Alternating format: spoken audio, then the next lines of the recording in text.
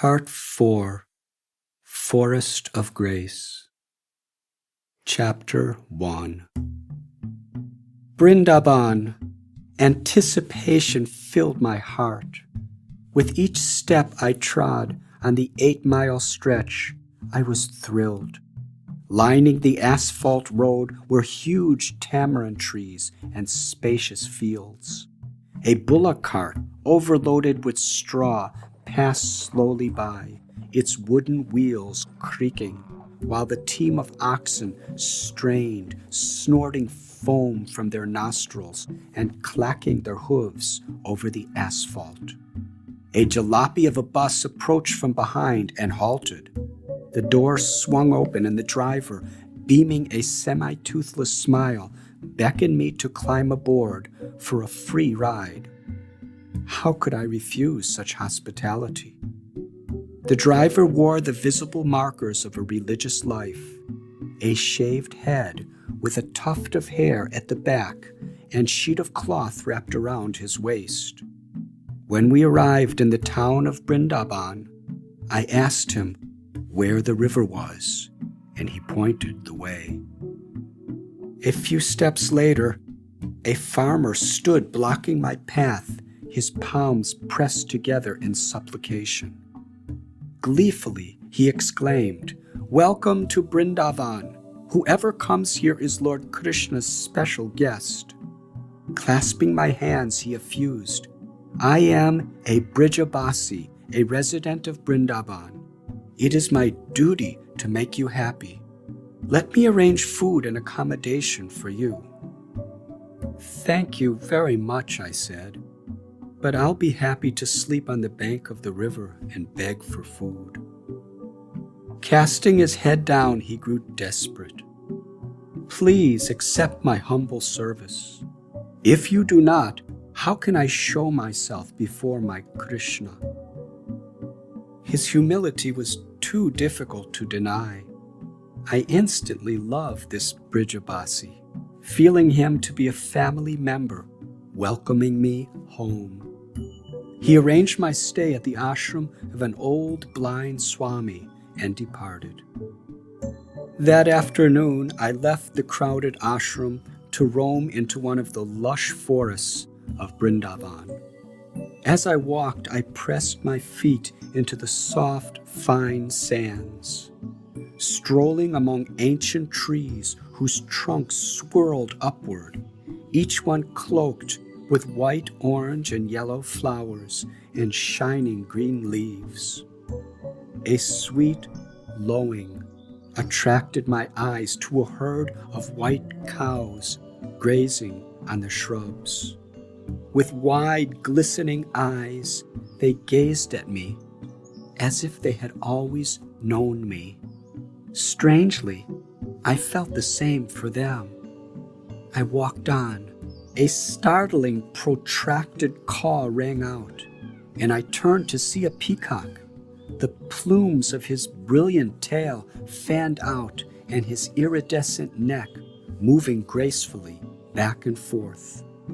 Next, a deep, resonant drew me to a huge white bull that loped along the pathway, chewing lazily on scattered shrubs. Looking up into the trees, I saw a flock of bright green parrots with curving orange beaks and bright red eyes. They chattered to one another, took note of me, and then soared off into the sky. Monkeys with brown fur, pink faces, and green eyes swung from branch to branch like mischievous children, all the while screaming, "Tea! Tea!" Through the treetops, I could hear the rumbling of monsoon clouds. Perfumed by blossoming flowers, the breeze carried a cool mist that caressed my skin.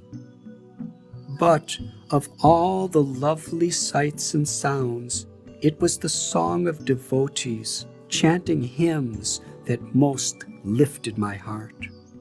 Small girls balanced clay water pots on their heads as they sang, "Radhe Radhe," and danced down the sandy pathway lined with forest, shrines, ashrams, and thatched houses. I followed the children until we reached a clearing. There I beheld the river Yamuna, winding with a gentle majesty through the forest. Wooden rowboats plied along, transporting ladies in colorful saris, men with white turbans casually wrapped around their heads, and talkative children whose skinny, restless legs splashed in the water. Lining the riverbank were medieval domes of intricately carved red stone, under which Brijabasis gathered for shelter from the sun and rain, all the while chanting Krishna's names. As temple bells resounded in the distance, my heart swelled with surprise and gratitude. After more than a year of wandering, I felt that I had finally found home again. I saw a sadhu sitting in the hollow of a tree near the riverbank, whom I was told was 110 years old. He wore only a burlap loincloth, and his matted hair wrapped his head like a crown. His aged face drooped with folds of skin, and he had to lift his eyelids with his fingers in order to see. With a stroke of the hand, he beckoned me.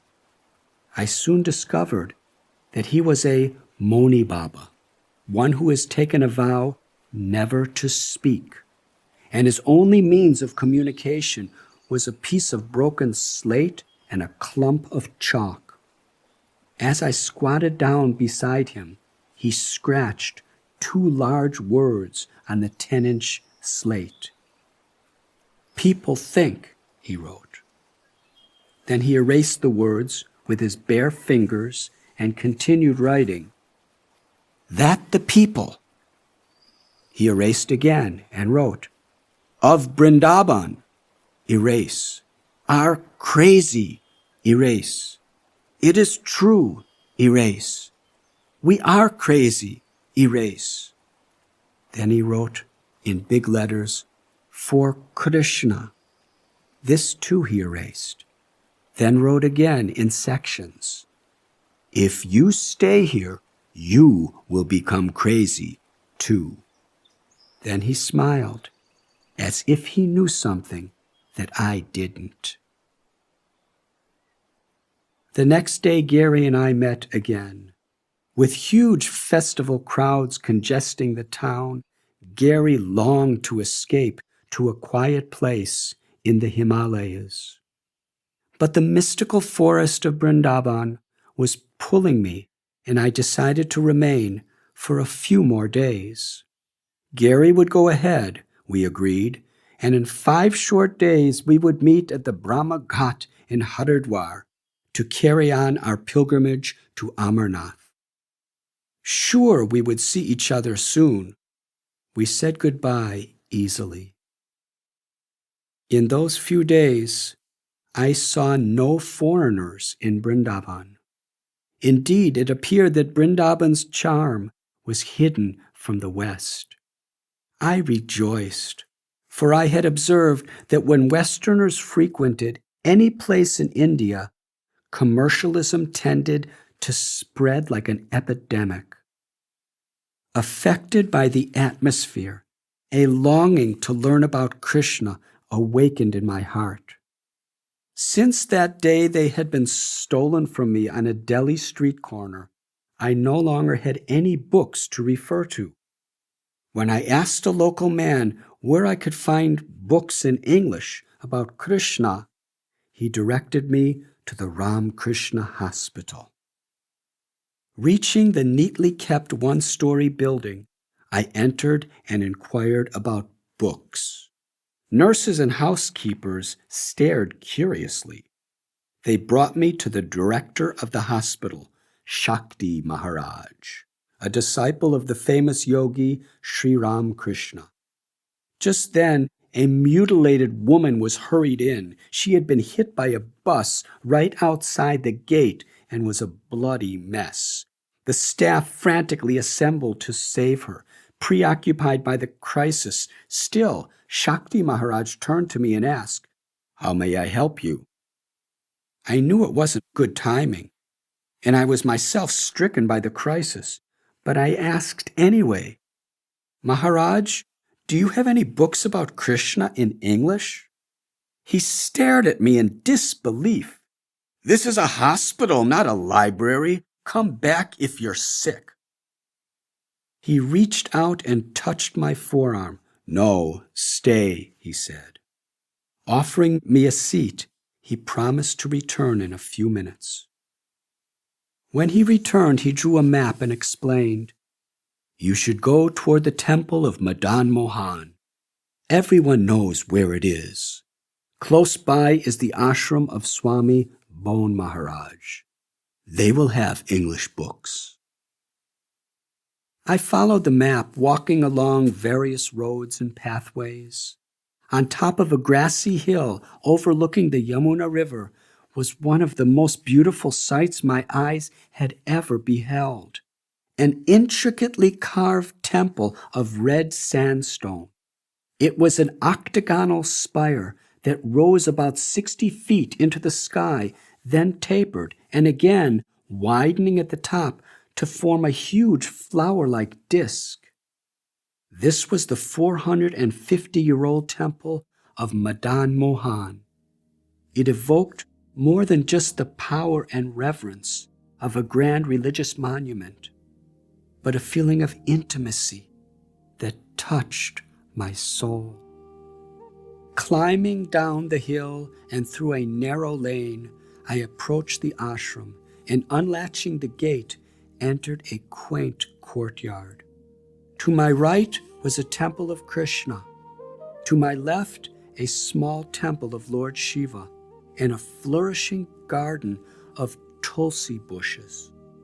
Tulsi, in the botanical family of basil, is widely considered sacred to Hindus. A young Bengali sadhu appeared from the kitchen, dusting flour from his apron. "I welcome you," he said, introducing himself as Gopesh Krishna. Little did I know that in years to come, this simple cook would become the guru of that mission. He led me into a small office where he offered me some water and an English book about Krishna before returning to the kitchen. I read for several hours. Then, returning the book to the bookcase, I set out for the Yamuna.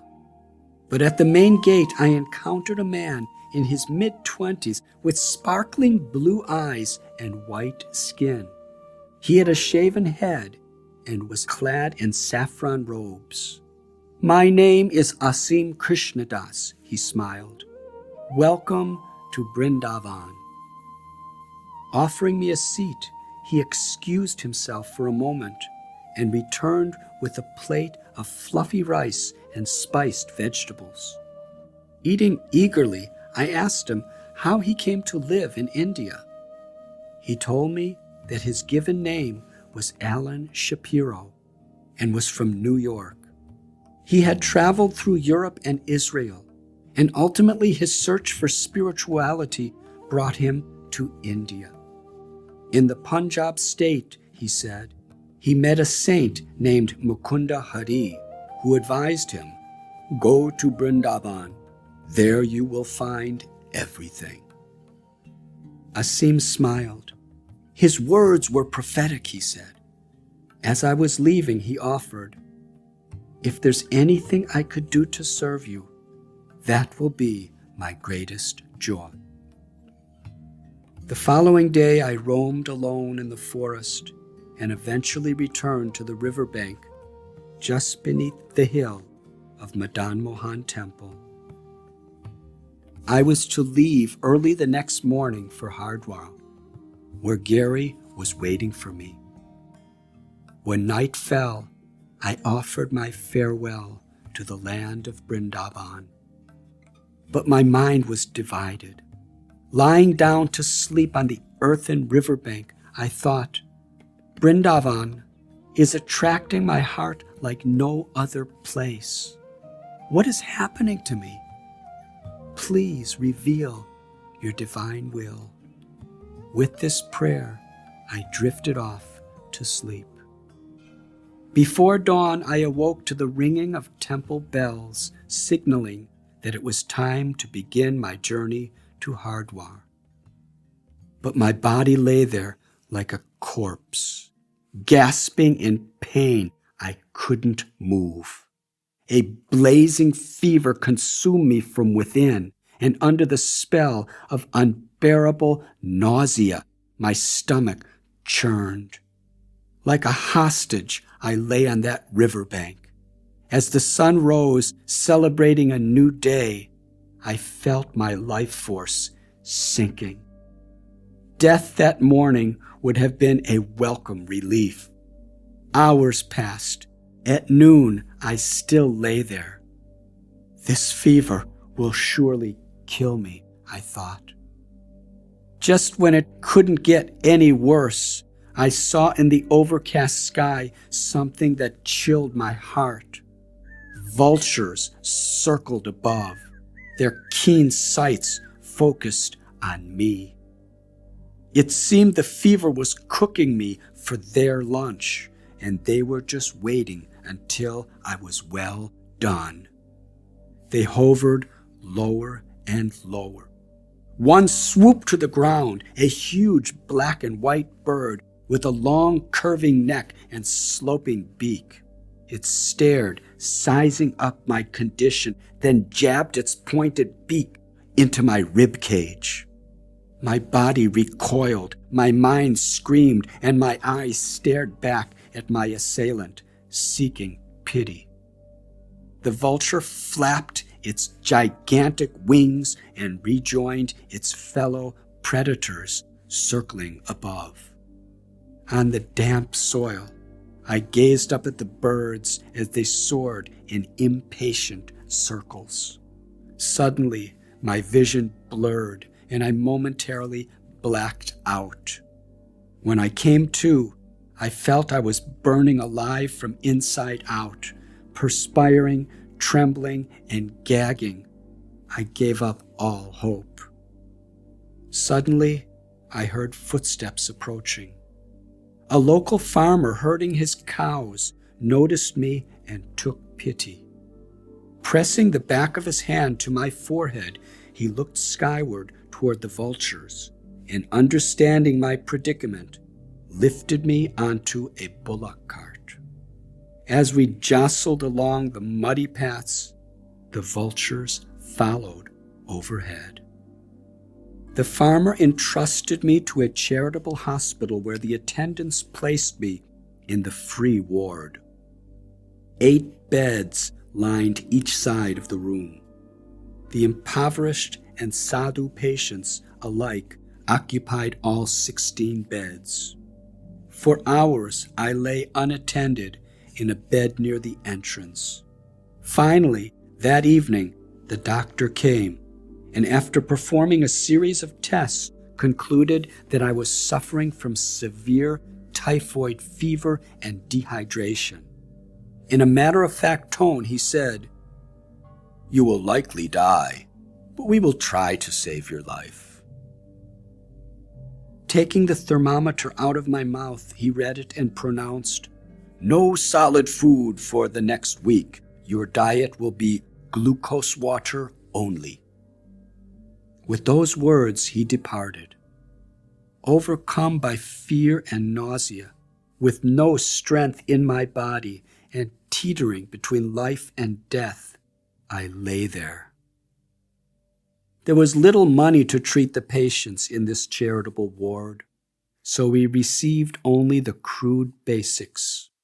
Once a day, the doctor made the rounds, giving a few minutes to each patient. Nurses appeared from time to time, but not a single one spoke English. Other patients wailed in agony all night long. The first night I was there, one man died, and death would have been a blessing to an emaciated old man in the bed next to mine. Silently bearing his miseries, he would lean over to pass red urine in a small pot kept on his bed. He coughed blood constantly, often spraying my face. One sweltering night, as I lay immobilized in anguish, patients throughout the room howled, moaned, and screamed in agony amid a stench of sweat, mold, and excrement. I thought, why am I here? Why did I leave my home and family and friends in Highland Park? And what about poor Gary? He'll never know why I didn't meet him. Placing my life in the hands of God, I prayed, I am yours. Please do with me what you will. All night long, I softly chanted the words that had begun to bring me solace in the most troubled moments. Hare Krishna, Hare Krishna, Krishna Krishna, Hare Hare, Hare Rama, Rama Rama, Hare Hare. The next morning, having somehow heard news that I was ill, Asim came to visit me. Accompanying him was a beautiful old man whose eyes glistened with spiritual love. This is one of the greatest saints in all of Vrindavan, Asim said. His name is Krishnadas Babaji. Babaji wore only a simple white cloth around his waist. It extended just above his knees. Another piece of cloth draped around the back of his neck and hung over his chest. His head and face sprouted bright white hairs. With indescribable compassion, the elderly Babaji gazed upon me. Then reaching out, he patted my head and burst out, Hare Krishna. Every day they both came to bless me. And every day Babaji filled my heart with a healing joy, and his laughter sprang from the bliss of his soul.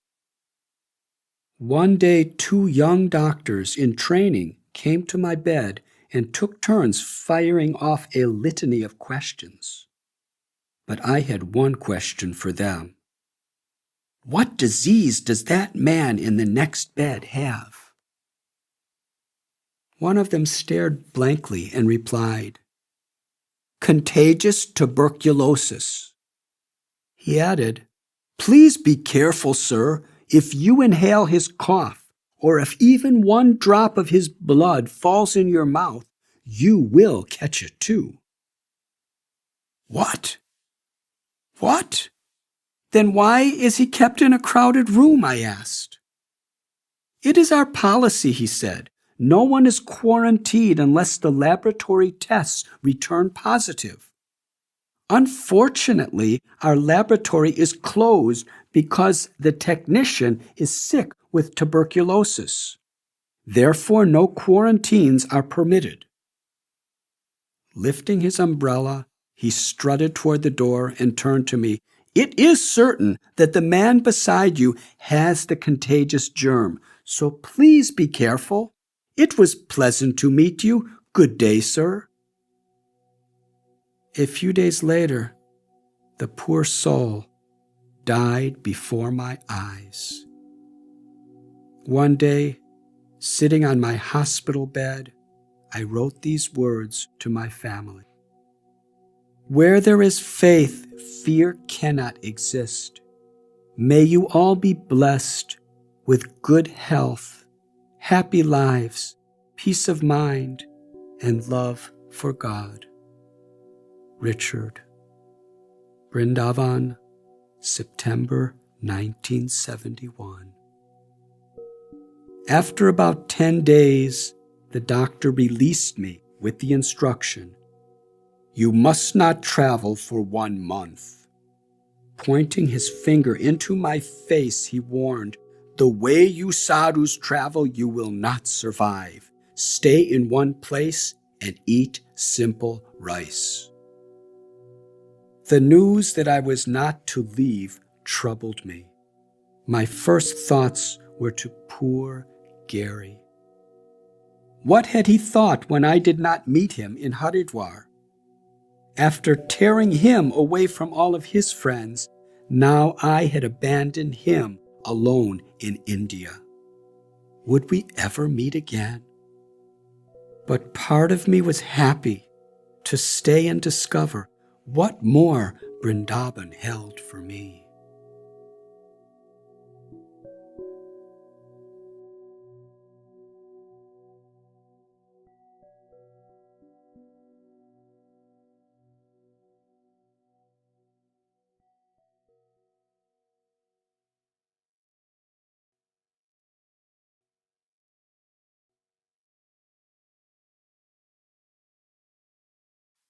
Chapter 2. Krishnadas Babaji and Asim kindly brought me to their ashram to recuperate.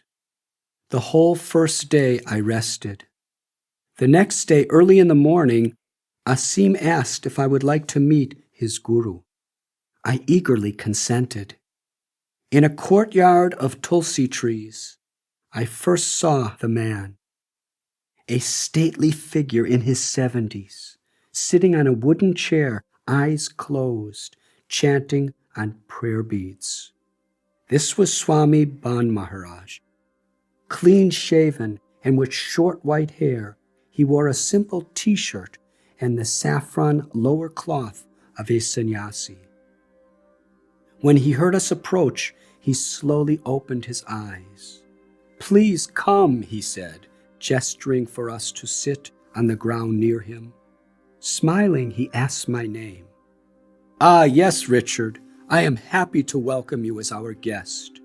It is no accident that you have come to Vrindavan. Do you know what is Vrindavan?" His warm manner was compelling. "I will be most grateful if you explain," I said. He placed his prayer beads on a nearby table, raised his forefinger, and spoke in flawless English. "Beyond our temporary material existence is the spiritual sky, or Brahman. This is the destination sought by those who worship God as impersonal. Within the spiritual sky, there are spiritual planets where the one Supreme Lord resides in his various forms. Vrindavan is the highest realm of the spiritual world." He began to recite ancient Sanskrit verses to verify his words. The rhythm of his words entranced me.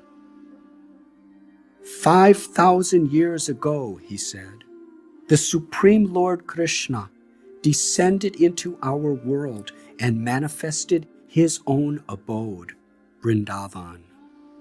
Those with pure bhakti or devotion can still see Krishna performing his pastimes here. He paused, looked deeply into my eyes, and said again, "It is not by chance that you have come here, Richard. We welcome you back home to Vrindavan and to our ashram." Faithful disciples began to file through the quaint wooden entrance gate, offering their love. A middle-aged woman approached Ban Maharaj and handed him a golden flower. He turned back to me. "You may stay with us as long as you like, Richard. You will be my special guest." He nodded in the direction of the temple where Krishnadas Babaji was pacing back and forth, chanting on beads. "You see Krishnadas Babaji over there?" he said. I nodded. "You stand to gain great spiritual benefit if you spend your mornings with him. He is a Paramhamsa, a perfected soul, who is absorbed in kirtan, the chanting of God's names, day and night." The Swami's eyes filled with tears as he praised the elderly Babaji. "His devotion," he continued, "is an inspiration to all of us. Stay with him in the mornings, and you will learn the essence of Bhakti Yoga. In the afternoons, feel free to roam through the forests of Vrindavan and experience the divine atmosphere. He told me that there would be no pressure on me. He said that for residents of the ashram, there were strict rules, but added, "You are my special guest and may come and go as you please. Please be comfortable and happy." Between his fingertips, Ban Maharaj twirled the flower. "Each morning," he said, "I sit here in this courtyard. You are always welcome to come and talk with me." I bowed in gratitude. Thank you. In my sickly condition, I felt his generosity to be a life-saving gesture. Asim, too, smiled at the kindness I was receiving. Education was an important mission for Ban Maharaj, who established a college in Vrindavan. He himself was highly educated and distinguished in character, the pride of an orthodox Brahmin family from East Bengal. Asim explained that when he was only 20 years old, Swami Ban Maharaj met his guru, Bhakti Siddhanta Saraswati. Upon hearing his powerful message and seeing his spotless character, Ban Maharaj offered his life to the path of devotional service. Bhakti Siddhanta Saraswati boldly declared that no one should be categorized on the basis of race, nationality, or caste, that we are all eternal souls, not the temporary body. He taught that people must be respected according to their personal qualities, not their birth. Boldly exposing the modern perversion of the caste system, he faced plots to end his life. Bhakti Siddhanta Saraswati emphasized the spirit of genuine devotion, or bhakti, and dismissed mundane superficialities and pseudo-spirituality. At the young age of 23, Ban Maharaj took the vows of a sannyasi, lifelong celibacy, and began to preach throughout India. He was among the first of Bhakti Siddhanta's disciples to be sent to England and Germany in the 1920s. Each morning as the sun was rising, Asim and I met in the courtyard to speak with Swami Ban Maharaj. Afterward, when Asim left for the college to assist his guru, I hurried to the temple. There from 8 o'clock until noon, Krishnadas Babaji sat every day alone on the floor, absorbed in singing devotional songs.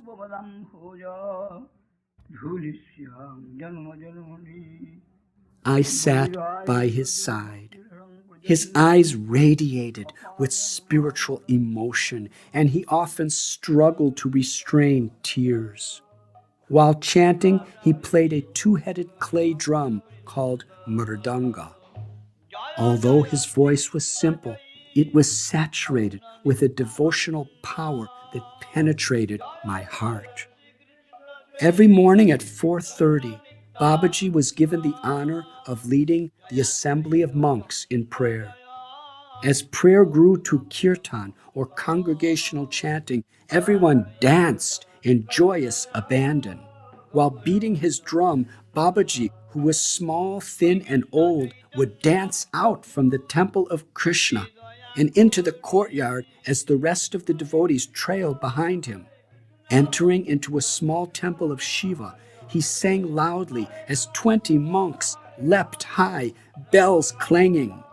Then, leading the procession around the Tulsi garden and back into the temple, Babaji performed a grand finale that electrified the normally grave monks, who went wild with bliss. This was how every day began in the ashram. At 70 years old, Krishnadas Babaji was like an inexhaustible volcano erupting with devotion each time he sang the glories of the Lord. Babaji seemed never to stop chanting.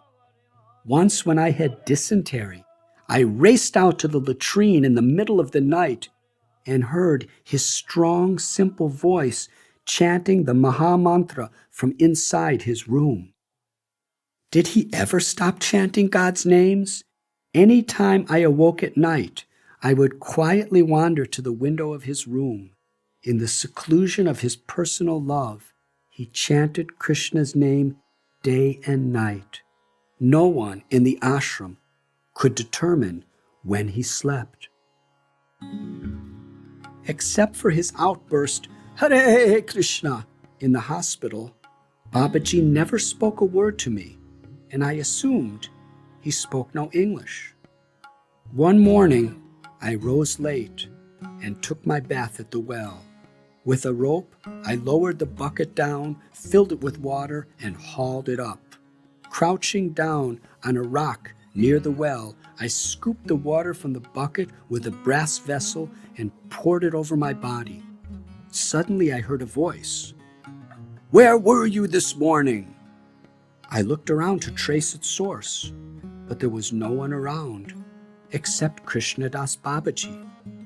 I continued my bath. Again the words boomed out. "Where were you this morning?" I searched for the source, but again saw only Babaji. I looked at him quizzically. Maybe he knew who was speaking. Looking straight into my eyes, he said in English, "Why do you not answer my question?" "Babaji," I blurted out, "I didn't know you spoke English." He replied, "That does not answer my question." From that day on, although his most prominent words consisted of Hare Krishna, he spoke to me in fluent English. This impressed me. In India in the early 1970s, most people who knew a word of English, even if they didn't know what it meant, were proud to show it off, especially to foreigners. But Babaji Maharaj, who spoke fluent English, never spoke a word of it until it was required to help someone. Not a trace of arrogance could be detected in him. Perhaps this was the reason he was empowered to chant the holy names constantly. Previously, I had thought that silent meditation was the path of stalwart spiritualists, and that chanting and dancing was for sentimental people with no deep philosophical realization. Krishnadas Babaji shattered this misconception.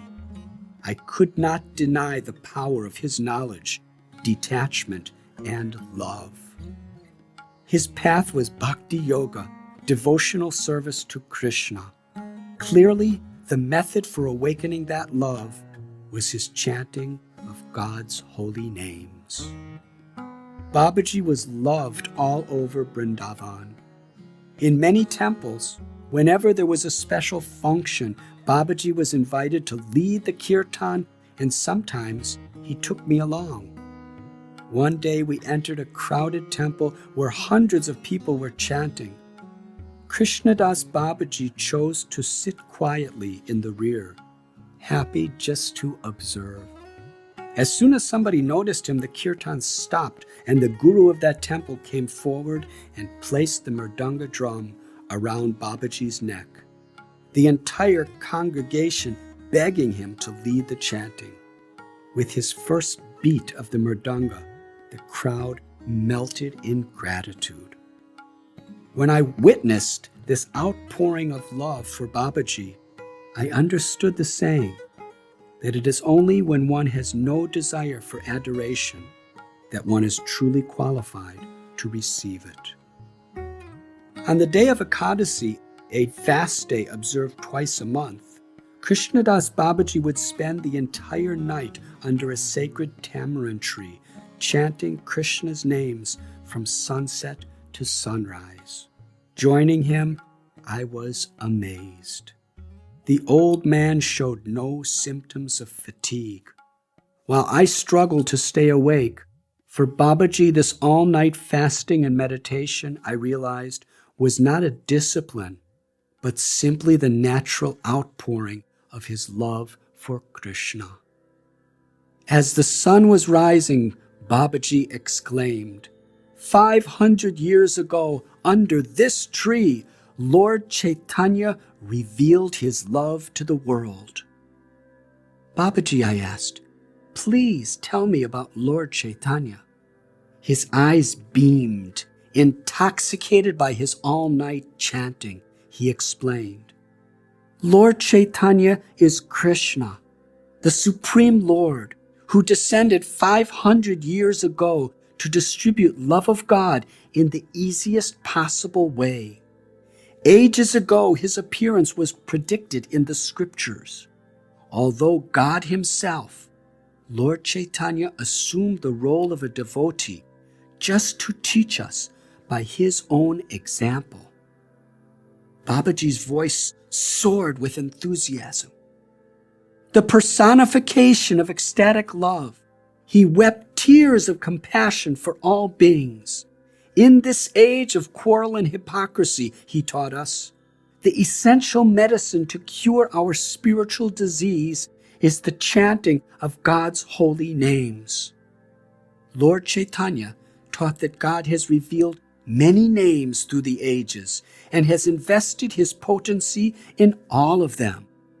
Love of God is the inherent nature of the soul and is dormant within everyone. But we have forgotten. Chanting God's name reawakens that love from within the heart. Lifting his fist, Babaji boldly cried out, Lord Chaitanya rejected all sectarian boundaries and gave one and all equal opportunity to spiritual perfection. His words struck me as so simple and true. I longed to learn more. What is the best way to chant? I asked. His eyes glazed with emotion, and closing them, he sang a Sanskrit verse and explained.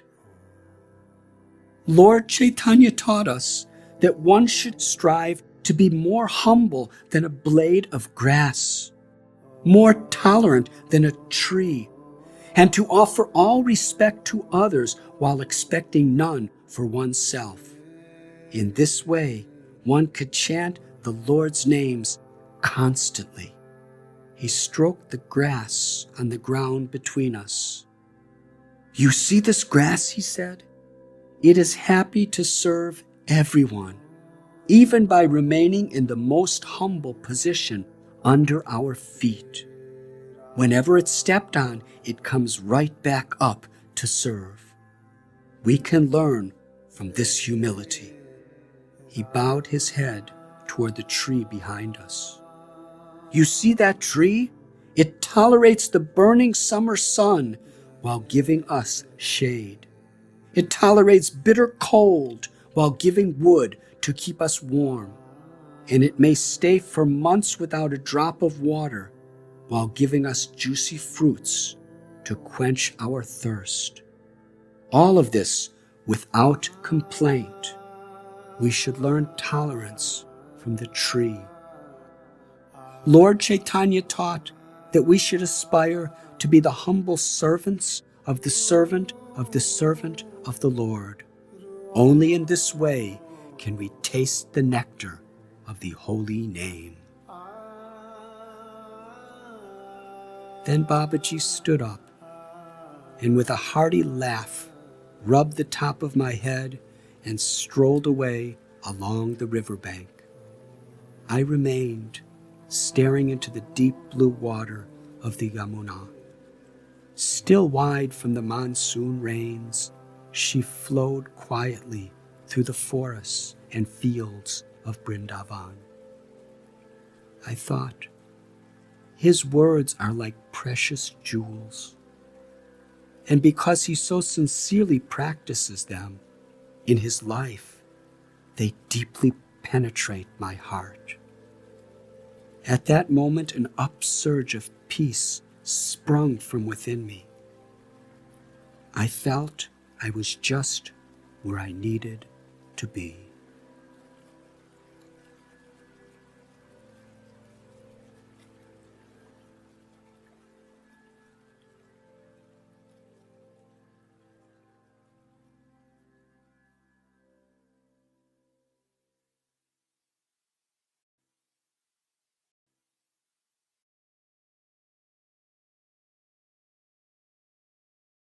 Chapter 3.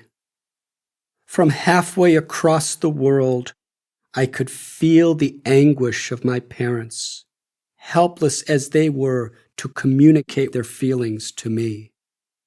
In the 1.5 years I had been traveling, it was very rare that I stayed in a place long enough to send my family a note with a return address. So it had been a long time since I had had any news from them. In a recent letter, I shared my experiences in Vrindavan and included a return address. I awaited their replies. One afternoon, Asim Krishna handed me 3 letters. Sensing the content, I brought them to the bank of the Yamuna. The first letter was from my father. Tears from his eyes had washed away words and whole passages. Just holding the paper in my hands, I could feel his pain. I thought, what have I done to my father and mother, who have dedicated their lives to my welfare? In every line, my father pleaded for me to come home. He wrote, "Every day seems to last forever in guilt and worry. What horrible things have I done to you that you have rejected me?"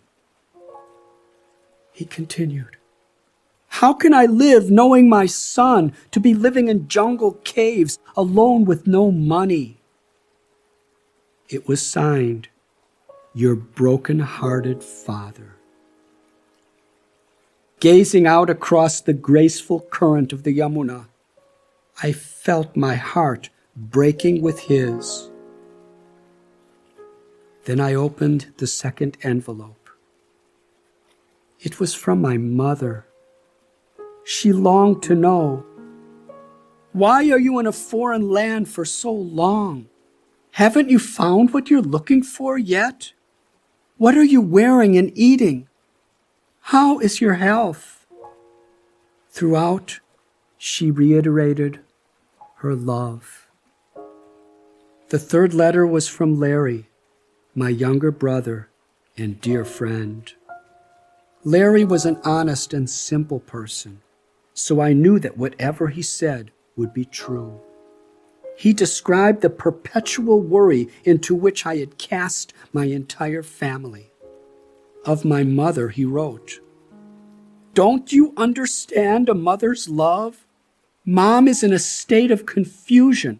She helplessly worries day and night about your safety." Then he described my father's condition. "Our father's hair is graying. He has aged years since you abandoned us. He stares blindly at a wall, lost in grief.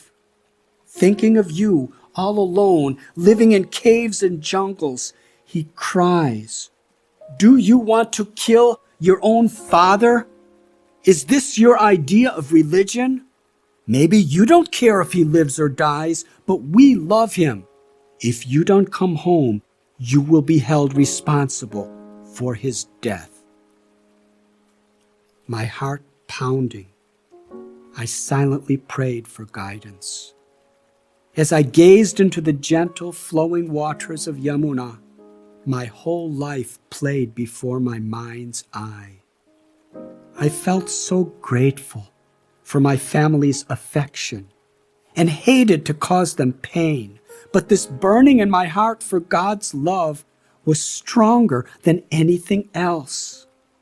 I could not expect them to understand.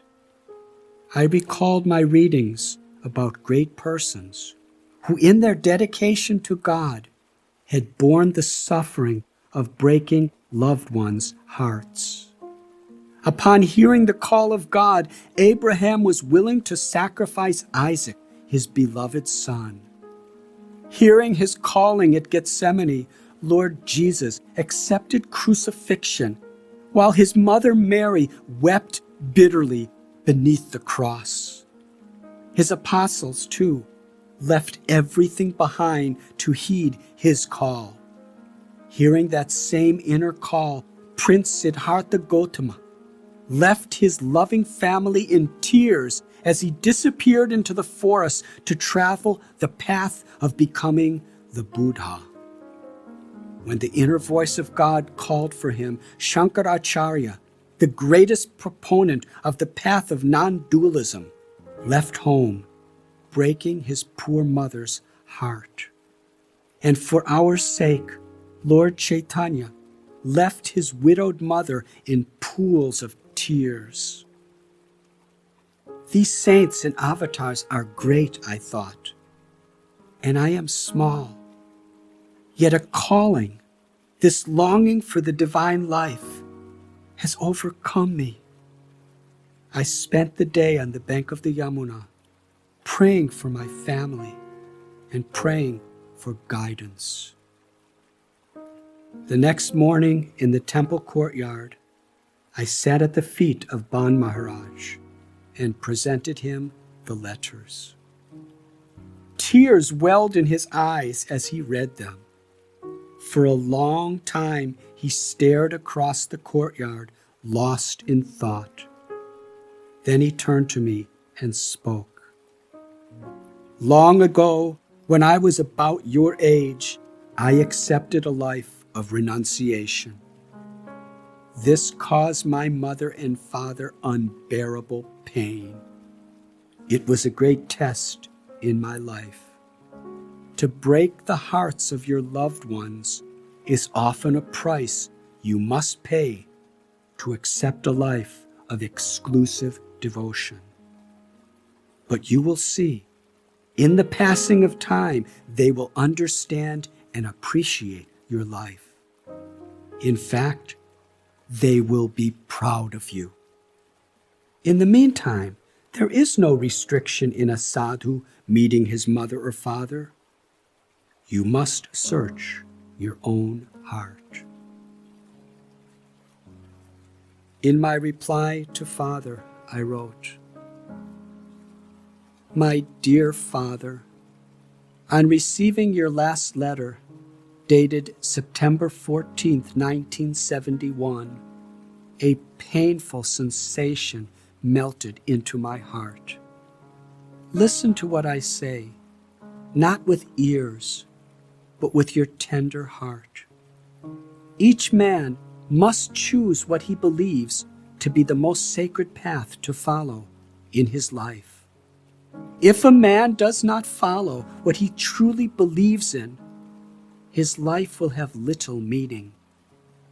With all my heart and all my soul, I believe that the highest purpose in life is to live a life devoted to the one God who lovingly rules over all of us. We are servants of the same Lord. I believe that the root of all man's quarrels and sufferings is his forgetting that highest truth.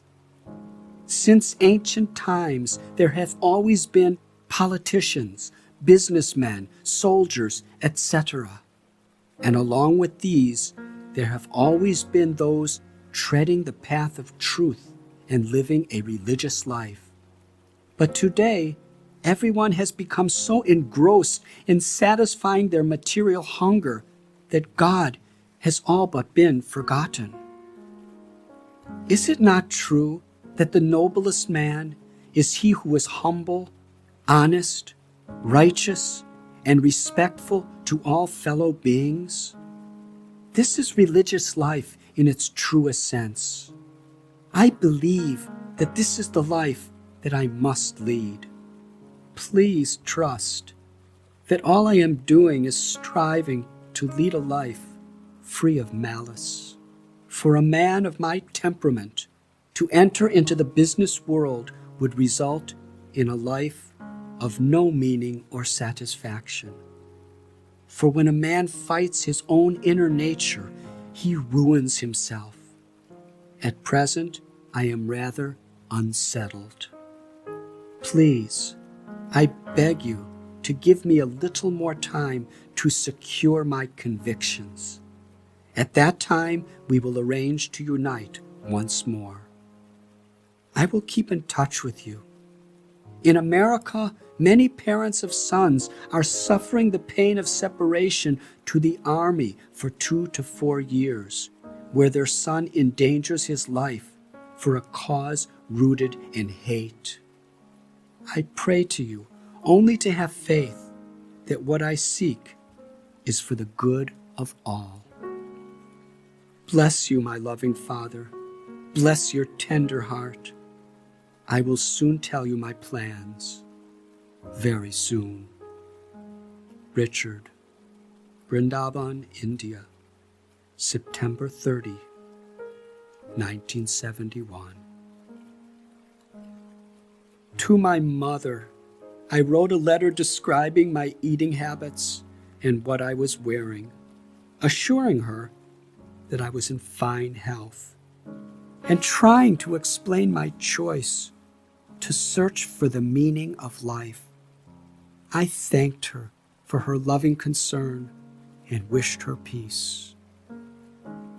I knew they could not comprehend my calling. My naive words certainly perpetuated their grief. But I had a simple faith that God understood my heart and would extend his loving hand to help them.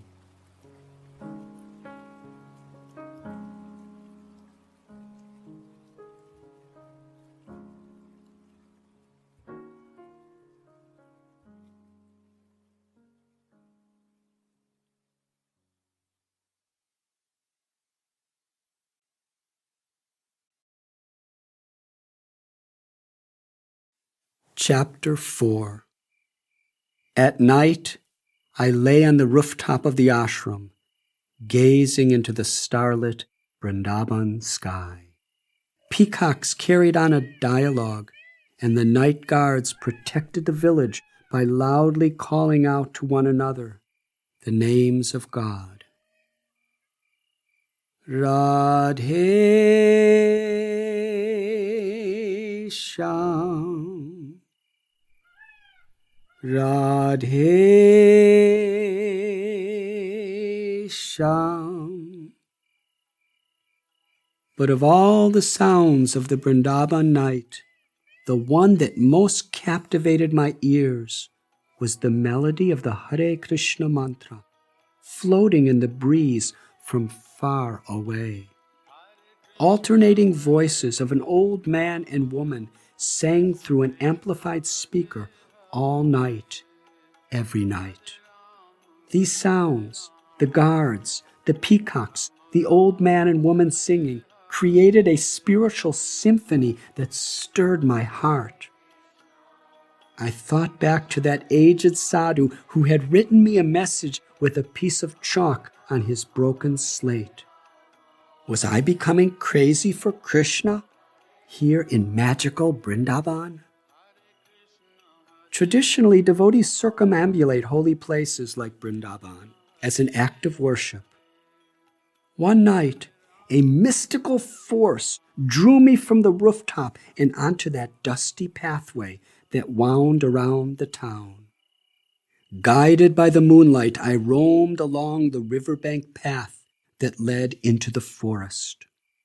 From a distant place, a sound drew me.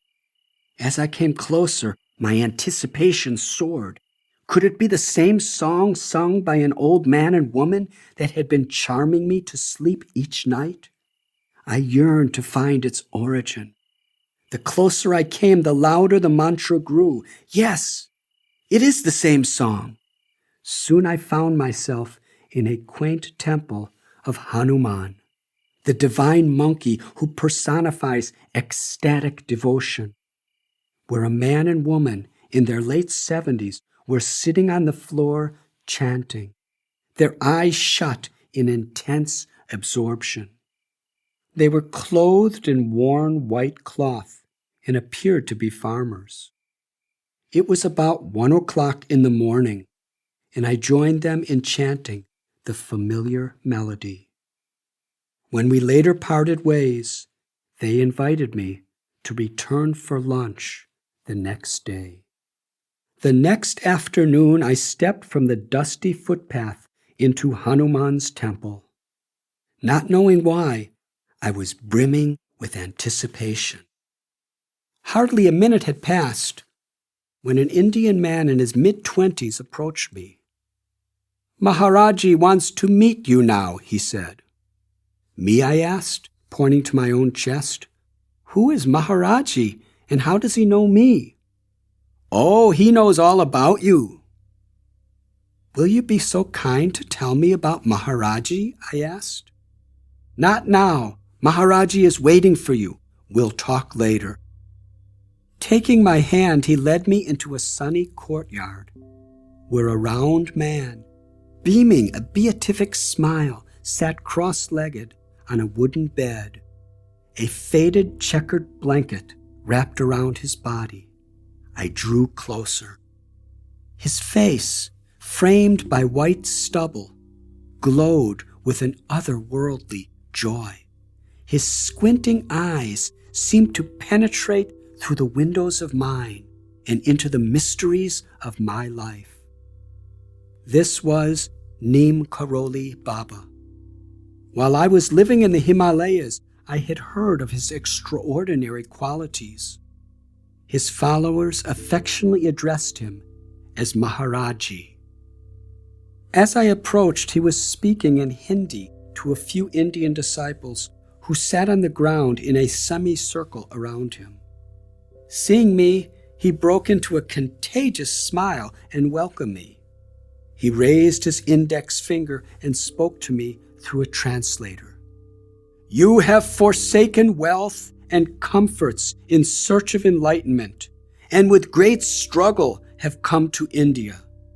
Now you travel alone and cry for God while your family far away cries for you." With a gracious swoop of his hand, he motioned for me to sit with the others. "Have no fears," he said, so serious that his brow furrowed and lips tightened. "Rejoice to bear all difficulties. Krishna has heard your prayers and brought you to Vrindavan. By chanting the name of Rama and Krishna, everything is accomplished." "But," he said, shaking his head, "people are creating a hell by their addiction to criticizing and fighting. Do not judge others or fall into those egoistic ways." He seemed to know everything about me and spoke just the words I needed to hear. I was both charmed and amazed. I asked, "But almost the whole world has fallen into that trap. How do I avoid it?" His eyes twinkled as he smiled and said, "Love everyone, serve everyone, and feed everyone. Serve like Hanuman, without selfishness and greed. This is the key to realizing God." Assuming the mood of a playful child, he put his hand to his mouth as if eating and invited us to take the sacred food. As we entered the special hall for a meal, I expressed to my guide how eager I was to hear about his guru. He obliged and said, "I'm from the village of Nandital in the Himalayas, and from childhood I've loved Maharaji." We sat in lines on the floor. A devotee placed leaf plates in front of us and filled them with scoops of wonderful food. My host was dressed in a button-down white shirt and pants, his wavy black hair oiled and neatly combed. After reciting a short prayer, he related some memories of Neem Karoli Baba. "Maharaji is a Siddha Purusha, a perfected being. I have personally witnessed his knowledge of past, present, and future. Actually, he always knows where I am and what I'm doing." He sipped from his clay cup of a cooling yogurt drink called lassi. "Let me tell you something else," he added. "Maharaji is sometimes in two distant places at the same time. This has been documented. We are always expecting him to appear or disappear at the least expected moment. He's unpredictable. At any moment, he may appear or disappear, chastise or praise, speak in riddles or profound truths, or instruct someone to renounce the world, or get married. But the one thing we know for sure, he always brings out the very best in us and carries us closer to God. He smiled with pride. Neem Karoli Baba, although a grave yogi, can be so charming in his playfulness, just like Hanuman. I was served steaming halava, farina sautéed in butter and steamed in sweet syrup. The delectable aroma filled the room. As we ate, Neem Karoli Baba appeared in the doorway. Noting us, relishing our food, he smiled with joy. I rejoiced too, seeing his sweet mood. He personified everything he taught us. Love everyone, serve everyone, and feed everyone. Just like Hanuman.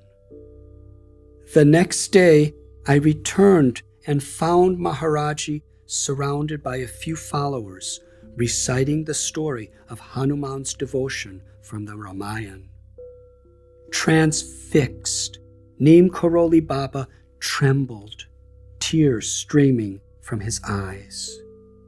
For the next few weeks, I spent an hour or so sitting each day at Maharaji's feet.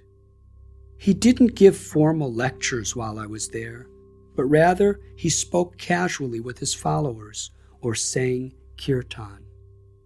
I was fascinated by how he would respond to questions with brief but concise wisdom, such as, just serve every creature in God's creation with humility, respect, and love. Or he would say, just sing the names of Rama and everything else will be attained. One day he turned to me, his eyes seeming to search my soul. Then shooting up a single finger, he exclaimed, Ek, Ek, Ek. God is one. At that time, I was not aware that people from the West knew of Neem Karoli Baba until the arrival of a celebrity well known in my generation, Baba Ram Das. One day while I sat at the feet of Maharaji, Ram Das and a small entourage of Westerners unexpectedly turned up at the ashram. This icon of the 1960s counterculture, formerly the controversial Professor Richard Alpert of Harvard University, had together with Timothy Leary popularized LSD as a means of expanding consciousness. Upon entering, Ram Das meekly bowed his graying head in the lap of his guru, as a small child might. Affection poured from his guru's heart as he playfully tugged the graying beard of his disciple and patted his head like a puppy. Laughing, Maharaji said, "We were waiting for you." How beautiful it was for me to see a distinguished Harvard scholar and powerful social icon enjoy being treated like a naughty little boy. Maharaji beamed a smile upon all of us, then waved his hand, exclaiming, "Jao prasadam, go take lunch." Maharaji must have mystically known of their unannounced arrival, as an amazing feast had been prepared in larger quantity than usual that day. I had the pleasure of bringing Ram Das and his entourage to some of the holy places in Vrindavan. One day we attended a kirtan and talk given by Anandamayi Ma, who had an ashram in Vrindavan. She remembered me from our meeting in the Himalayas, and as she gave her lecture to a large audience, she looked toward me and nodded, then reconfirmed the spiritual direction I was heading with the words, "Whenever you possibly can, sustain the flow of the holy name.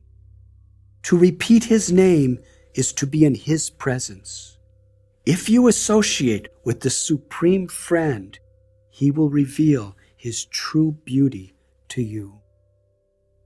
When the program ended, Ram Dass and I fell into a soul-searching discussion. But night was falling, so he invited me to continue our talk the next day at his residence. I arrived early at the Jaipur Dharamshala, a guest house on a noisy lane with cloth shops and food stalls and congested with bicycle rickshaws honking loud rubber horns to scatter the foot traffic. Baba Ram Dass opened the door, morning light beaming on his welcoming face. I looked beyond him into the room, which resembled not the residence of a distinguished professor, but that of a simple sadhu. Graciously, he led me to the only piece of furniture, a wooden bed. After offering me a seat, he too sat cross-legged, spreading out his flowing white robes. We faced each other.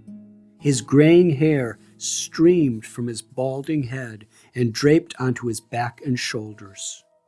A breeze from the nearby window slightly wisped his peppered beard. His large blue eyes glowed, and the faint wrinkles in their corners creased deeply as he smiled. Speaking no words, we simply looked into each other's hearts through the channel of the eyes. Those moments seemed timeless. That long gaze we shared affected my vision in such a way that at times he looked like an innocent child and at other times like an ancient stoic sage. I reflected on a verse from the Bhagavad Gita. As the eternal soul passes in this body from boyhood to youth to old age, the soul similarly passes into another body at death. The self-realized soul is not bewildered by such a change. A sublime peace filled the room. Perhaps half an hour passed in this way before Ram Dass took a deep breath, slightly shrugged his shoulders, and broke our silence with the invocation, Om. "Could you tell me something about your spiritual journey?" I asked him. I was eager to learn how he had come to India and how he met his guru. Ram Dass shifted his weight on the wooden slab of a bed, as if readying himself for the narrative. "A few years back," he began, "I came to India. I brought with me a supply of LSD, hoping to find someone who might understand more about these substances than we did in the West. In my travels, I met an American sadhu, Bhagavan Das, who guided me to Neem Karoli Baba. That was in 1967. I was grieving the death of my mother. Maharaji saw into my heart and consoled me with unimaginable compassion. Without my even saying a word about my life, he could read my heart and tell the confidential details of my past. His powers, combined with his love, wisdom, and humor, transformed my life. I had a similar experience when I first met him," I said. "He seemed to know everything about me." Baba Ram Dass smiled. "One day Maharaji asked me, 'Where is the medicine?' At first I was confused, but Bhagavan Das suggested he was asking for LSD. Intrigued, I held out 3 pills of pure LSD, and to my astonishment, he swallowed them all. I was prepared to clinically monitor his reactions. But nothing happened. Nothing. His consciousness is beyond LSD. Having myself witnessed the powers of Himalayan yogis, I laughed in wonder. Ram Dass sat cross-legged with back erect. His palms rested upward on his lap. I couldn't separate myself from Maharaji's association, and so I stayed as long as I could. Accepting me as his disciple, he gave me the name Ram Dass, which means servant of Lord Ram. Months passed in his extraordinary company. As influential as I was in America, Maharaji forbid me from bringing anyone to him. Ram Dass shook his head in disbelief. He had no inclination for anything material, neither money, fame, or followers. I'd never seen anyone like him.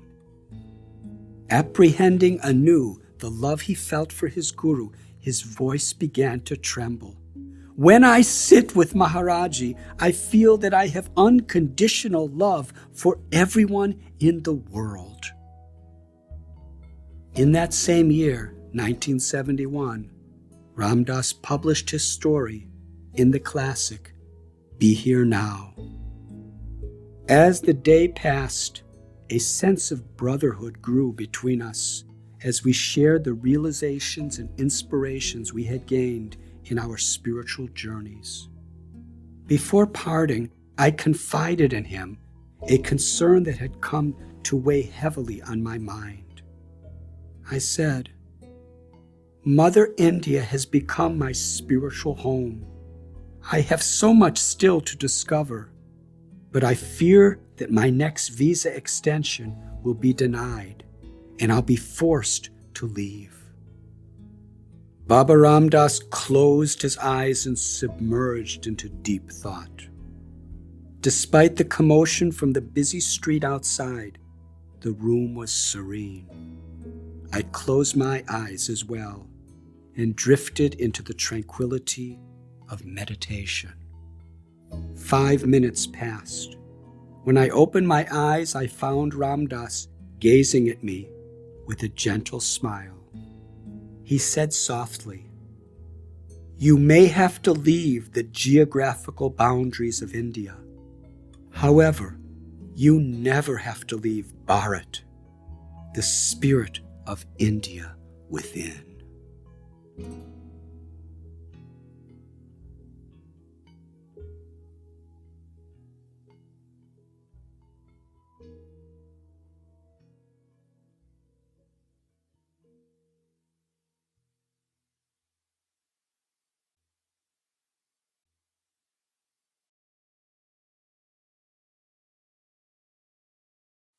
Chapter 5. Dysentery, an all too common malady for foreigners in India, soon struck me down. Weakness, nausea, and repeated dashes to the latrine became my daily reality. Without the selfless care of my friend Asim, it would have been far more difficult. He often reassured me, Bhakti means to serve with love and devotion. While I lay on the floor, Asim brought boiled rice, yogurt, and fleeceed husk. Each time he visited, he would share his love for Krishna and Vrindavan. In this way, my sickness became just another episode that helped to cement our friendship. Early one morning, I had regained my health, and Asim invited me to join him on a journey into the inner villages around Vrindavan. He told me that Braj was the name of the whole area around the town of Vrindavan, and that Krishna had performed his pastimes in this area.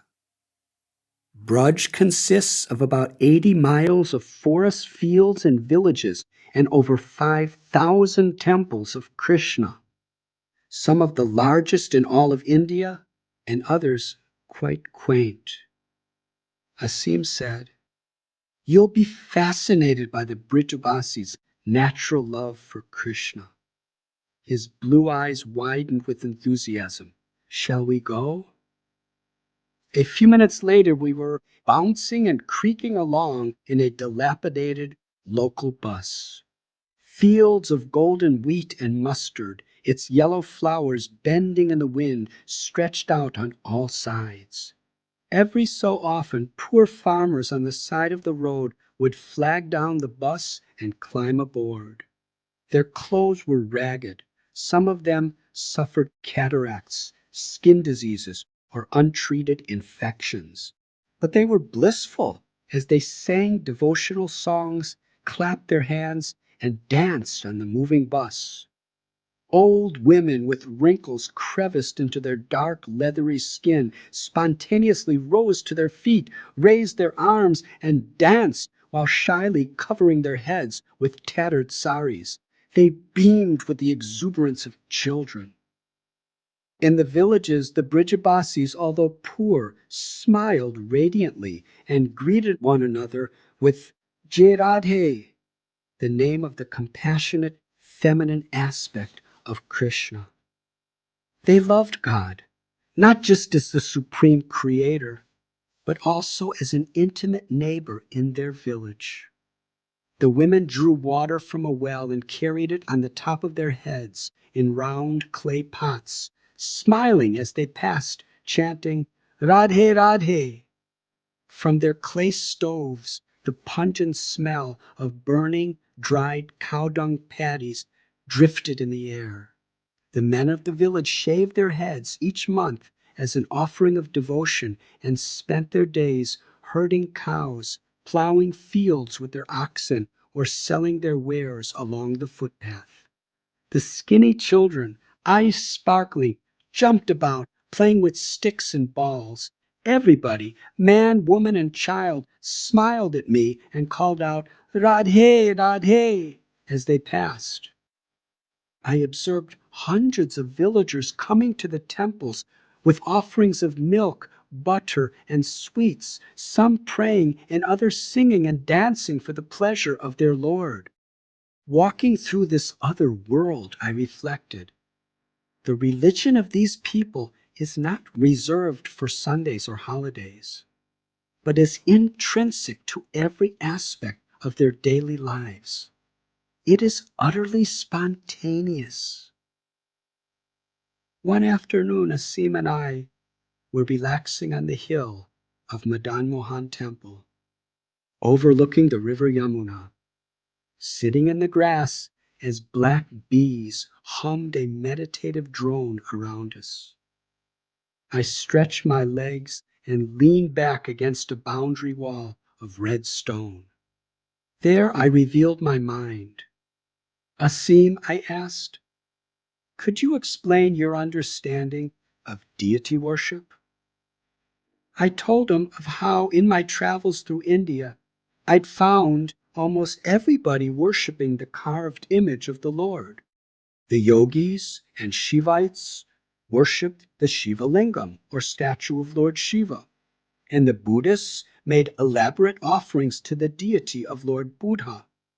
Some people from Western religions condemn all this as idolatry, I said. But Christians offer prayers to statues or paintings of Jesus, as well as the Holy Crucifix. I told him about how, when I was in Italy, I visited the convent of St. Damiano of Assisi, where Jesus spoke to St. Francis from the wooden crucifix on the altar and ordered him to restore his church. And Jews offer articles of veneration to the Torah, while Muslims too, who condemn idol worship, bow repeatedly to the Kaaba in holy Mecca. I knew there were differences in explanations as to the meaning of these forms of worship, but I saw the common idea they shared, to focus on a form or sound that connects our consciousness to the divinity. I wondered what Asim's impressions were as they related to Krishna worship. At that moment, Krishnadas Babaji strolled by and erupted into his trademark and blissful Hare Krishna. We bowed in joy as he passed. Although it was I who asked him the question, I realized that Asim was giving me the gift of coming to some of my own conclusions. You know, I went on, when I see the unbelievable devotion of devotees like Krishnadas Babaji while they worship the deity, I can't dismiss it as idol worship. When I see such high moral and spiritual character, I can't dismiss these people as idolaters. They seem to be experiencing love of God in their worship. Didn't Jesus say you can judge a tree by its fruit? Asim smiled with the reassurance of an elder brother, then leaned forward and prompted, "Yes, go on." I told him when I first saw deity worship in India, it had repelled me a little, striking me as strange and superstitious. But after spending so much time with holy people who naturally accept their deity as a form through which to communicate with the one God, I have come to accept deity worship as beautiful. Now I want to understand the scriptural philosophy behind it. Can you help me? Asim sat up near a patch of tulsi bushes, rubbed his chin in deep thought, and took a moment before replying. Really, he said, I'm not qualified to explain these things, but I will share what I have heard from my guru and what I've read in the Vedic scriptures. As the bees moved from flower to flower, collecting nectar, I drank in his words. He said, God is unlimited and independent, Asim began. To say he cannot appear in the deity form is to limit him. The Vedas also condemn idol worship. Historically, there were traditions in both East and West where people concocted forms and worshipped them out of superstition with no conception of the one God. Quite often, they had selfish or evil motives. It is this type of idolatry that has been condemned through the ages. In the age of the Bible and Quran, it was common among non-believers. But this is not the type of deity worship approved of by the Vedas. Legitimate deity worship, according to the Vedas, is a science in which the Lord is called with devotional rites to appear in designated forms. In these forms, he accepts our devotional offerings, all for the purpose of purifying the worshipper's body, mind, and words by fixing it in the remembrance of the Lord. The aim is to please the Lord through surrender and love. A butterfly with iridescent purple, red, and yellow wings fluttered by and landed on Asim's thigh. He sat still, appreciating its beauty. Just look, he said, his voice overflowing with happiness. Creation is a gallery of art with a masterpiece wherever we look. I long to meet the artist. Everything emanates from the Lord. All material elements are the Lord's energy. By His will, He may choose to appear in His own energy as a deity to help us focus our minds and senses in loving servitude. Just as electricity manifests in a light bulb to radiate light, so God can permeate the deity with His presence. Electricity is invisible to the naked eye, and the bulb by itself gives light only when the electrical energy infuses the bulb with its presence. Then we can see and feel the light. In a similar way, the Lord may appear in the tangible form of a deity to help us see and feel His presence and reciprocate with our love. Smiling, he asked me if he had made sense. I nodded, a feeling of calm permeating my heart. That year, after an abundant monsoon season of rains, Vrindavan was filled with lush forests and pastures.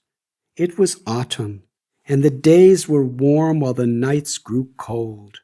I watched in fascination as the residents of Vrindavan were preparing to celebrate one of their holiest festivals. Followers on the path of bhakti celebrate God's love with the joy of their own love, and the festivals are rich with spontaneity. Wherever I wandered, everyone anticipated the full moon night of October. According to the scripture, Srimad Bhagavatam, this was the night when Lord Krishna performed the rasa dance. Profusely glorified in art, poetry, and drama, the rasa dance, I would learn, is one of the deepest revelations of spiritual love. The whole of Vrindavan was buzzing with excitement, and the markets buzzing with devotees who were purchasing decorations for their temples, ornaments for their deities, and food for their feasts. On this night, all the 5,000 temples in the region arranged to host a celebration. Just before sunset, a group of disciples assembled around Ban Maharaj in the courtyard to hear him explain the meaning of the rasa dance. This is not like any worldly dance wherein people try to satisfy their material senses, he began. While the gopis live as cowherd maids, they embody the highest expression of the soul's love for God. For pleasing the Lord is their exclusive aspiration. This dance represents the most perfect intimacy between the soul and God, free of any tinge of selfish desire, but charged with the fullest bliss. On this night, when Krishna called them from their homes with the sweet song of his flute, the gopis forsook everything they had and risked dangers and social rejection, all to satisfy the Lord. When they reached Krishna, the Supreme Lord, he admitted that in the span of creation, he had no power to sufficiently repay the gopis for their pure devotion. But in reciprocation, he expanded himself to dance simultaneously with each gopi in their eternal spiritual bodies for a night of endless joy. Ban Maharaj turned his face toward the sinking sun, and the rose-colored light glinted in his eyes as he concluded, "In a few minutes we will celebrate, praying to someday follow the lead of the gopis."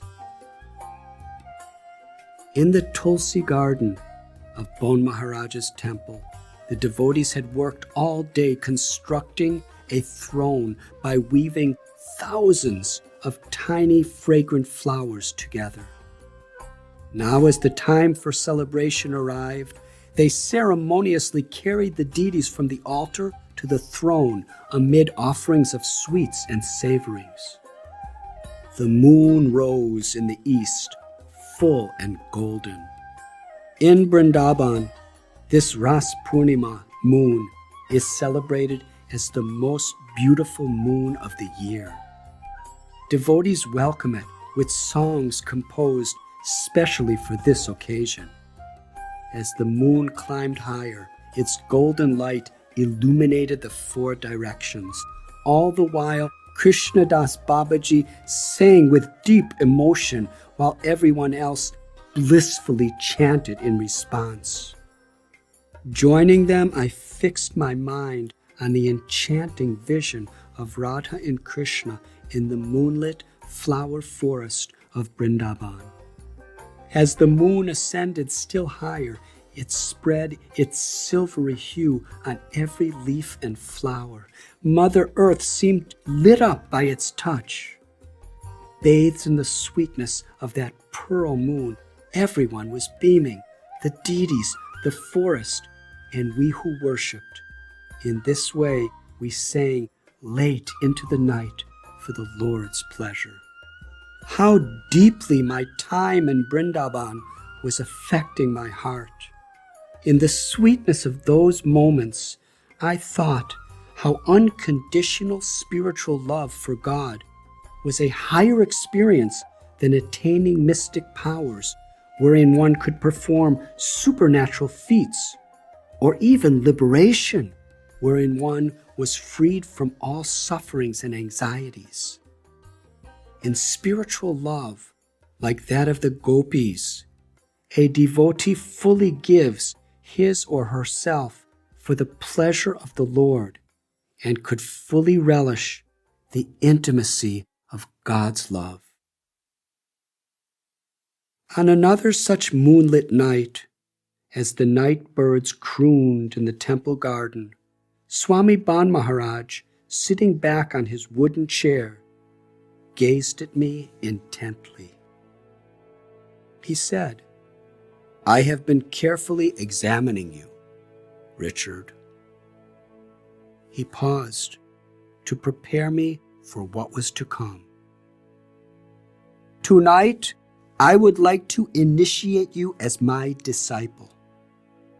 He held up a string of prayer beads carved from the wood of tulsi. "I have sanctified these for you. Are you willing to accept?" A chilly breeze whisked across the courtyard. My mind swung between gratitude and pain. I was honored to be asked by him, yet I dreaded the thought of disappointing him. I couldn't accept without sufficient conviction. "I am indebted to you," I replied in a frail voice, "for all the inspiration you've showered on me. But I have vowed not to accept initiation from any guru until I have confidence that I will remain faithful throughout my life. I believe it would be an act of disrespect toward your holiness for me to make such a commitment without appropriate sincerity." Tears welled in Ban Maharaj's eyes as he patted my head and spoke. "I'm pleased by your sincerity. I will put no pressure on you. You must follow your heart. The members of the ashram would like to call you by a spiritual name, so if you permit me, I'll give you a name, not an initiation name, but an affectionate name. You may use this name until you decide to accept initiation." I nodded in agreement. Ban Maharaj said, "We'll call you Ratin Krishnadas. Ratin Krishna means Krishna, who is the charioteer of Arjuna, and Das means you are his servant." I bowed my head in gratitude. "There is one problem."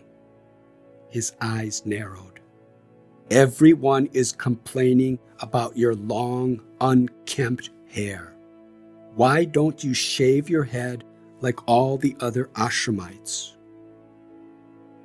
I pleaded. "To me, shaving the head represents surrendering to a mentor. Until that decision is made, I will not do it superficially." "Then will you at least cut it shorter? Our guests do not appreciate it." "If it pleases you, Maharaj, I will cut it shorter." My desire to please him overshadowed any other concerns. That night, out of curiosity, I looked into a mirror. It had been a long time since I had seen my reflection, or used a comb for that matter. Hanging halfway to my waist, my mane was quite matted.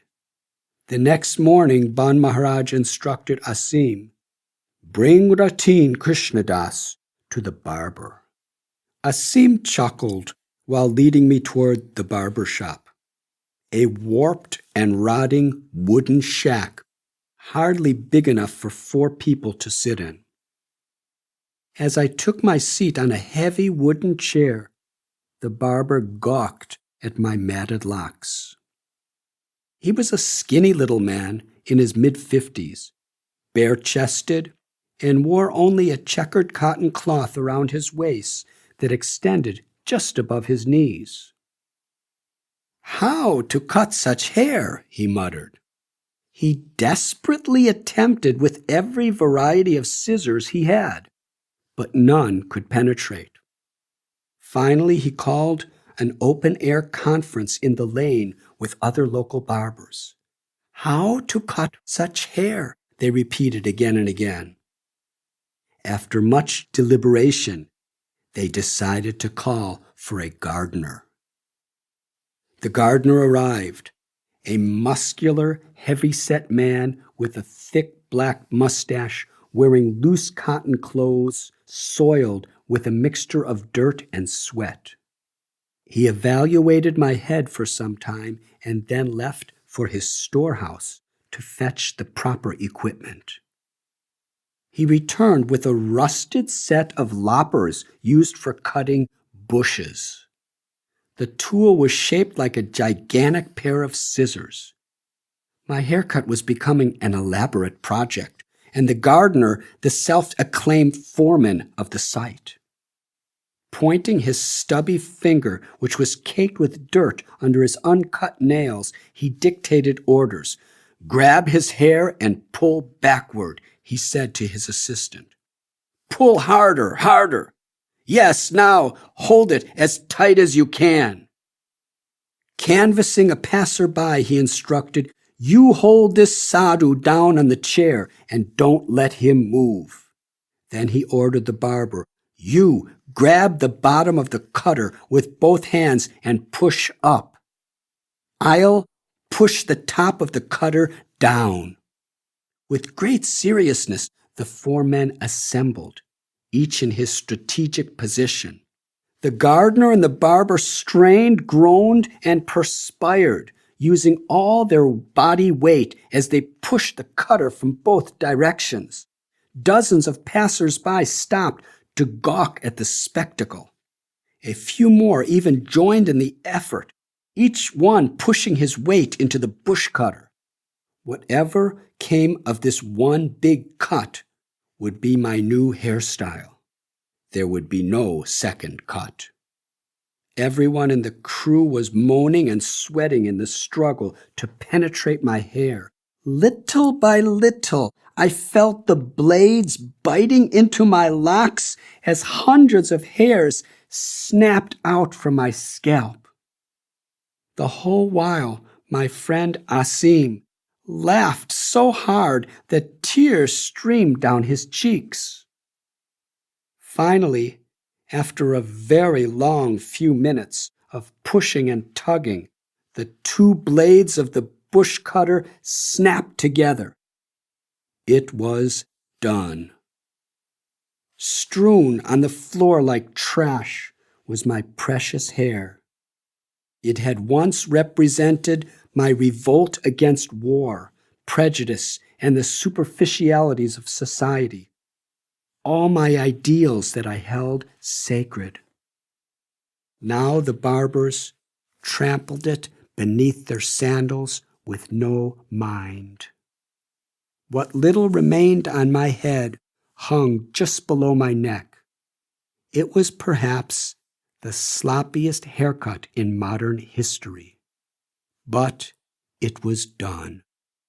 The gardener and the barber proudly held up a mirror. "It is complete. Please see, please see." With joined palms, I thanked them. but I preferred not to see. Back at the ashram gate, two interesting Americans appeared. One was David, a sincere and intelligent man who had recently acted as a personal secretary and friend of Alan Watts, a famous author of books that blended Eastern mysticism and Western logic. David and I instantly bonded and shared many hours of soul-searching conversation. David, like Asim, spoke from his heart and was an excellent listener. One day, 5 of Bon Maharaj's prominent disciples arrived from East Bengal. Their leader, Jagannath, served as both the principal of a school and the head of his town. He was tall, well-groomed, and walked with the poise of total confidence.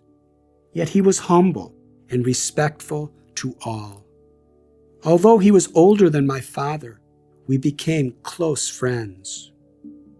One morning, Jagannath and his companions saw David with a camera in his hand. "Sir, please take our group photo," one said, while they all posed in front of the temple. David turned to me and whispered, "There is only one more shot in the film. It's my last role. I was saving this shot for something special. What should I do? They're posing." We decided to pretend to take their photo by imitating a clicking sound as they posed. Then, without thinking twice about this deception, we went about our duties. The next day, I was taken aback to see Jagannath standing alone, silently crying. "Why is he in such distress?" I asked his friend. "He sizzled me with his stare, because of what you did." "What did I do?" I replied, bewildered. "Yesterday you pretended to take our photograph while we posed. This is duplicitous. Shame on you for insulting us." I darted over to where Jagannath stood and begged forgiveness, but he said nothing. The next day, again I pleaded for him to excuse my foolishness. He fixed my eyes in his sad stare. "You are a devotee of Krishna," he said. "How could you treat another human being with such indignity? Don't you know that Lord Chaitanya taught us to be humble like a blade of grass and offer all respect to others? Duplicity is a terrible disease." Tears welled in his eyes as he turned his head away from me. Gazing skyward, he said, "I trusted you as a devotee, but you have disappointed my expectations. Therefore I cry. I cry for you, my friend, because you know so little. A real devotee would never treat anyone so cheaply." Then he embraced me and walked away. Pacing to the riverbank, ashamed of my insensitivity, I tried to make sense of all this. In ordinary society, I reflected, such an insignificant transgression would be hardly noticed. But in a devotional culture, soft-heartedness and integrity are held sacred. What really is the culture of devotion? It is so very subtle, but it fertilizes the field of the heart so that the seed of true love may grow. I had passed more than 2 months in the pleasant company of Asim, Krishnadas Babaji, and Bon Maharaj. Bon Maharaj never pressed to initiate me. However, there was one monk at the ashram who could not tolerate that I refused initiation. One day he called me to his room and with scorn written on his face, preached fire and brimstone. Look at you, he chastised. You gave up material life to live as an ascetic. But until you take initiation from a guru, you have no spiritual life. His eyes narrowed to slits and his voice quivered. Do you know what happens to one who dies not having either material or spiritual life? I looked at him in silence. Do you know? No, I replied timidly. He sprung up from his seat and pointed his finger into my face. He becomes a ghost. I'm talking about you. You are a living ghost. If uncertain death comes, you will suffer miserably for thousands of years, wandering as a ghost. He stared at me. Why do you take our Guru's mercy so cheaply? You must surrender or leave. Saddened, I looked down to the floor and replied, I'm sorry. I will go. Walking out his door, I gathered up my cloth bag and begging bowl and proceeded to leave the ashram. On the way out, I noticed Ban Maharaj sitting in the courtyard, so I prostrated myself at his feet and asked for his blessings to leave. His eyes shot open with surprise to hear my words. Why are you leaving us?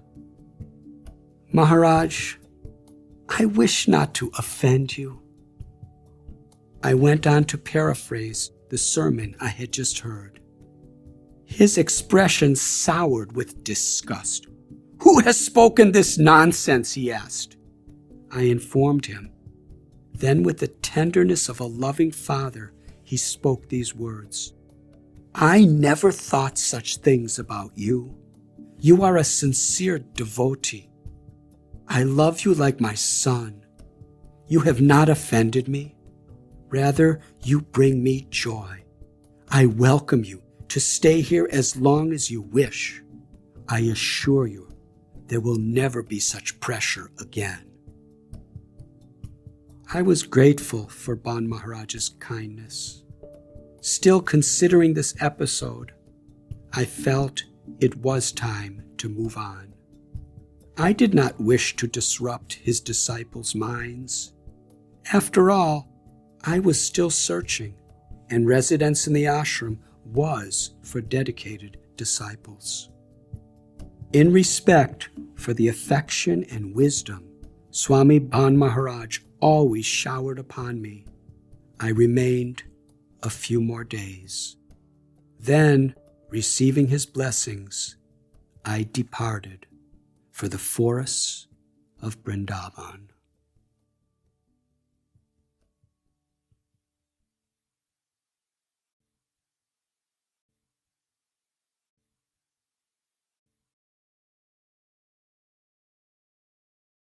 Chapter 6. To live in the lush forests of Vrindavan.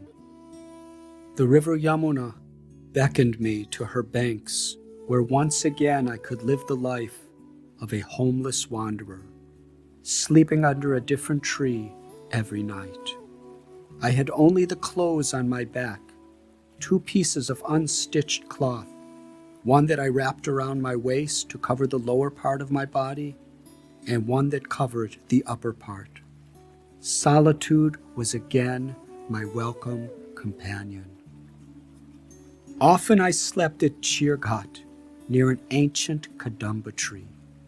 Aspirants to pure love of God had come since time immemorial to this holy site to hang token garments as a prayer-filled symbol for Krishna to steal away the cloak of their ignorance. The Kadamba tree is considered especially sacred in Vrindavan, and its blossoming flowers bring everyone joy. The Kadamba flower, a bright golden ball about the size of a strawberry and covered with hundreds of tiny golden trumpet-shaped petals, has an intoxicatingly sweet fragrance. Because these flowers resembled Sri Radha's golden complexion, Kadamba trees are very dear to Lord Krishna. Each night, I would kneel under the tree at Chirghat and pray for humility and devotion. Then I would stretch my body on the riverbank, feeling the cold soil beneath my flesh as I drifted into sleep. My bedding was the sacred earth, my blanket the starry sky, and my waking call the distant ringing of temple bells. Every morning at 4 o'clock, I would awaken in the darkness, bow down on the riverbank in gratitude, and wade into the sacred waters for my bath. November was approaching, and the Yamuna had turned frigid. Often I stood shivering, submerged up to my neck. I recalled lyrics from a song that I had loved in my childhood. The river Jordan is chilly and cold. It chills the body, but warms the soul. Yes, I reflected, enduring difficulty for a meaningful purpose is a sublime pleasure. Dunking my entire body under the water again and again, I meditated on purifying my body, mind, and soul. Then I stood quietly under the still starlit sky, praying for a pure heart. This was my first meditation each day. I felt so close to the Lord. Afterwards, I would climb back onto the riverbank, disrobe to my loincloth, wring the water from my dripping garments, and put them back on. Sitting on the riverbank, I would again meditate on the Hare Krishna mantra while fingering prayer beads made of the wood of tulsi. Each day began this way, an experience I prayed never to forget. One evening, as twilight dimmed into night, I sat under the sacred Kadamba tree and composed a letter to my father. It had been 2 weeks since I had made the riverbank my residence.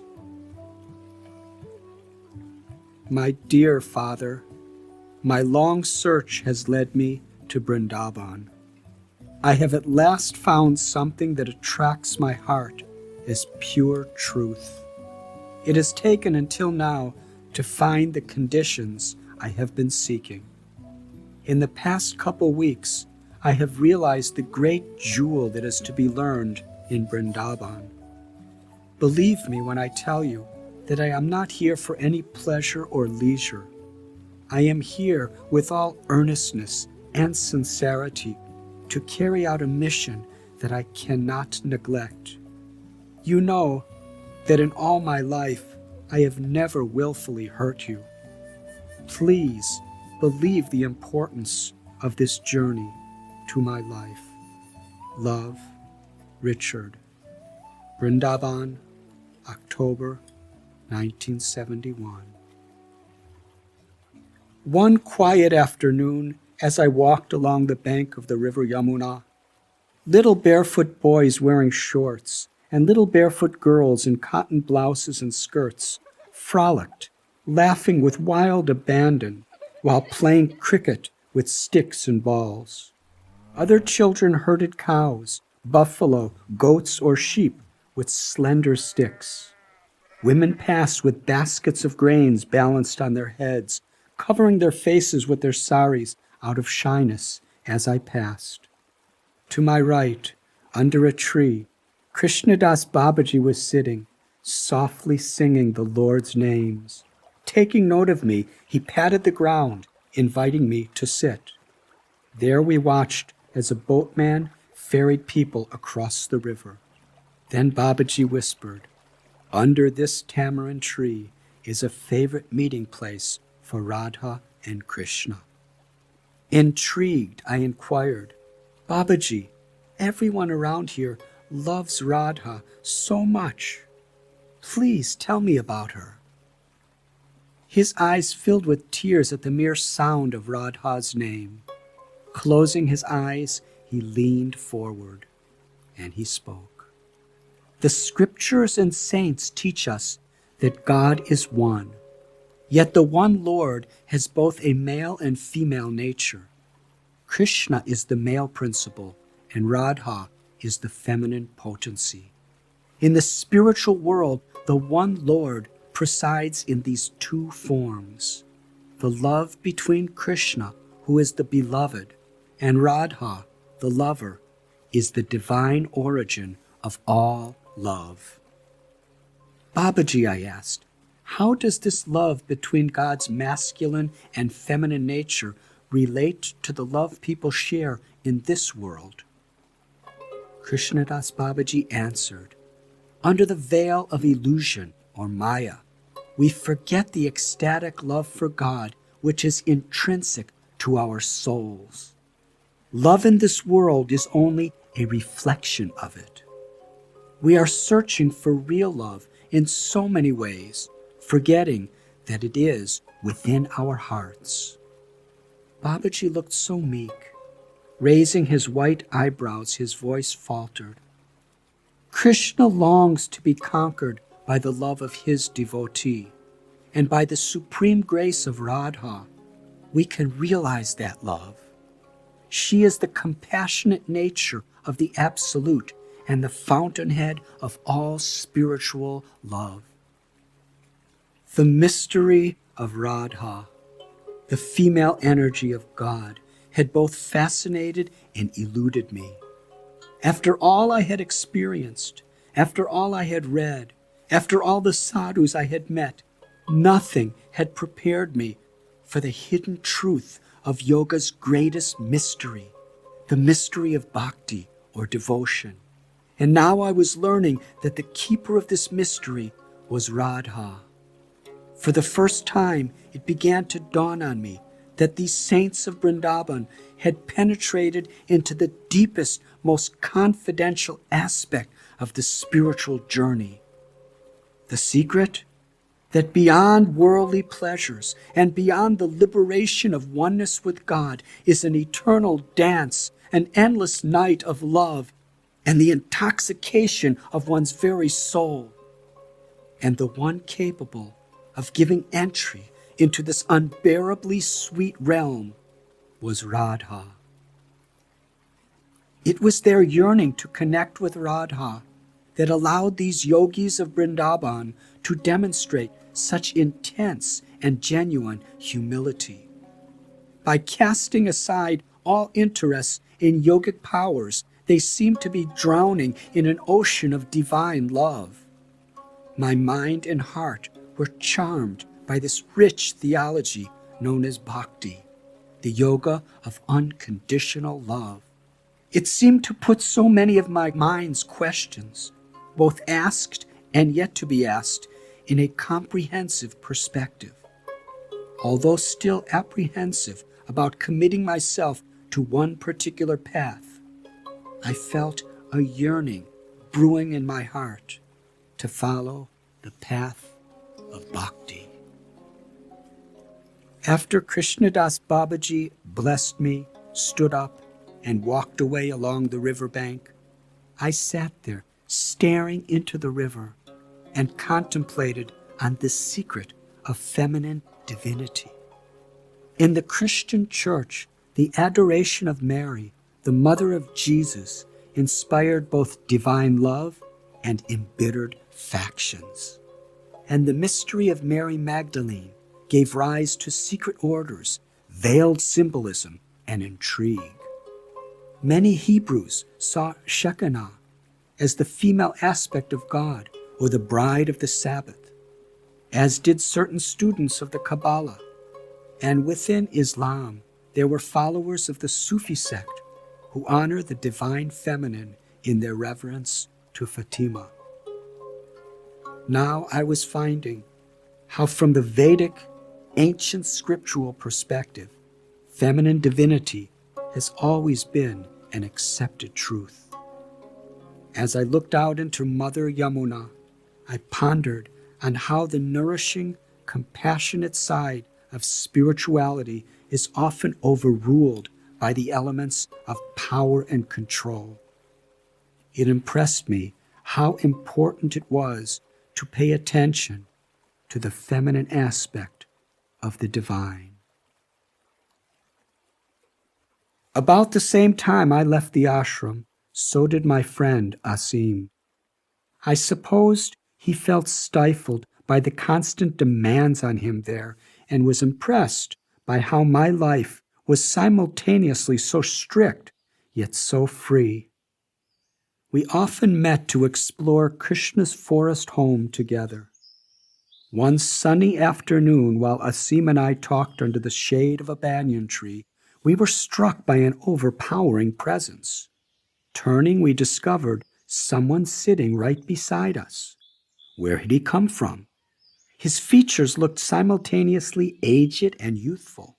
A single garment made out of white cotton covered his upper and lower body.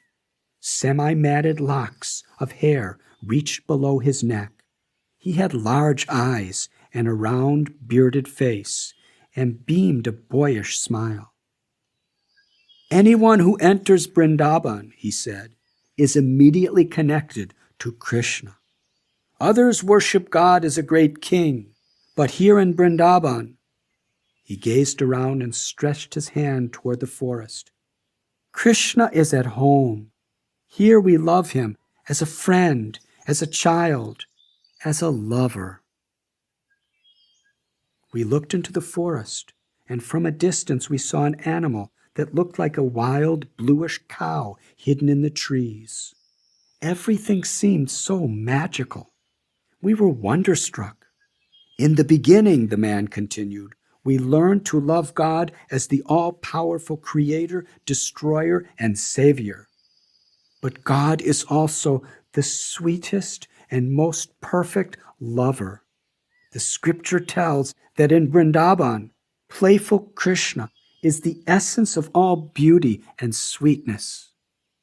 Then rising to his feet, this sadhu, who had mysteriously appeared as if out of thin air, he said, "Come, I'll show you places you will never forget." We followed eagerly behind as he strolled through the woods, along the riverbank, and from temple to temple. As we roamed, the local people and temple priests offered him honors. Where did he go? Asim asked suddenly. I looked around. The man was gone, and we were abandoned in an ancient temple. Asim inquired of an elderly priest, "Do you know that sadhu who was with us?" The priest's eyes widened and his mouth opened in awe. "Oh, you don't know?" He led us out of the crowd into a secluded chamber and whispered, "That was Sripad Baba. No one knows his age or where he resides. He is a homeless mendicant and mysteriously wanders in a God-intoxicated trance." Almost every day when Asim and I were together, Sripad Baba would mystically appear. How did he find us? Never did he bother to greet us. Never did he bother to say goodbye. It seemed that his power was such that he was always there with us, either visibly or invisibly. Sripad Baba seemed to know about every hill, rock, stone, pebble, or grain of dust in all of Vrindavan and its surrounding area. We wandered with him for many days and often throughout the night. One freezing winter night, as I lay resting on the riverbank, I observed Sripad Baba standing shoulder high in the frigid waters, offering prayers until sunrise. One morning in an alleyway, an elderly widow dressed in a white sari greeted us. "I've observed you wandering in the forest with Sripad Baba. Now you come with me." Each step she took was laborious. Her back hunched as she braced her overweight body into a bamboo cane. She hobbled along toward her home and told a story of Sripad Baba's obscure past. Asim translated her Hindi for me. Long ago, when Baba was a child in school, he and his friend enjoyed flying kites between their classes. Halting, her shriveled face puckered as she poked her cane onto the walkway, frowned into our eyes, and raised her voice. The teacher slapped their faces and scolded them. Her body and voice now trembled. The poor little boy was shocked. He couldn't understand what he had done wrong. He wondered why he should continue studying if his teacher, who had mastered all the very subjects he sought to learn, still did not know how to love. At that moment, he renounced both school and home to search for God. Turning a skeleton key to open the door of her brick hut, she glanced at us over her shoulder. Eventually, he became the disciple of a saint in Vrindavan. One night, together with 4 others, Asim and I stole away with Sripad Baba to a secluded forest. It was about 9:30, and night had already fallen. Beside me, on the bank of the Yamuna, sat a sadhu with a hand-carved sitar strapped to his back. Sripad Baba introduced him as a master of the instrument, a pupil of the same teacher as sitar legend Ravi Shankar. Now, though, he is a sadhu. With a refined bow of his head, the sitarist greeted us, then closed his eyes. The sky appeared as black as ink behind the silver moon. Each star radiated a special glow, and all of these light-filled jewels above our heads danced on the river Yamuna's sparkling current. Nearby, hidden among the branches of a kadamba, night birds crooned, and from a distance peacocks cawed, as night-blooming jasmine perfumed the mild breeze. From all of this tranquility emerged the sweet sound of the sitar. Long, weeping notes of an ancient raga harmonized with the symphony of the Vrindavan forest, each note expressing to my ears the musician's yearning for God.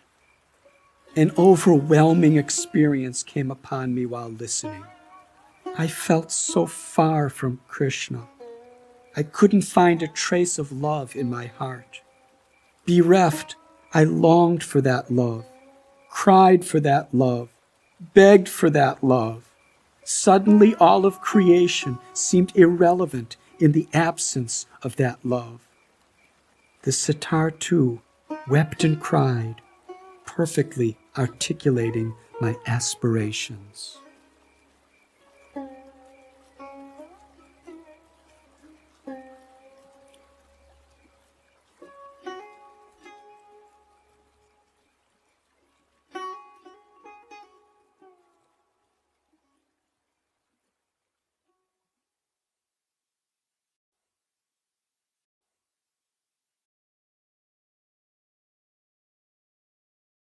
Chapter 7.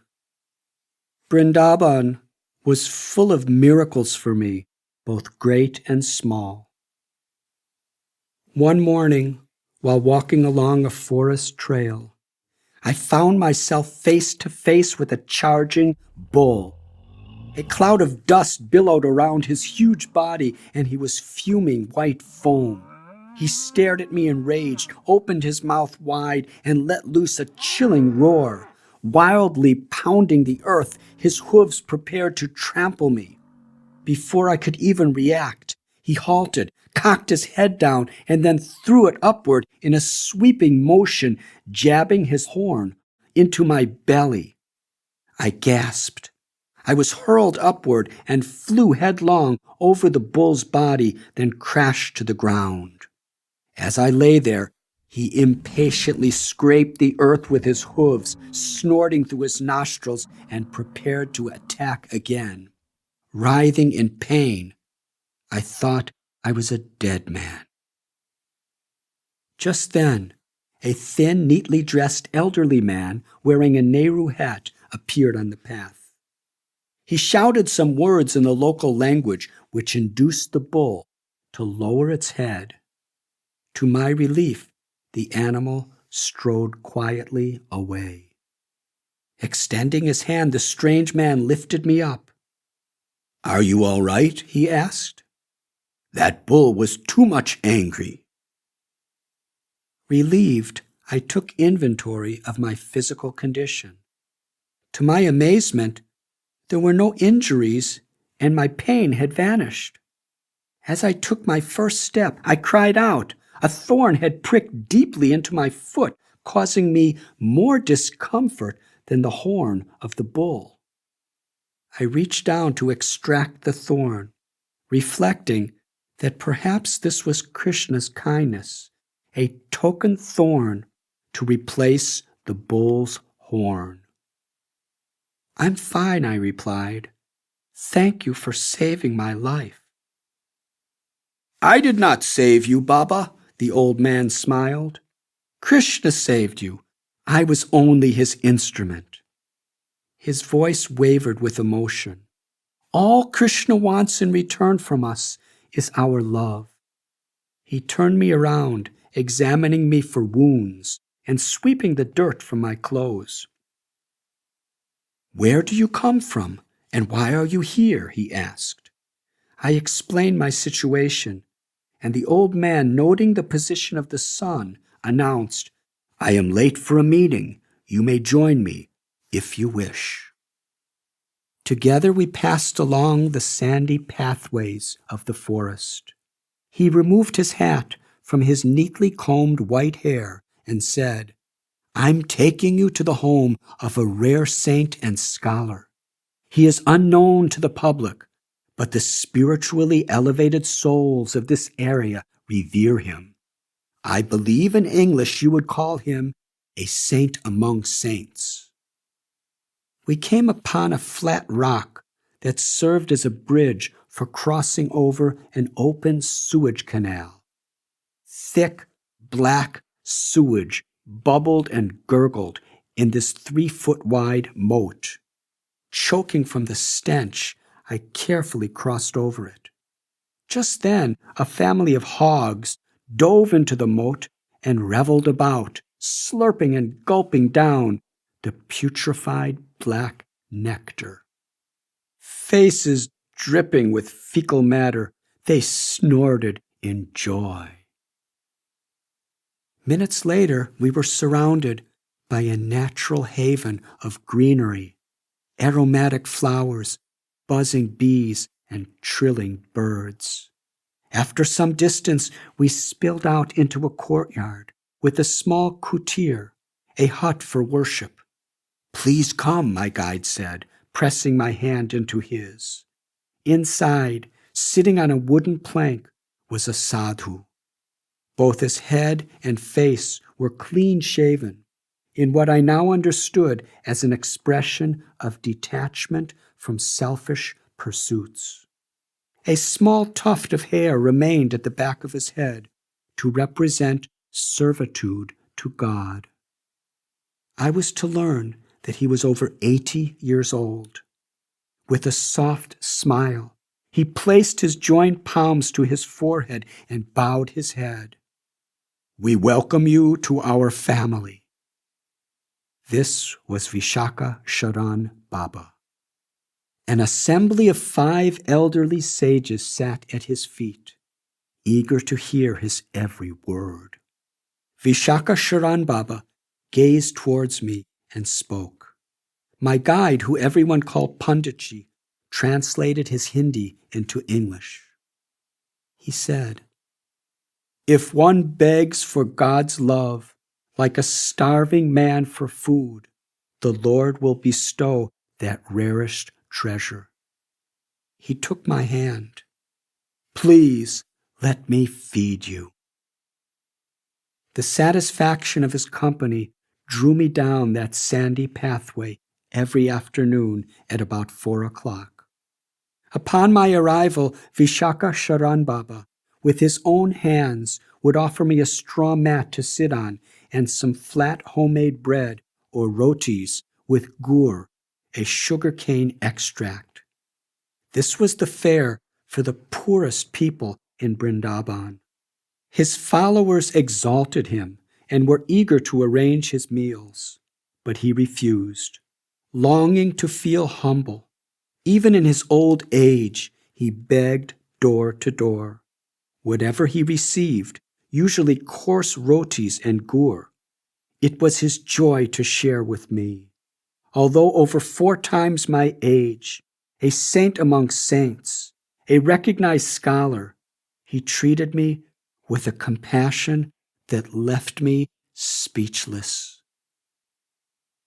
Vishakasharan Baba had first come to Vrindavan as a sadhu in 1918 and remained for the rest of his life. Little is known of his past, as he rarely discussed it.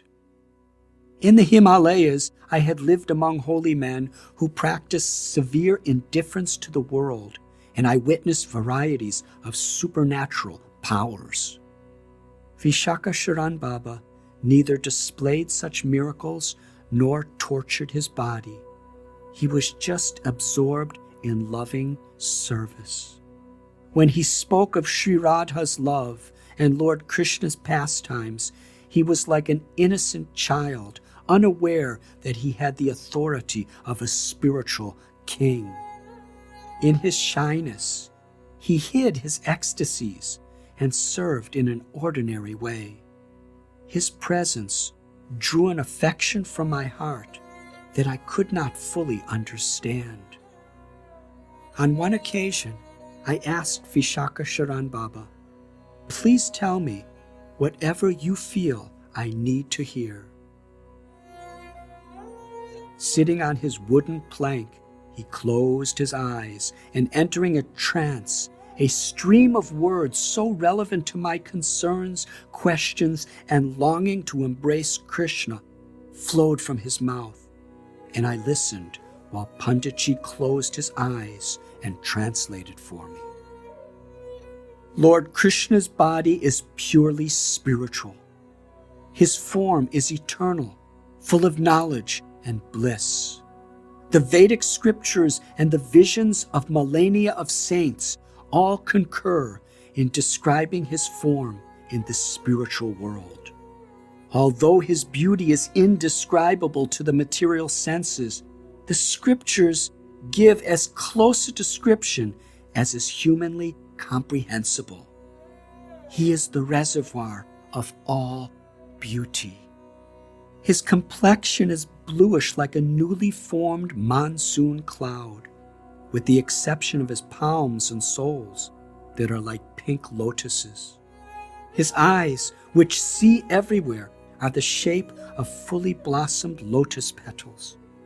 His nose is soft like the sesame flower, his lips reddish like the bimba fruit, and his teeth like rows of pearls. His cheeks and forehead possess the beauty of full moons. His ears, which hear everything, are decorated with bejeweled earrings shaped like sharks. His hair, like radiant black silk, cascades luxuriously around his moon-like face and is ornamented by a string of tiny flowers, jewels, and a peacock feather. His neck gently swirls like the conch shell, and his every limb is softer than fresh butter, yet he may act with the power of a thunderbolt. He is unlimited and supremely independent. Through his energies, all material and spiritual worlds are pervaded, and he expands to personally reside within the heart of every living being as our constant friend and witness. He oversees the material creation, sometimes as a strict father, but in the highest realm of the spiritual world, Krishna is the supreme enjoyer. He shares his bliss with everyone through his playful pastimes, humorous words, and mischievous pranks.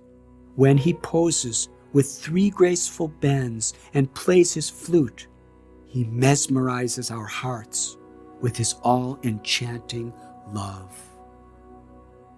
In a state of bliss, Vishakasharan Baba went on as I listened, fascinated. And Sri Radha, he said, the Lord's feminine counterpart, has a complexion like molten gold.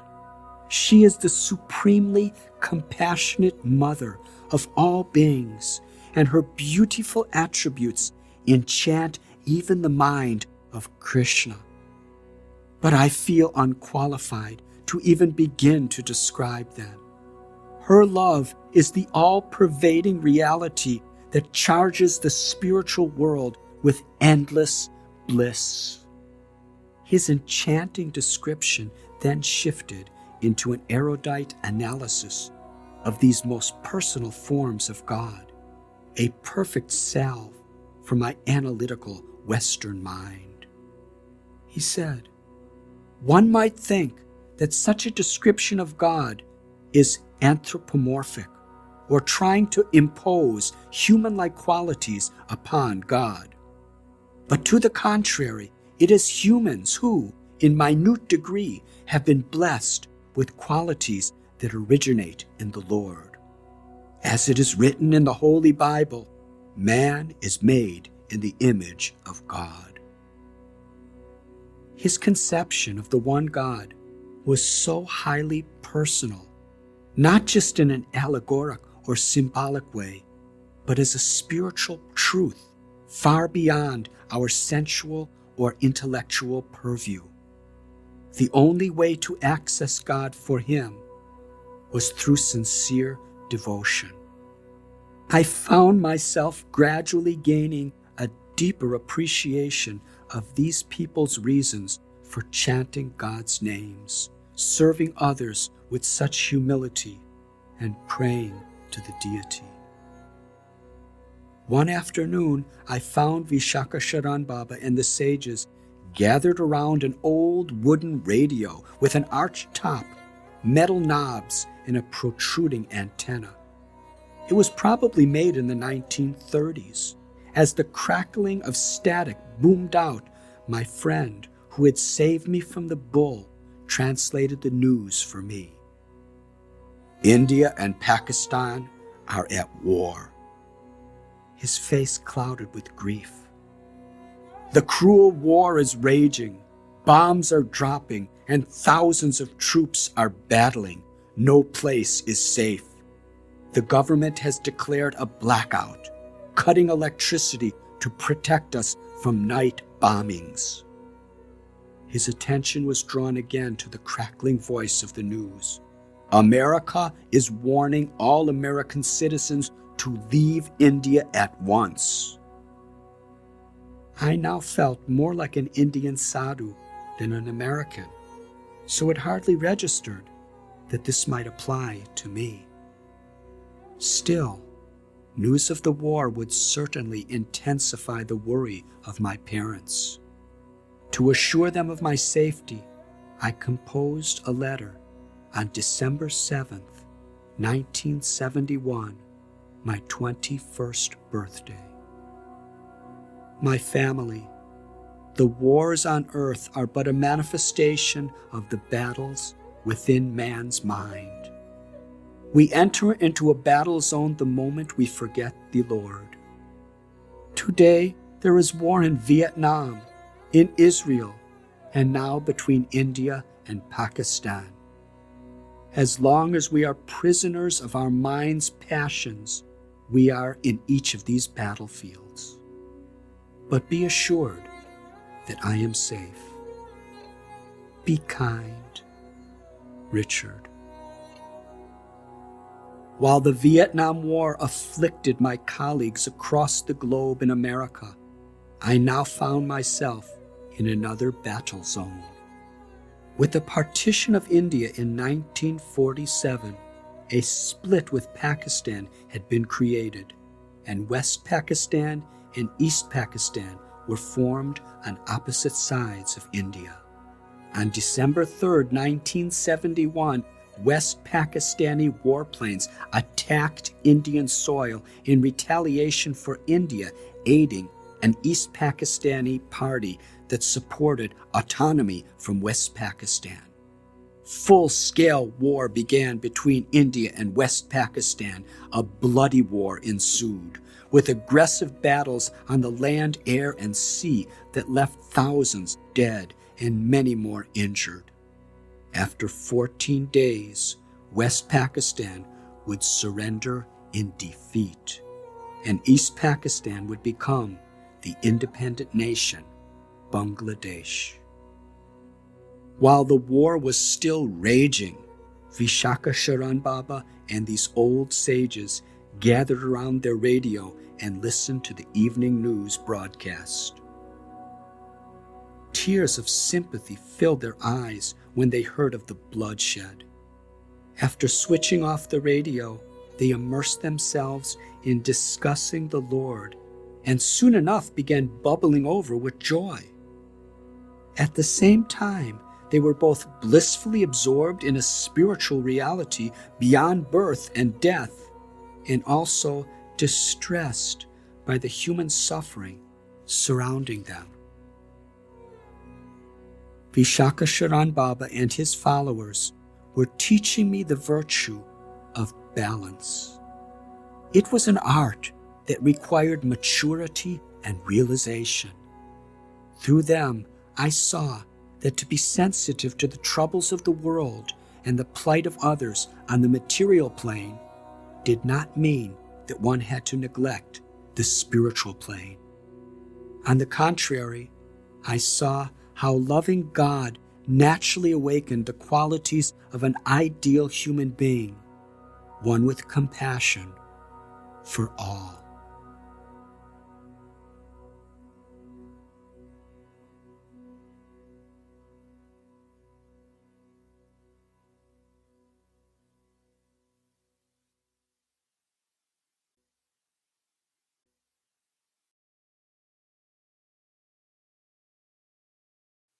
Chapter 8. A pack of huge, angry monkeys, growling and shrieking, surrounded a recently born calf who trembled with helpless, weeping eyes. She mooed for her mother. While walking through the village, I happened to come upon this scene. As I searched for a suitable stick to help, the mother cow released a powerful cry and frantically galloped to the site. With her horns and her fearless love, she scattered the monkeys away.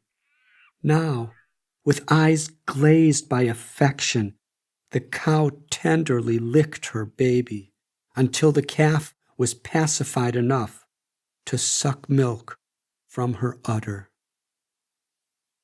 While I observed the scene, I recalled Lord Chaitanya's teaching that we should chant God's name in a humble state of mind, like a baby calling out for its mother.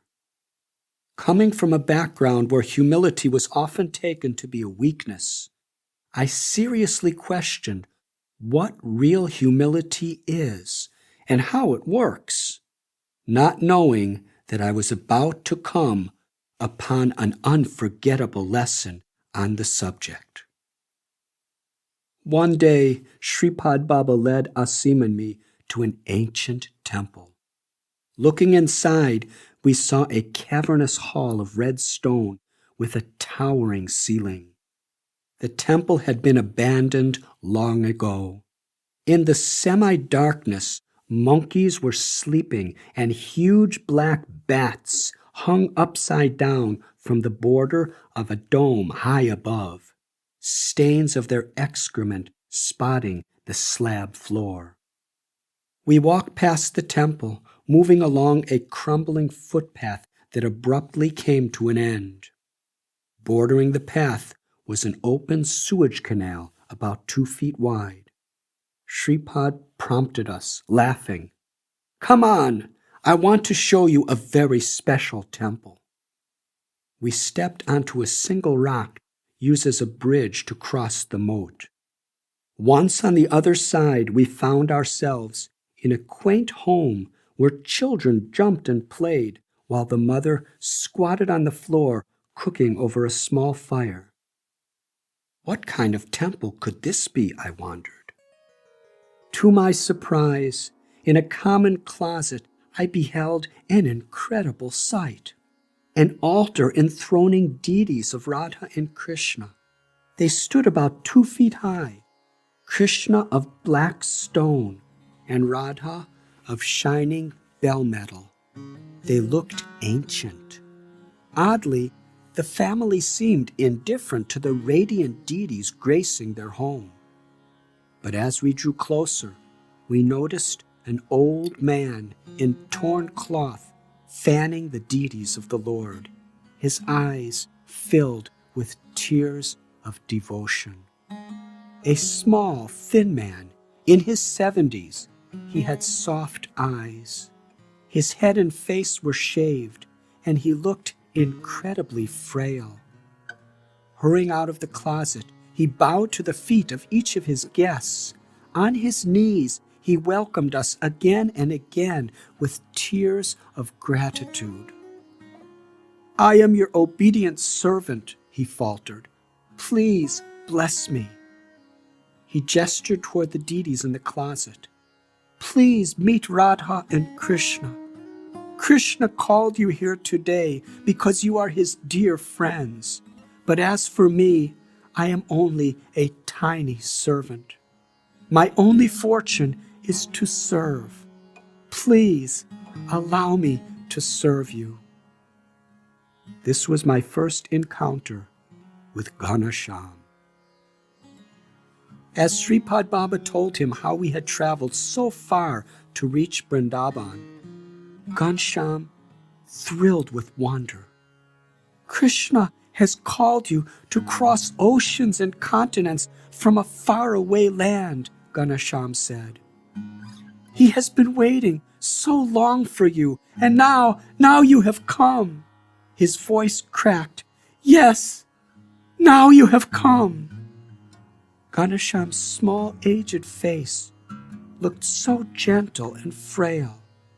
His small, misty eyes, rounded nose, thin lips, and delicate wrinkles gave him an expression of permanent melancholy. The tone of his soft voice echoed with the same feeling. But underneath it, his heart and soul overflowed with such ecstatic love that it filled the lives of whoever came near him. Seeing us standing before his deities, Ghanasham was overwhelmed with joy. I began to spend more time with this devoted man. Every morning at 9, I was drawn down that shambled footpath to his closet room temple. I found his company irresistible. Whenever I arrived, he extended the same affectionate greeting. "I am your obedient servant." And he meant it. He gave everything without expectation of anything and loved doing so. I longed for this quality in myself. One morning, as Ghanasham and I sat alone, I asked him how he first came to Vrindavan. He bowed his head.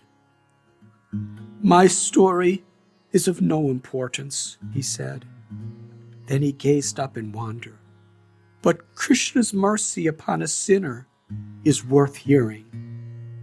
Softly he began to tell me how he was raised in an affluent family. "When I was a young man, my family made pilgrimage to Vrindavan. It was here that the net of the Lord's grace captured my heart. I had no power to go away." As he narrated his story, Ghanasham shrunk in meekness. He told of how his family was aghast by his resolve to give up a promising career and stay in Vrindavan. "They threatened to cut me off from our wealth, but I was unmoved. Krishna had stolen my heart." Sleeping on the ground and daily begging for dry bread from the homes of the Brijabasis, he never once hankered after his former wealth. Instead, he said, I felt grateful to serve Krishna in his sweet home. Ghanshyam's dark eyes moved about like a timid child. He said, "For a long time my heart yearned to worship a deity. Then came a day I will not ever forget.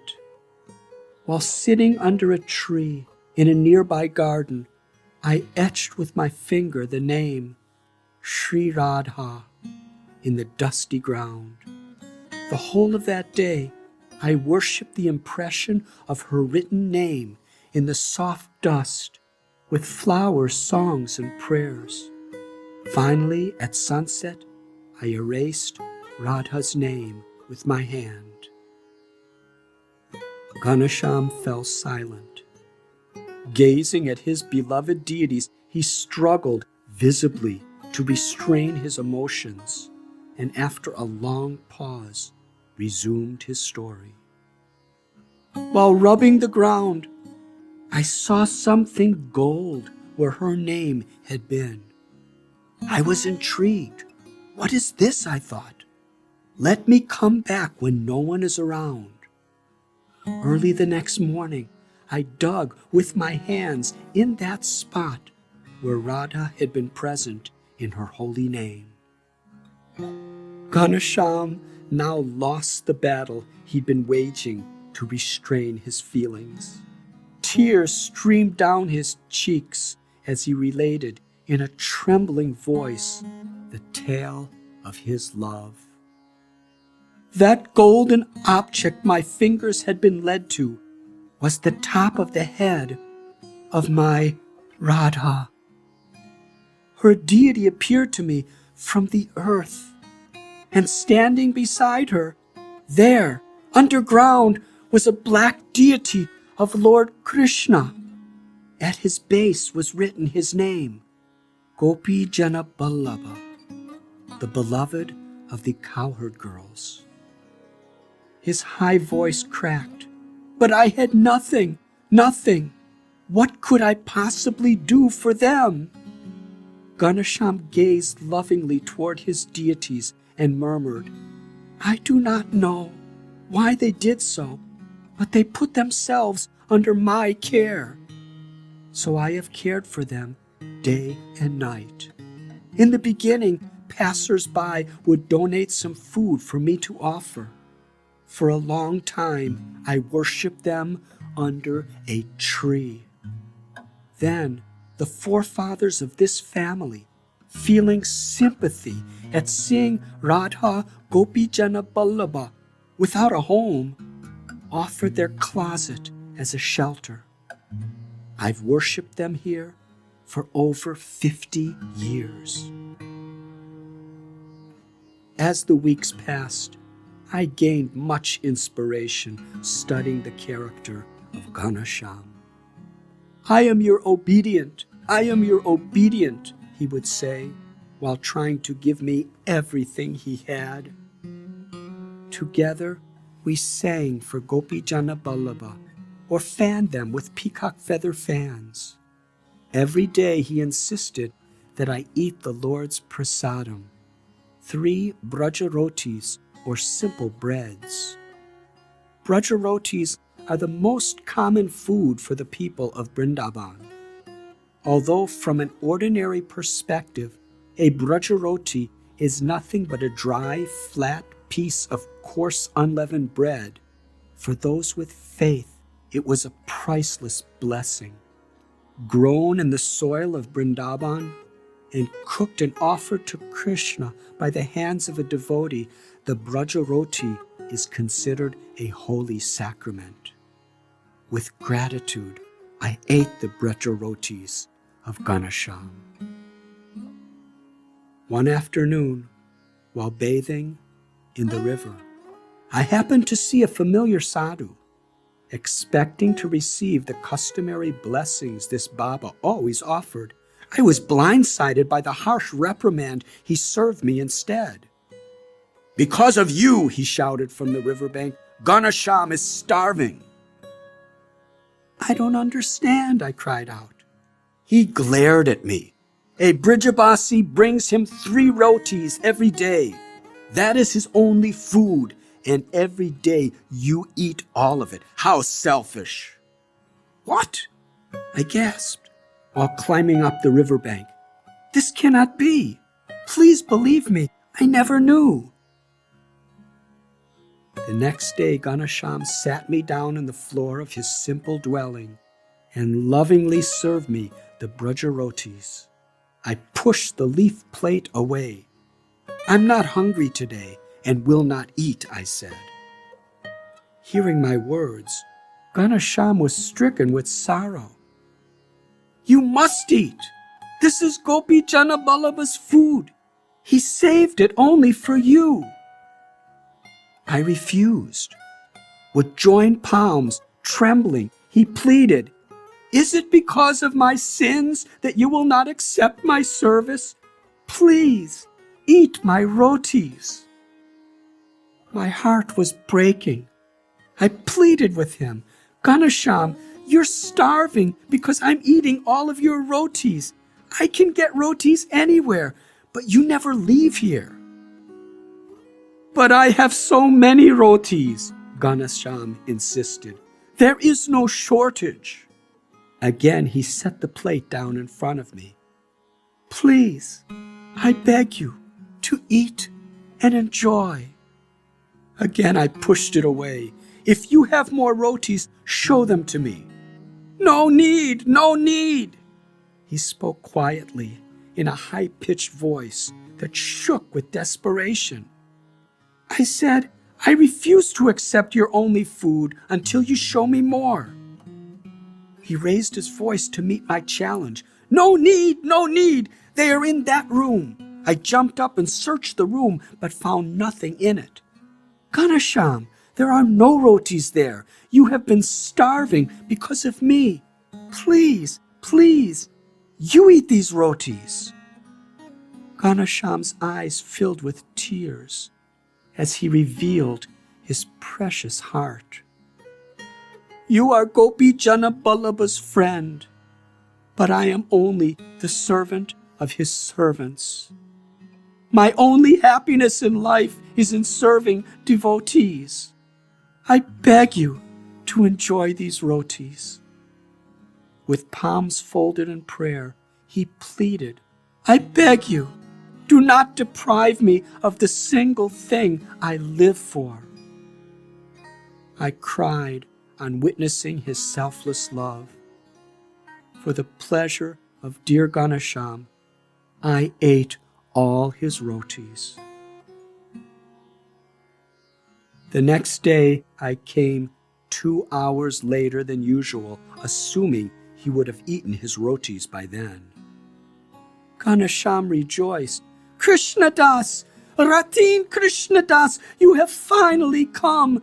Gopi Jana Ballabha has been waiting for you." I could not believe what I saw. The rotis were still on the altar. Ganesham explained, "My lord will not honor my offering until he has the company of a friend. Krishna has saved these rotis only for you." With these words, he placed all the rotis before me to eat. He said, "Only when you eat will Sri Radha accept me as her servant." Again, I was defeated. One day, a well-wisher presented Ganesham new clothes. He shyly looked away from them and poured out his heart. "This body accepts only the worn remnants from devotees." Ganesham only wore used cloth previously worn by a sadhu. He considered it priceless. Another night, I found Ganesham sitting alone, singing beautiful ragas and playing a small harmonium. Absorbed in devotion, he was unaware I had entered the room. Although I could not understand the language of the song, the sweetness of his devotion revealed everything. Sometimes his voice lilted with joy. At other times, it mourned in feelings of separation from his beloved. I had been told that in his youth he was a court musician in the palace of a king. He was so absorbed in his singing that an hour passed before he noticed my arrival. Discovering me, he radiated with joy. "Krishna Das, you have come!" He asked if I would help him to put his deities in a bed for the night. For 50 years he had done this every night, but now in his old age he was too weak to lift them. I felt honored to oblige. As I was departing, he inquired, "Krishna Das, where will you rest tonight?" "On the bank of the Yamuna, where I rest every night." He held my hand and stroked my head like a worried father. "But it is the freezing winter. You must sleep here tonight." "But Ganesham, I sleep there every night." "Tonight you sleep here, please," Ganesham said. He slept on the floor of a narrow hallway outside the closet. The family used it as a throughway in the house, stepping around him. As I lay on the floor, Ganesham placed his only blanket over me. I could not allow this to happen.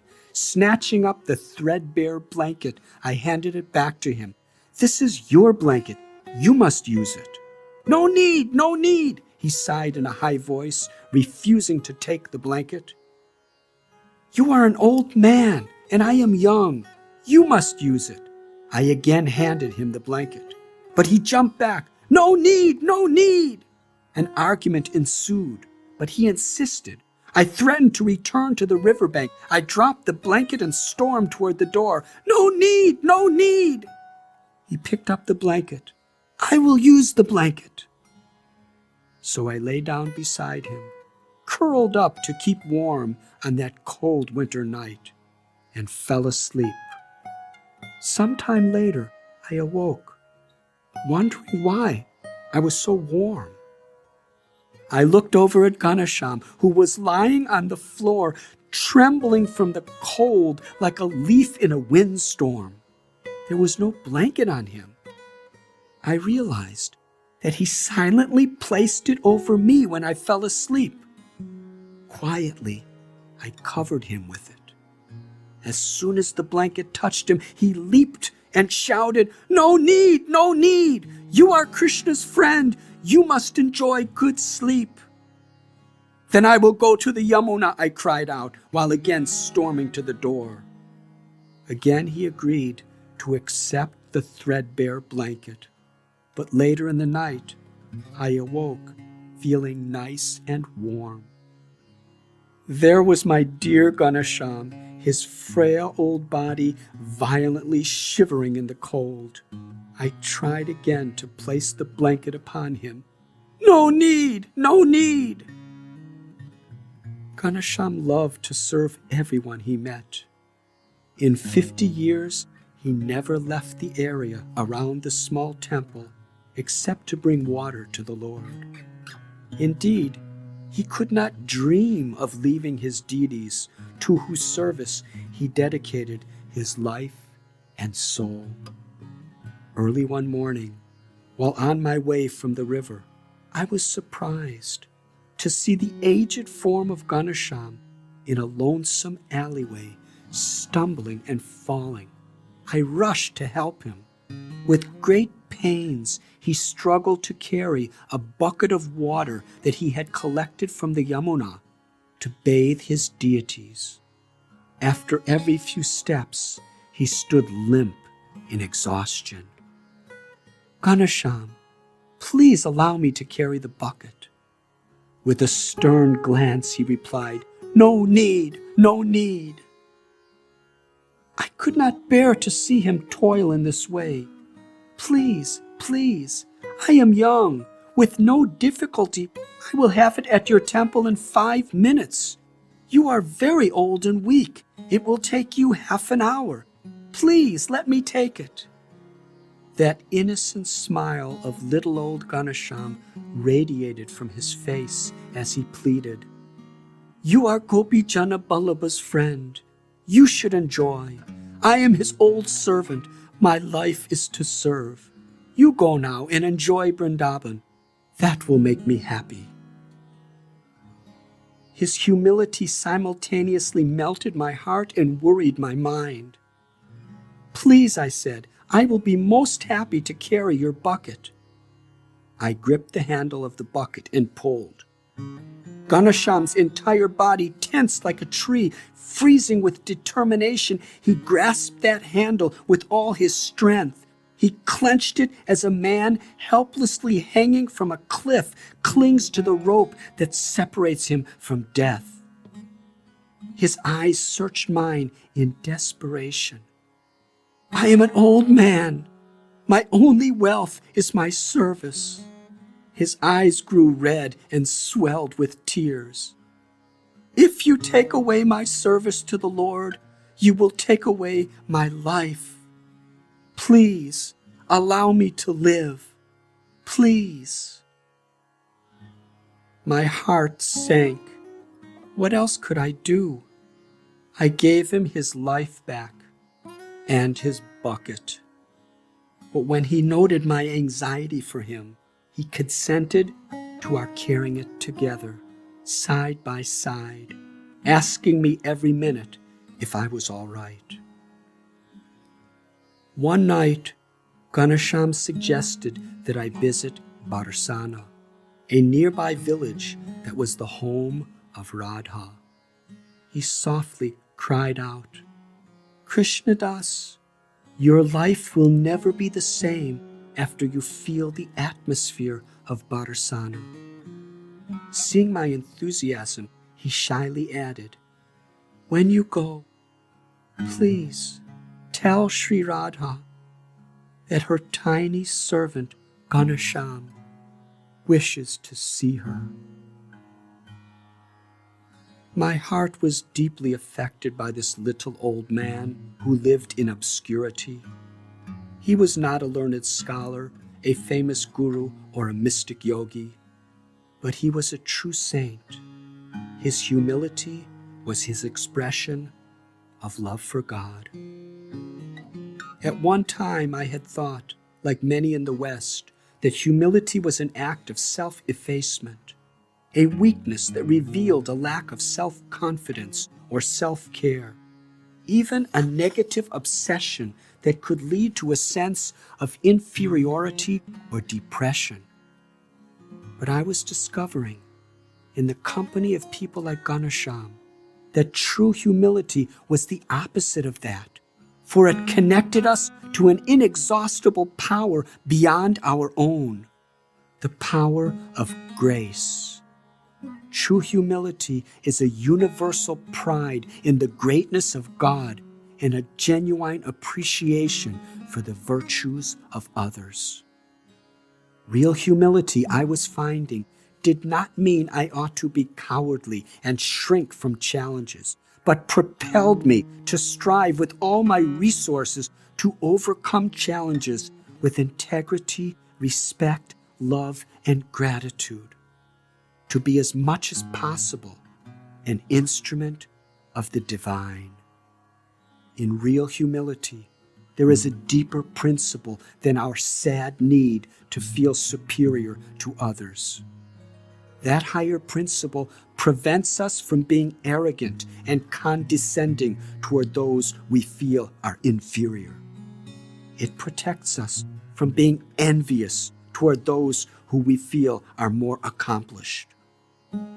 When one is humble, one feels grateful and gives credit to the Lord and all those who have ever offered help. With a humble heart, one can easily admit mistakes and open one's heart to learn.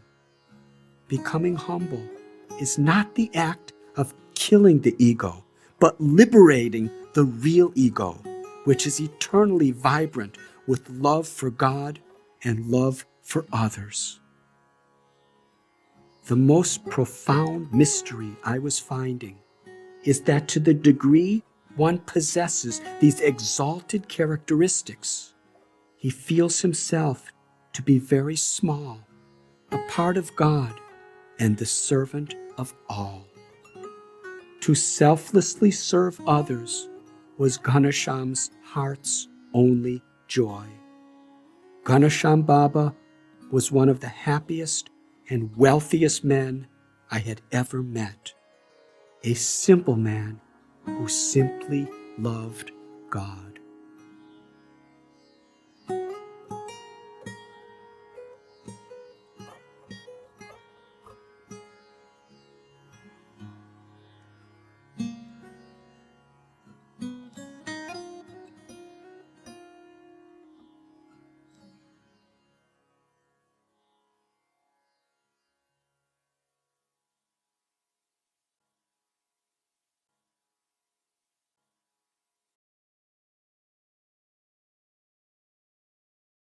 Chapter 9.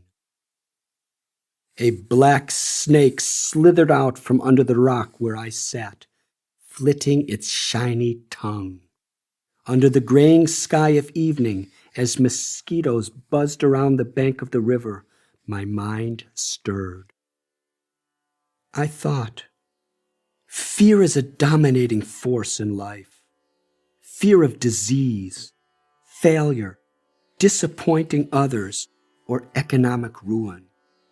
Fear of enemies, thieves, cheaters, or a multitude of other possibilities, including doubt in one's direction in life. Feeling a mosquito biting into my ankle, I realized that any one of these tiny insects could kill me with malaria, and I wondered about the whereabouts of that snake. Certainly, I thought, I must be realistic to protect myself, but too much fear could either stifle my progress or consume my mind with anxiety. In the arms of her mother, a baby is relieved of all fear. This faith, whether born of scientific or philosophic knowledge or simple trust, brings peace. Real faith, I thought, comes through direct experience of a higher reality or through the company of those who have attained that faith. The following adventure highlighted this truth and became another signpost on my inner journey. One day, Krishnadas Babaji, Ban Maharaj, and Asim recommended that I visit Barsana. I recalled the night when Ghanshyam asked me to do the same. Ghanshyam never asked anything from anyone. That was his nature. In his own affectionate way, I considered, he was leading me deeper into the mysteries of my path. A path that was gradually unfolding. They directed me to stay with a reclusive sage who resided in the remote rolling mountains of Barsana. This was a town dedicated to Radha, 30 kilometers from Vrindavan, and full of lakes, gardens, palaces, and palatial temples. To reach the sage, I first climbed a wide staircase that swirled up a mountain and led to a temple replete with domes, spires, and arches. My breath was taken away. The path led me through this temple into a flower-filled mountaintop garden, then through yet another palatial temple.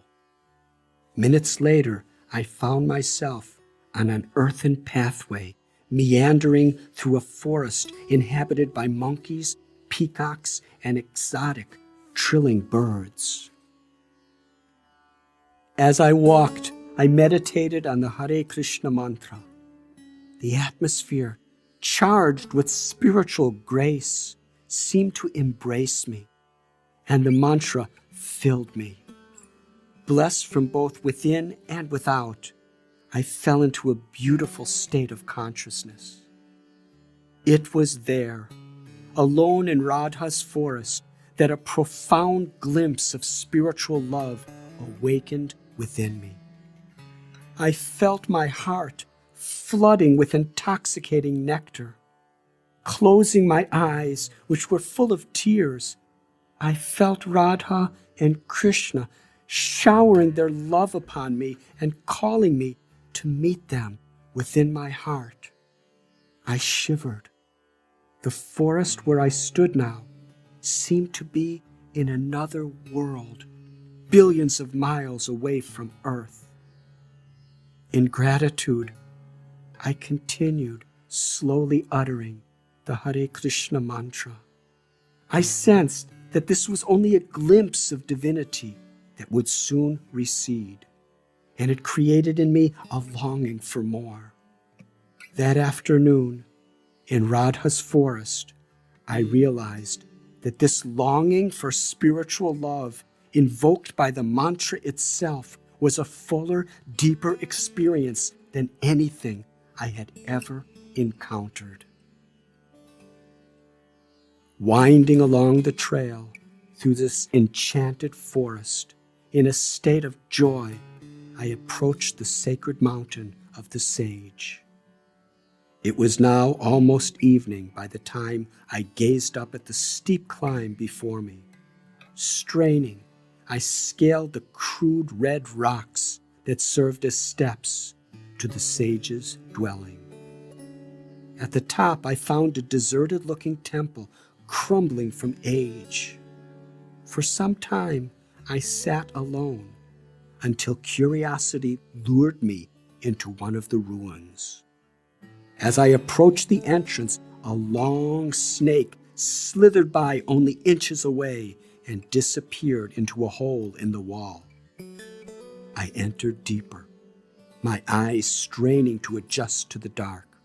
When they did, I discovered a wooden altar holding a single faded picture.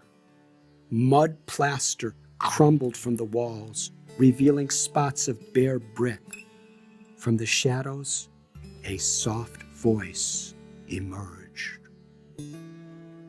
"You have been called from far away. I welcome you." I turned. Sitting in the ruins in a dark corner was a man with a shaven head, his large, round belly contrasting his slender limbs. Except for a loincloth over his groin, he was naked. Perhaps 40 years in age, he looked utterly aloof as he gazed into a world that the eyes cannot see. I introduced myself and asked, "Could you tell me about this place?" He drifted into deep thought and closed his eyes. "You have entered Mangar, the mountain of angry love. In this forest, Sri Radha feigns anger toward Lord Krishna to express her unique love for him, and he comes here to plead for that love." His eyes searched deeply into mine. "Love conquers the beloved. It is his own sweet will to be conquered. And when Radha is pleased by our sincerity, she too blesses us with God's love." Patting the dirt floor with his palm, he said, "Come, sit down if you please." Speaking distinguished English, he introduced himself as Radha Charandas, the sage I had been seeking. "But people call me Ramesh Baba," he added. We talked a bit and went outside. The sun was setting, and the sky glowed gold and crimson over the hills and valleys. As the stars emerged in the still sky and the air turned cold, about a dozen children from a nearby village assembled on the roof of the ruins.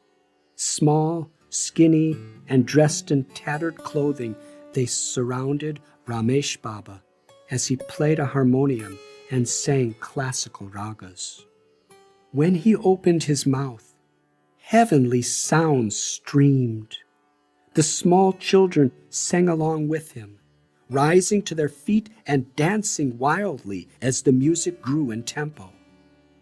One boy beat a native drum with 2 tree branches, while another struck a metal gong with a wooden mallet, and others jingled hand cymbals. From that lone mountaintop, under the starlit sky, they danced and sang the Lord's praises, their high voices ringing. As their enthusiasm reached a crescendo, the Baba rose from his seat to dance in a graceful trance. After the chanting swelled to its tumultuous conclusion, Ramesh Baba sat down to sing a slow, soul-stirring melody that culminated in breathtaking silence.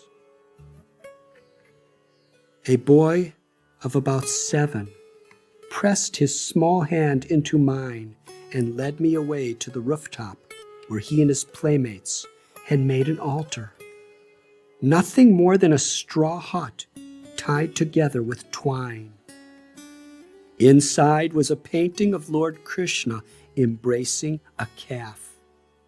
The child's pitch-black eyes glistened in the moonlight. Smiling proudly and in a voice peaking with enthusiasm, he declared, "This is my God." He spoke with a certainty that left me awestruck.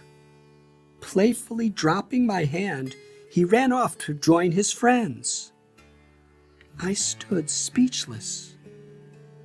He had spoken from a heart that bore no malice, envy, or conceit, exhibiting the type of faith that rare souls aspire to gain through a lifetime of spiritual practice and scrutinizing scriptures.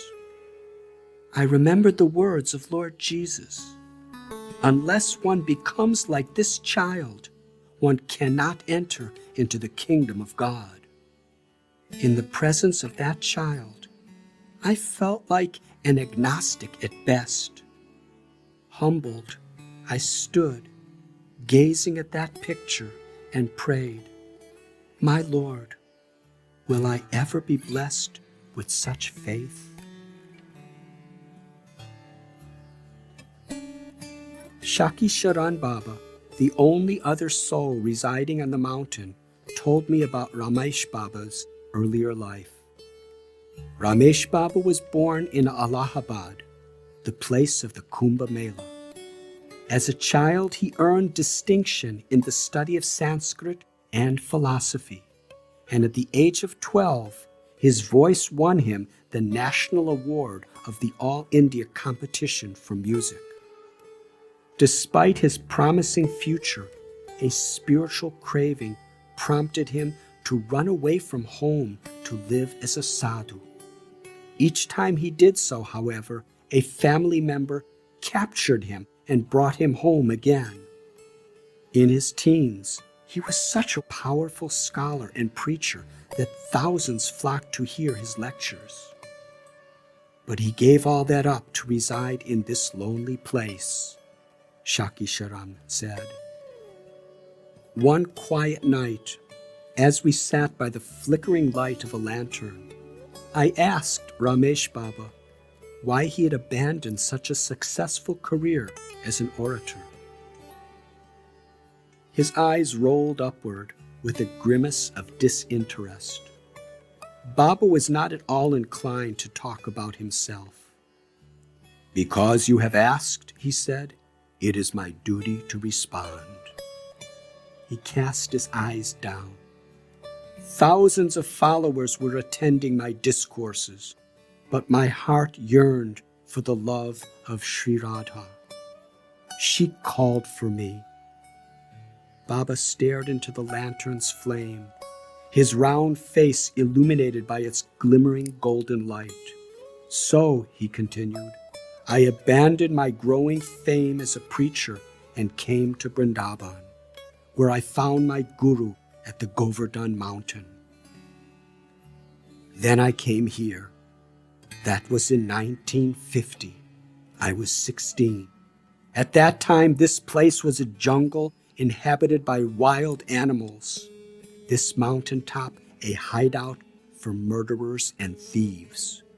For 21 years I have remained here, meditating on the name of Sri Radha. Over the years, Ramesh Baba became one of the most revered saints of the Vrindavan area. He was the only son of a widowed mother who later moved into a cottage at the foot of the mountain to be near her son.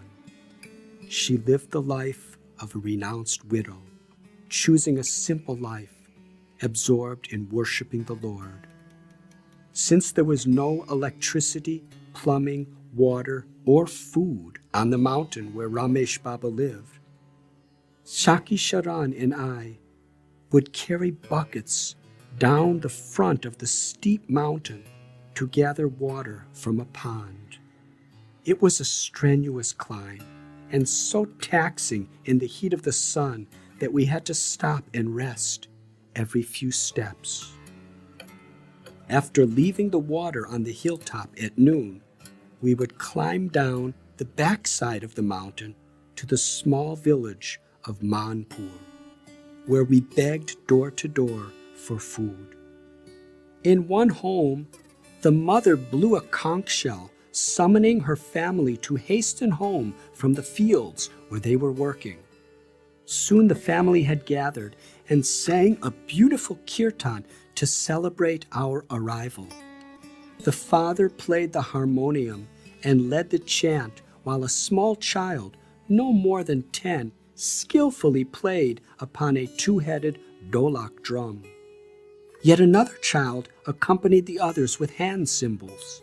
All the household women clapped and sang blissfully.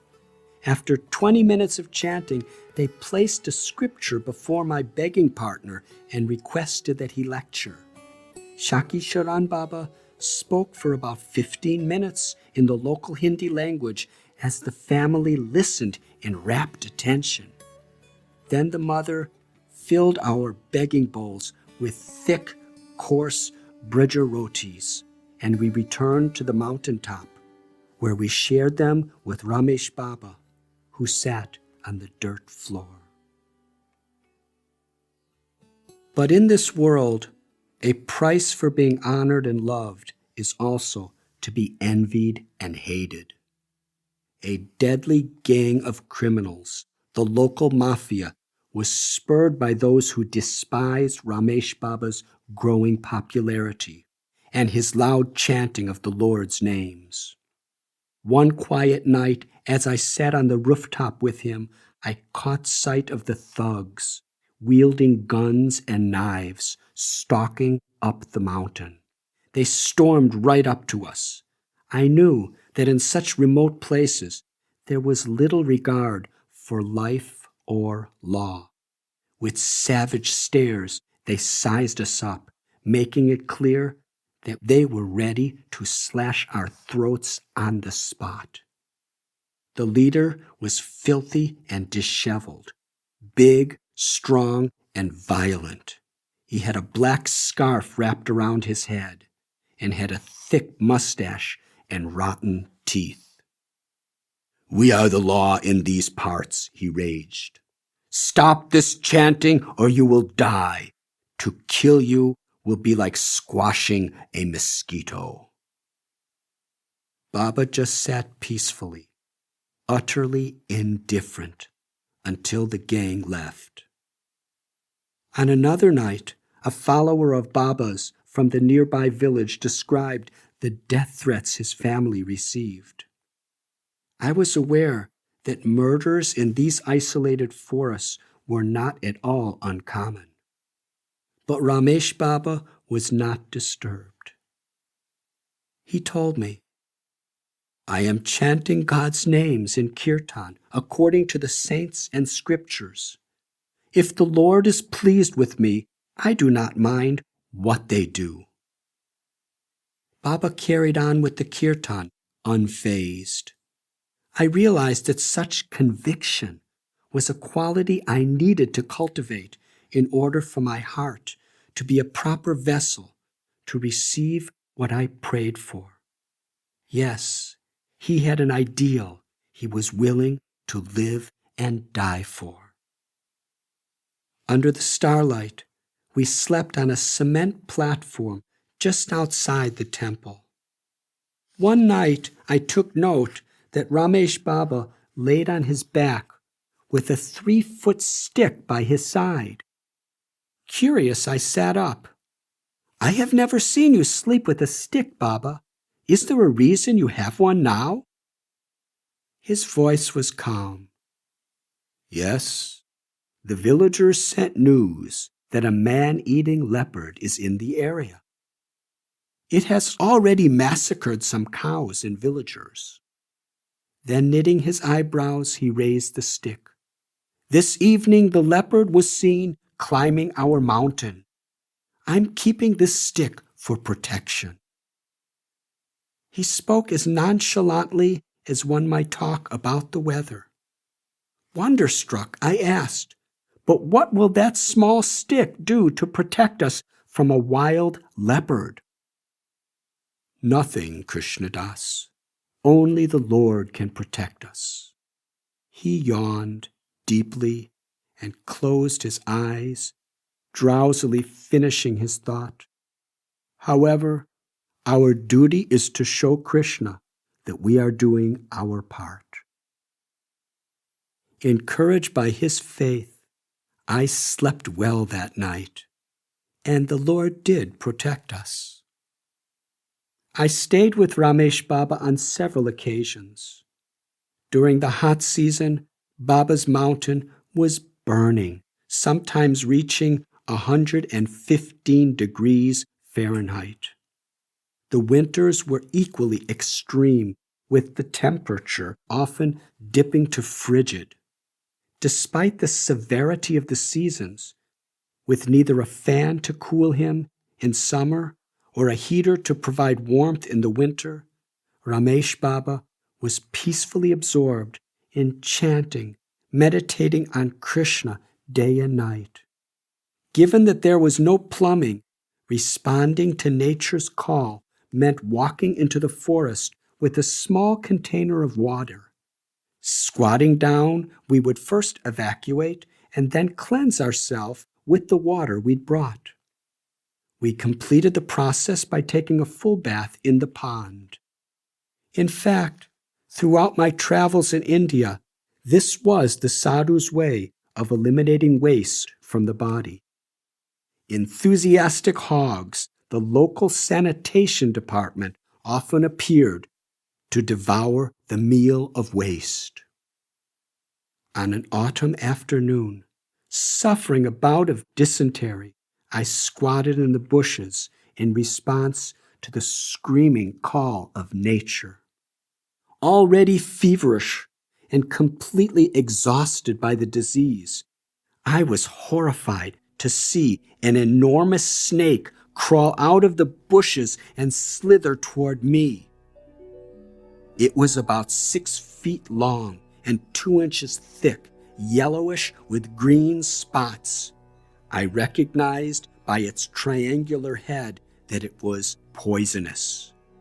The reptile fixed his stony stare on me, crawled right on top of my squatting bare feet, and stopped, resting its chilly body.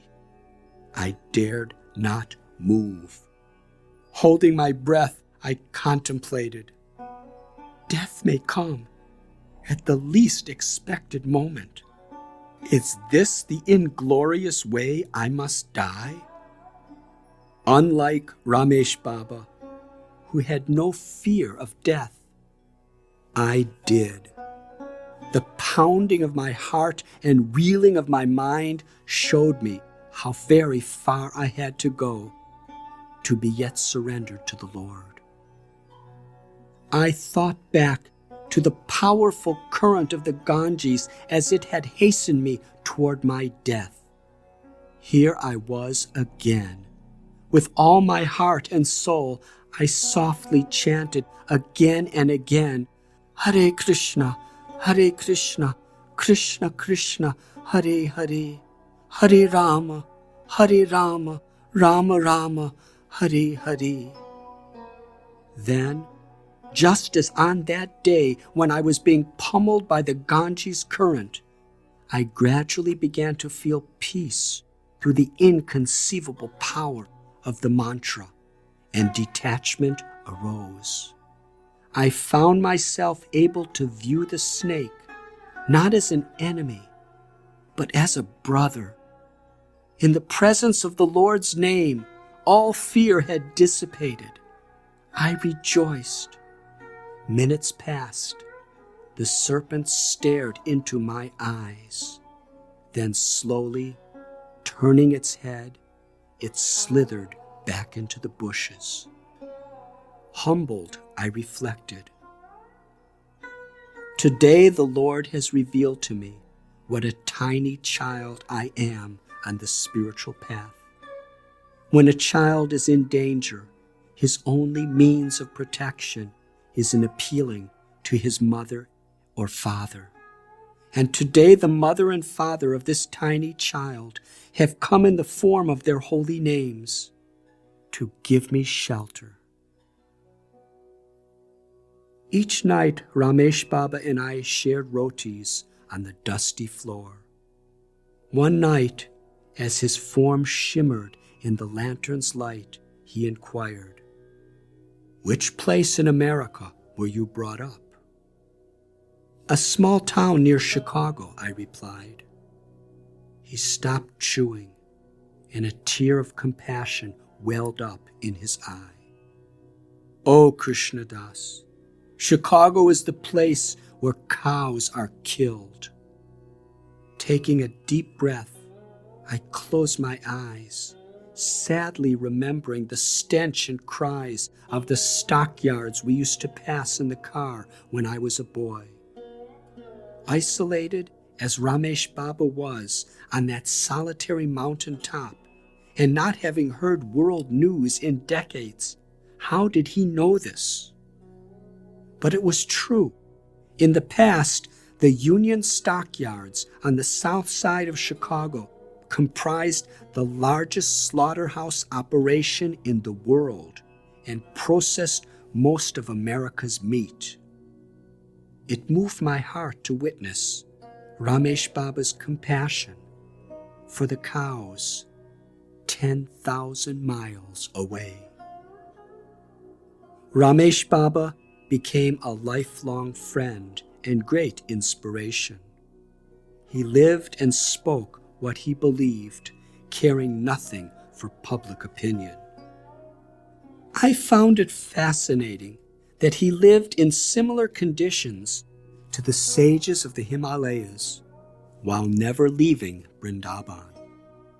He was a strict ascetic and profound scholar who spent his life begging and crying to be an instrument of Radha Krishna's gentle love.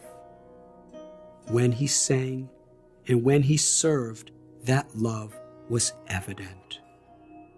Yes, I pondered, the path of bhakti is very deep.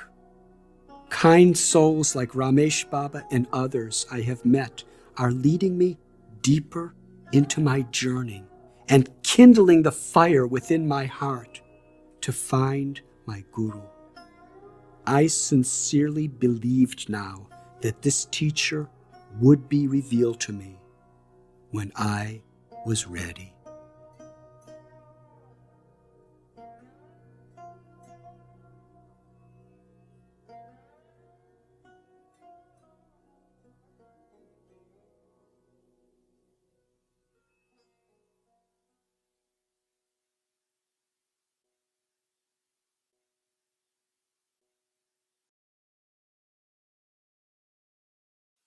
Chapter 10.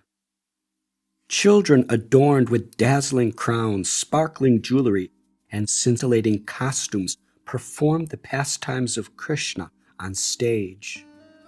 Trained in the minute details of drama, they sang, danced, and acted for an audience of over 100 enchanted locals who sat in a garden. Such theater was performed simultaneously all around Vrindavan, and Asim and I would sometimes attend. On this particular day, Krishna and his cowherd friends pretended to be tax collectors and blocked the path of Radha and her cowherd girls, who carried clay pots of butter on their heads. Asim translated the local Hindi for me. The sweet little boy playing Krishna said to Radha, "Before you can pass, you must pay taxes for the beauty, charm, and sweet love that you possess. The tax will be the pots of butter on your heads." The beautiful child playing Radha's friend Lalita replied, "Why should we pay taxes to you? My Radha is the queen of Vrindavan. You should pay taxes for her, for all the grass your cows eat every day." Through playful dialogue filled with humor, joy, and spiritual emotion, the players captivated our hearts. Their classic stories enhanced by song and dance. In every encounter, Sri Radha's love won over playful Krishna. I had learned in the course of my travels how the essence of yoga meant simply to be absorbed in the Supreme. It struck me how many ways there were to be absorbed. Dawn cast its first light on a spacious courtyard behind a medieval sandstone temple. A brick wall 10 feet high, covered with leafy, flowering vines that hosted droning bees, bordered the yard. Birds, hidden in tree branches, began their chorus to welcome the rising sun. The enclosure was a sanctuary where devotees prayed quietly. Previously, Krishnadas Babaji had explained to me that in the center of the courtyard was the samadhi or tomb of a renowned saint named Rupa Goswami. He and his elder brother Sanatan had at one time ruled Bengal under the king as prime ministers. These young aristocrats were handsome, scholarly, and owned palaces of fabulous wealth. Although charitable in every way and loved by all, they longed to give society the greatest gifts, the love of God. With this conviction, they gave away all they had in charity and moved to Vrindavan, where they slept under forest trees.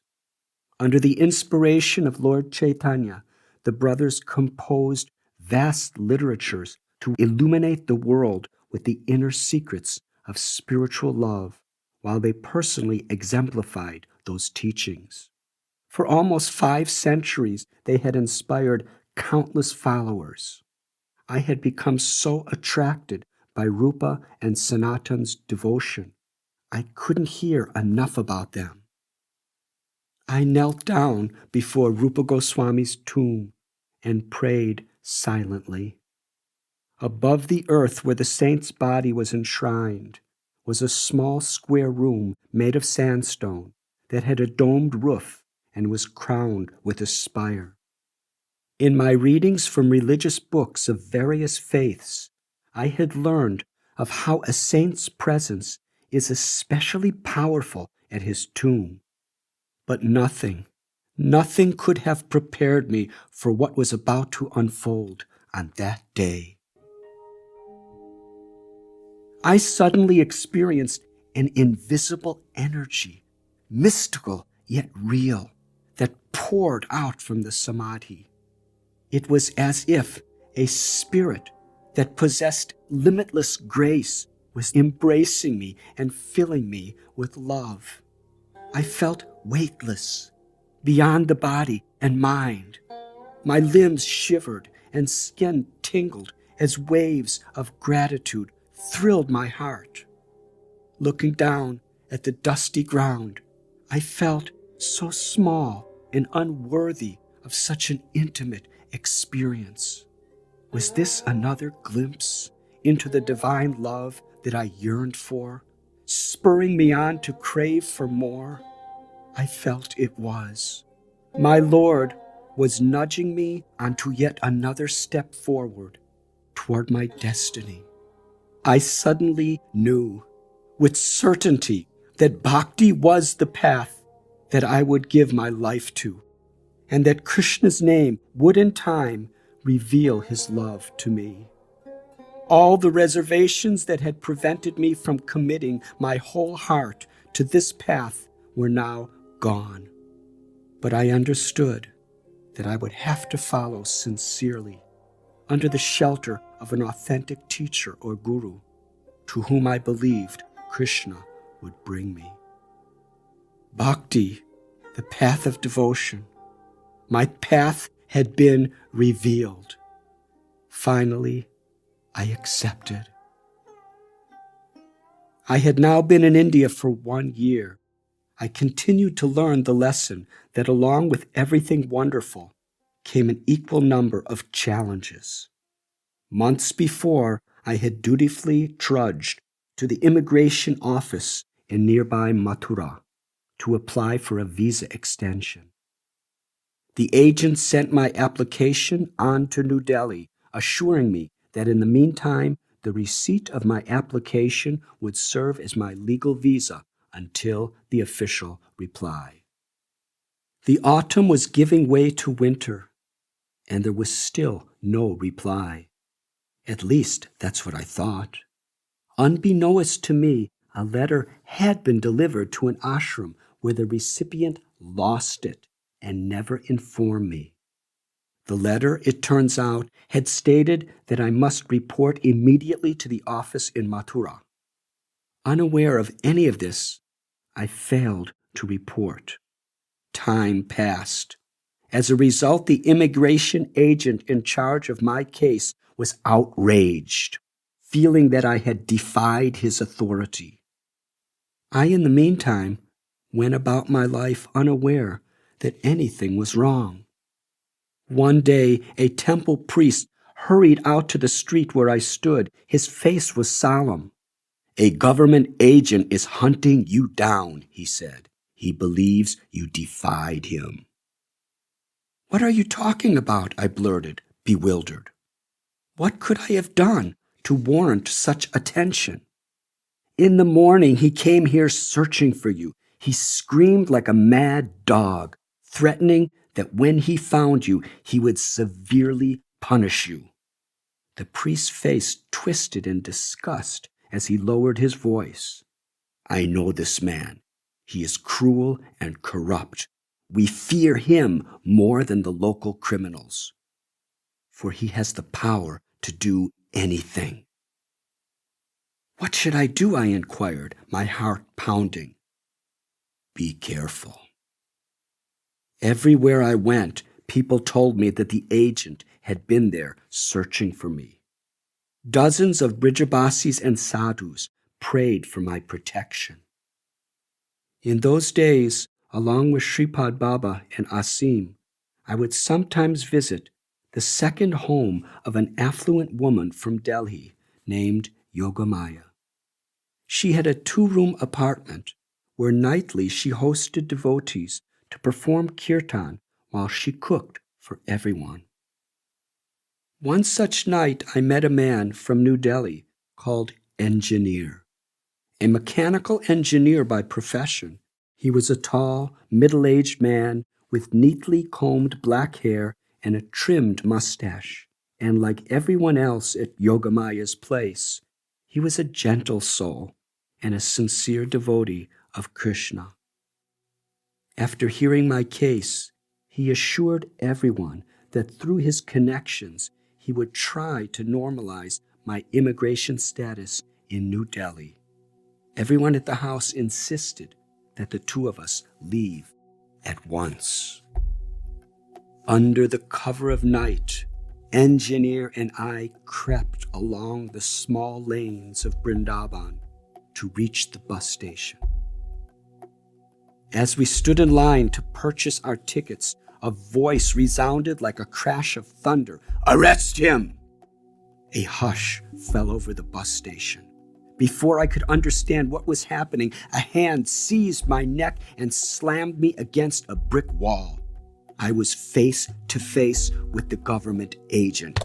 "You defied me," he blasted. "Now you are mine." His eyes flashed with rage. Engineer tugged at his sleeve, trying to explain the miscommunication, but the agent was not a man to listen to reason. He was a man of force. He struck Engineer across the face again and again, then pinned him against the wall next to me. "You dare to challenge my authority?" he screamed. "If you speak another word, you too will be beaten and arrested." Women screamed, men gasped, and children cried. 2 police constables flanked him, holding clubs to prevent anyone from interfering with him. As Engineer cowered against the wall, the agent gripped my neck and dragged me away. The local people looked on in horror, crying, "He's a sadhu! Do not hurt him! Do not hurt this boy!" The agent yanked me along and shoved me into the bus bound for Mathura. At the door of the bus, he turned to the 2 constables. "Away with you! I don't need your help. This culprit is all mine now." He rammed me down into the front seat and sat beside me. I got a good look at him now. He was built like a warrior, with disheveled hair and short beard.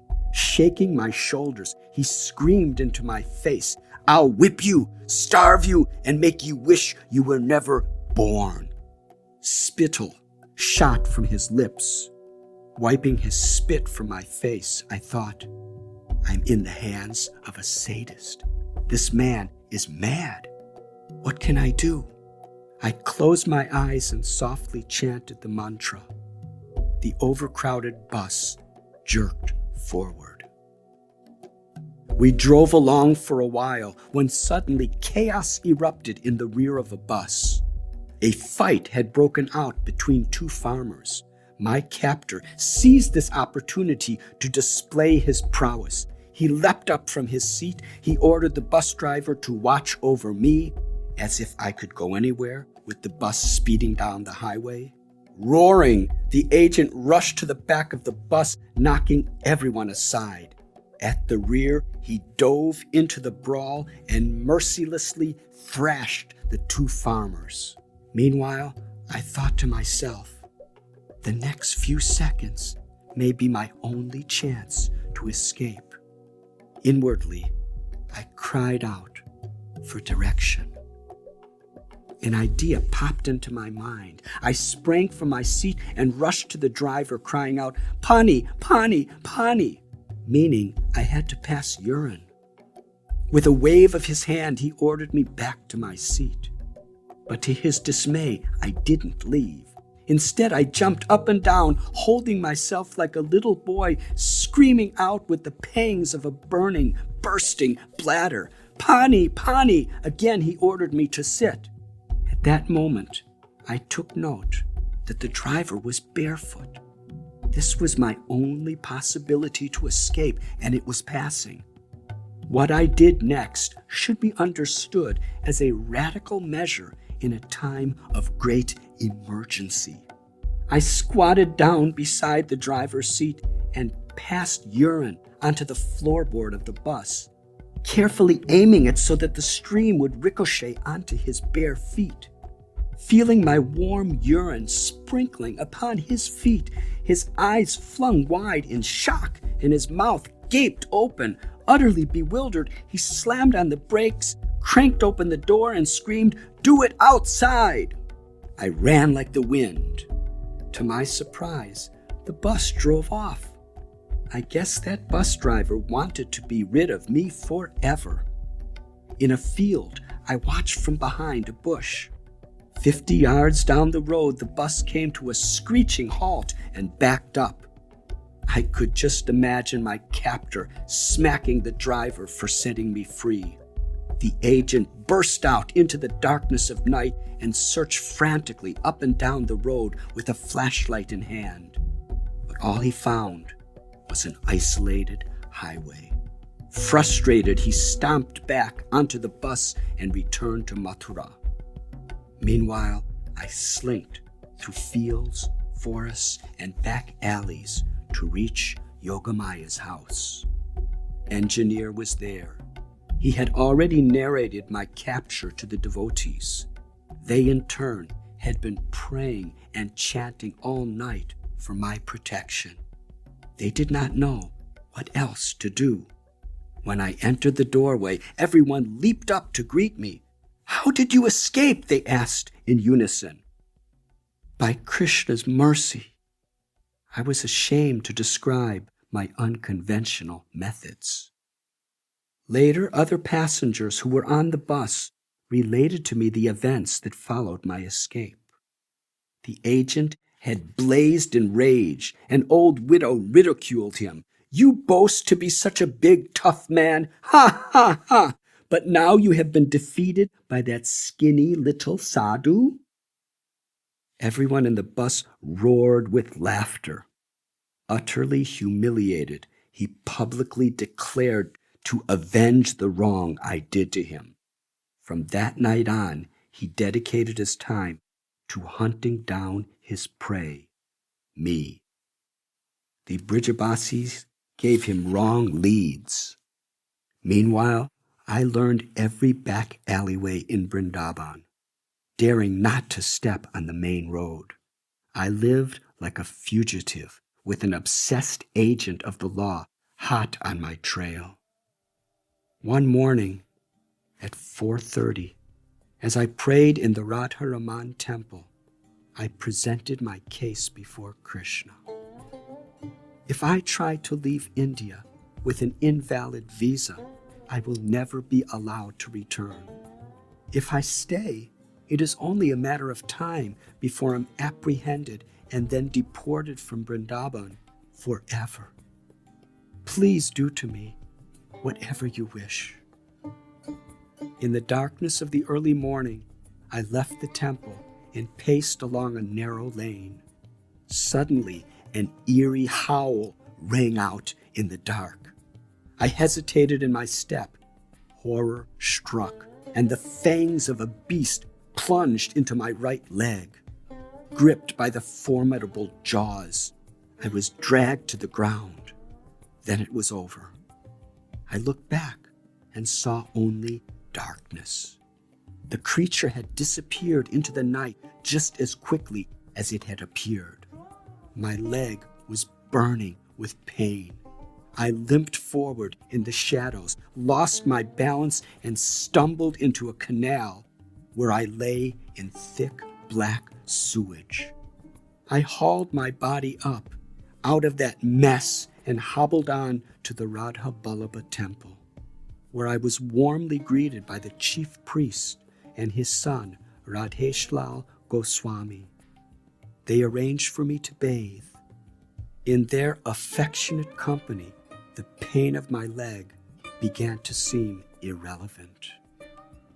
Later that morning, as I sat with Ghanasham and two other sadhus in his temple, Ghanasham noticed my leg bleeding. Startled, that lovable old man raised his eyebrows and asked in a high pitch, "Krishnadas, what happened to you?" I explained. They shook their heads in grief.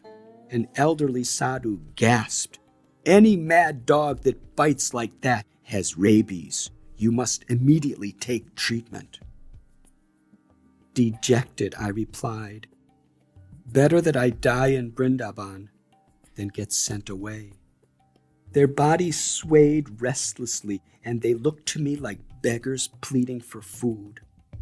They said, "Rabies makes you raving mad. We insist you must take proper treatment." The free medical stall was a wooden shack right on a main road. With the agent hunting for me, it was especially dangerous for me to be there. But I took my chances anyhow. Dozens of poverty-stricken people stood in line. Flies swarmed, buzzing and biting. The doctor had a terribly limited supply of medicine. I carefully observed how he gave a diseased person an injection, swished the needle in a cup of alcohol, and then used it for the next person, and the next person, and the next. Then came my turn. The doctor analyzed my wound and frowned in dismay. He exclaimed, "You must have rabies. Can you identify the animal that bit you?" "Doctor, it disappeared in the night," I answered. "I don't know what it was." He made me lie on my back on a bare wooden table. Scrambling through a metal box, he lifted out a huge needle. It was tarnished and bent. Before my eyes, he sharpened it with a file.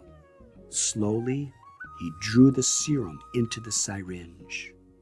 He said, "Forgive me, but I must inject you in the stomach. This will be very painful." The doctor pushed the dull needle into my stomach, but it would not penetrate. He tried again and again, struggling to dig it deeper as I lay there squirming. Visibly frustrated as dozens of impatient, sick people waited in line, he cried out, "If I don't get this serum in you, you will die. In an emergency, sometimes we must abandon conventional techniques." In a passion, he thrust that needle down into my stomach with great force, and my whole body bounced from the table. It was excruciating. Finally, the needle penetrated. I felt like it was ripping me in two. The doctor slowly pushed the serum through the muscles and into my bloodstream. My stomach swelled in agony. I was desperate to get out of that place and never come back. As I staggered away, he announced, "You must return for the next 13 days to receive these injections." I knew it was not possible for me to survive another such ordeal. "It's not possible for me to return," I said.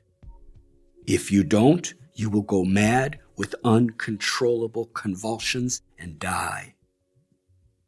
I explained my complex situation. "If I come on this main road every day, I will surely be imprisoned."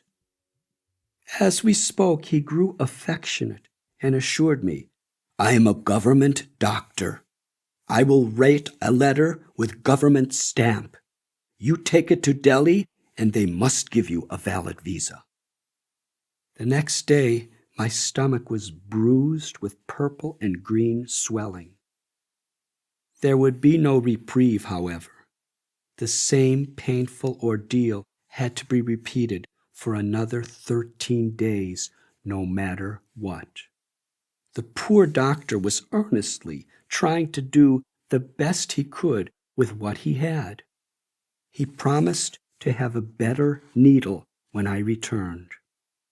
As he'd instructed, I boarded a third-class train to New Delhi. When I reached the Home Minister's office, I was given over to a high-ranking official, as mine was a special case. The official gravely read the doctor's note, which stated that I had rabies and would die without proper treatment. The doctor went on to request urgently that I be granted a valid visa so that he might continue my treatment. Done reading, the immigration official looked sternly into my eyes. Then he spoke. "I will not be able to sleep at night if I know that I am the cause of your death." He called for my files to be brought in, and with great care regularized my immigration status. "Now you are completely legal. There is no longer any problem." With these words, he stamped my passport with a fresh visa. I returned to Vrindavan, feeling that I had passed through another necessary purification to prepare me for my destiny. I was not to be bothered by the government agent again, as he was now under investigation and soon to be fired for abuse of power. I was free to stay in this place I loved and had an overpowering sensation that something wonderful would soon unfold for me here. One chilly night during the last days of November, I sat alone under a kadamba tree on the bank of the river, where I carefully listened to the quiet, swishing song of Yamuna. The moonlight glimmered on the surface of the water, while birds of the night filled the air with soothing sounds. My mind became a projector, and the river a cinema screen on which I observed the events of my life. I witnessed the joys and sorrows of my childhood and the senseless escapades of my teens. I saw Gary and myself, charged with the energy of youth, leaving our homeland to seek meaning. We had roamed Europe, seeing the sights, making friends, and soaking in every possible experience. The one constant through it all had been a longing for God, which became an obsession. Where did this longing come from? I did not know. Searching, I had studied religions and philosophies, and from childhood had prayed in synagogues and later in monasteries, cathedrals, mosques, and temples.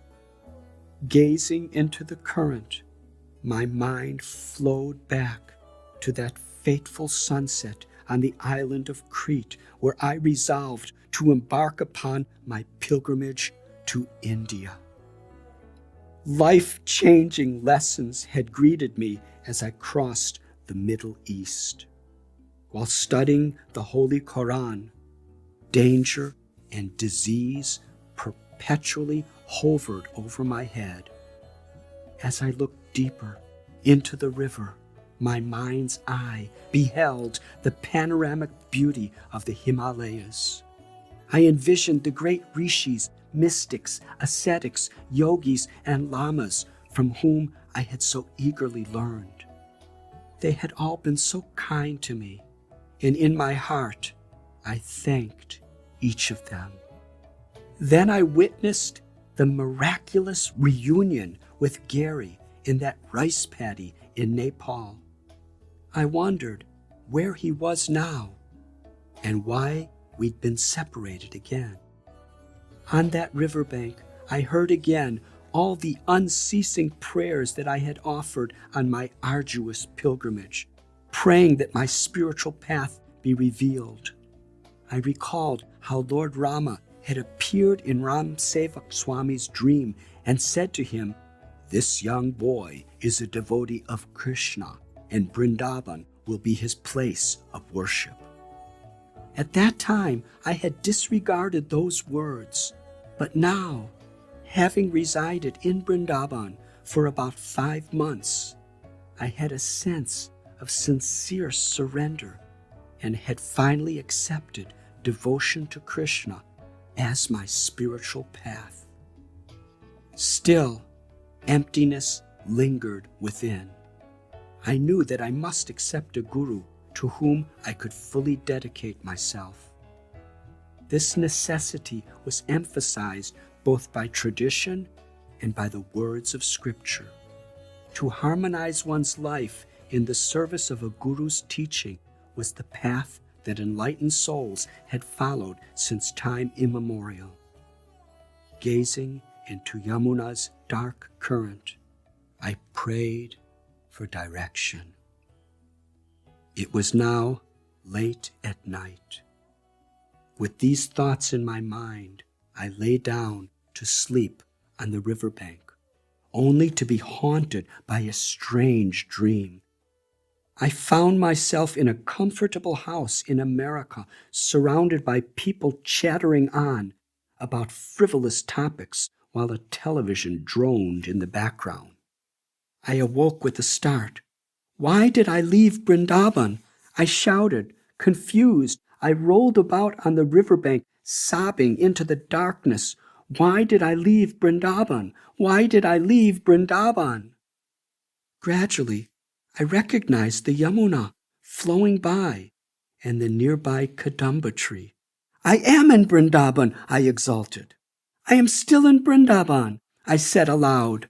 I pressed myself to the cold earth beneath me, feeling that I never wanted to leave. After regaining my composure, I reflected.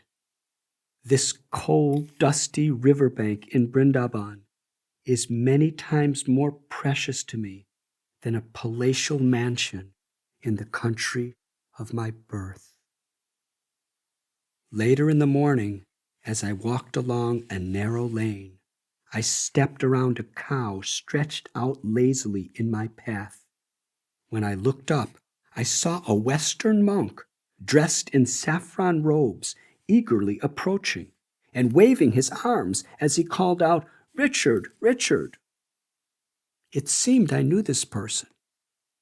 As he drew nearer, I saw that he was a devotee I had met 9 months earlier at the Hare Krishna festival in Bombay. I had never seen one of these Western-born disciples of Srila Prabhupada in Vrindavan.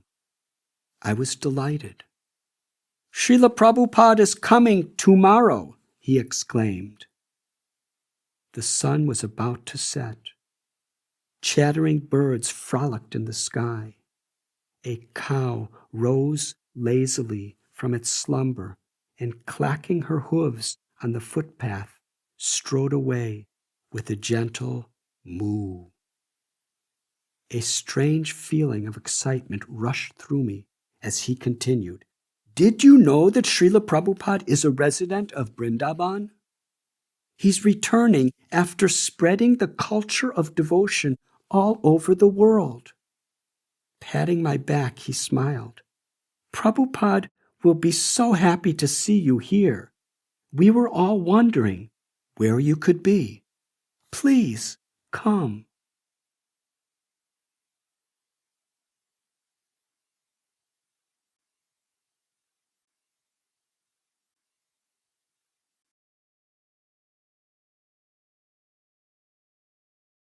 Chapter 11. It was November 26, 1971. I stood on the side of a road as an Indian-made bus rattled into Vrindavan. It came to a halt. The door swung open, and out stepped a small elderly man dressed in saffron robes and carrying a wooden walking stick in his hand. Srila Prabhupada, I would learn, was Vrindavan's ambassador to the world. From the 4 directions, both young and old rushed to greet him. Seeing the man who had once showed such kindness to me, I melted with joy. What followed invoked cheers from the locals. Out from the same bus came 40 Krishna devotees, women and men from a mix of nationalities and races: European, American, Latin, African, Asian, and Indian. It was the first time in history that such a large crowd of foreigners had come. As they got down from the bus, priests and pilgrims marveled in joy. Children smiled in fascination, while farmers looked on in disbelief. Krishna is worshipped by hundreds of millions of Indians, and Vrindavan is their holiest place of pilgrimage.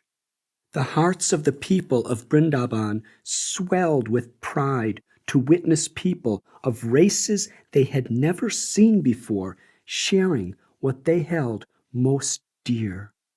A ceremony began during which dignitaries, including the mayor, government officials, priests, and religious heads, welcomed Srila Prabhupada back home.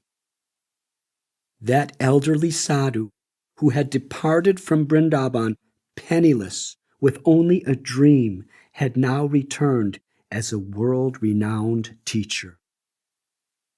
Srila Prabhupada was born Abhay Charan to a deeply religious family in Calcutta in 1896. I had read while in Bombay that in 1922 the young Abhay met his guru, Srila Bhaktisiddhanta Saraswati. At the time of their first interaction, Srila Bhaktisiddhanta Saraswati told him, "You are an educated young man. Why don't you teach the message of Lord Chaitanya throughout the world?" Abhay couldn't believe what he was hearing. They had not even met, yet this sadhu directed him in a life mission. At that time, Abhay was actively involved in Mahatma Gandhi's independence movement. "Who will listen to our message?" Abhay countered. "How can we spread Indian culture if we are under British rule?" Srila Bhaktisiddhanta replied, "Whether one power or another rules is a temporary situation. The eternal reality is that we are not these bodily designations, but the soul who is eternal and full of bliss. Real welfare work, whether individual, social, or political, should help a person to reestablish his eternal relationship with the supreme reality, Lord Krishna."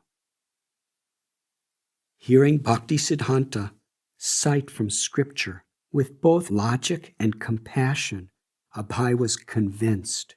In his heart of hearts, he accepted Bhaktisiddhanta Saraswati as his spiritual master and entered into that order with his life and soul. "My old friend," someone boomed out. I turned to find a smiling white man, slightly hefty, with flashing green eyes, shaved head, and white robes, running toward me with raised arms. It was Guru Das, that boisterous soul who 9 months before in Bombay had brought me on stage to first meet Srila Prabhupada. He embraced me. "We meet again in this holy place," he said. Later that day, he led me through a series of lanes, through the arched gateway of a medieval temple, and into a small room where he told me about the life of Srila Prabhupada. In 1954, he said, Srila Prabhupada came to reside as a renunciate in Vrindavan. In this small room where we sit today, he lived a secluded life for 6 years, preparing for what was to come. As I pressed my body against the earthen floor, my eyes scanned the tiny room. A slender green lizard of about 8 inches with a long wagging tail let out a croak, then raced across the clay-covered brick walls. A low table and wooden bed with crisscross rope for a mattress were the only furnishings.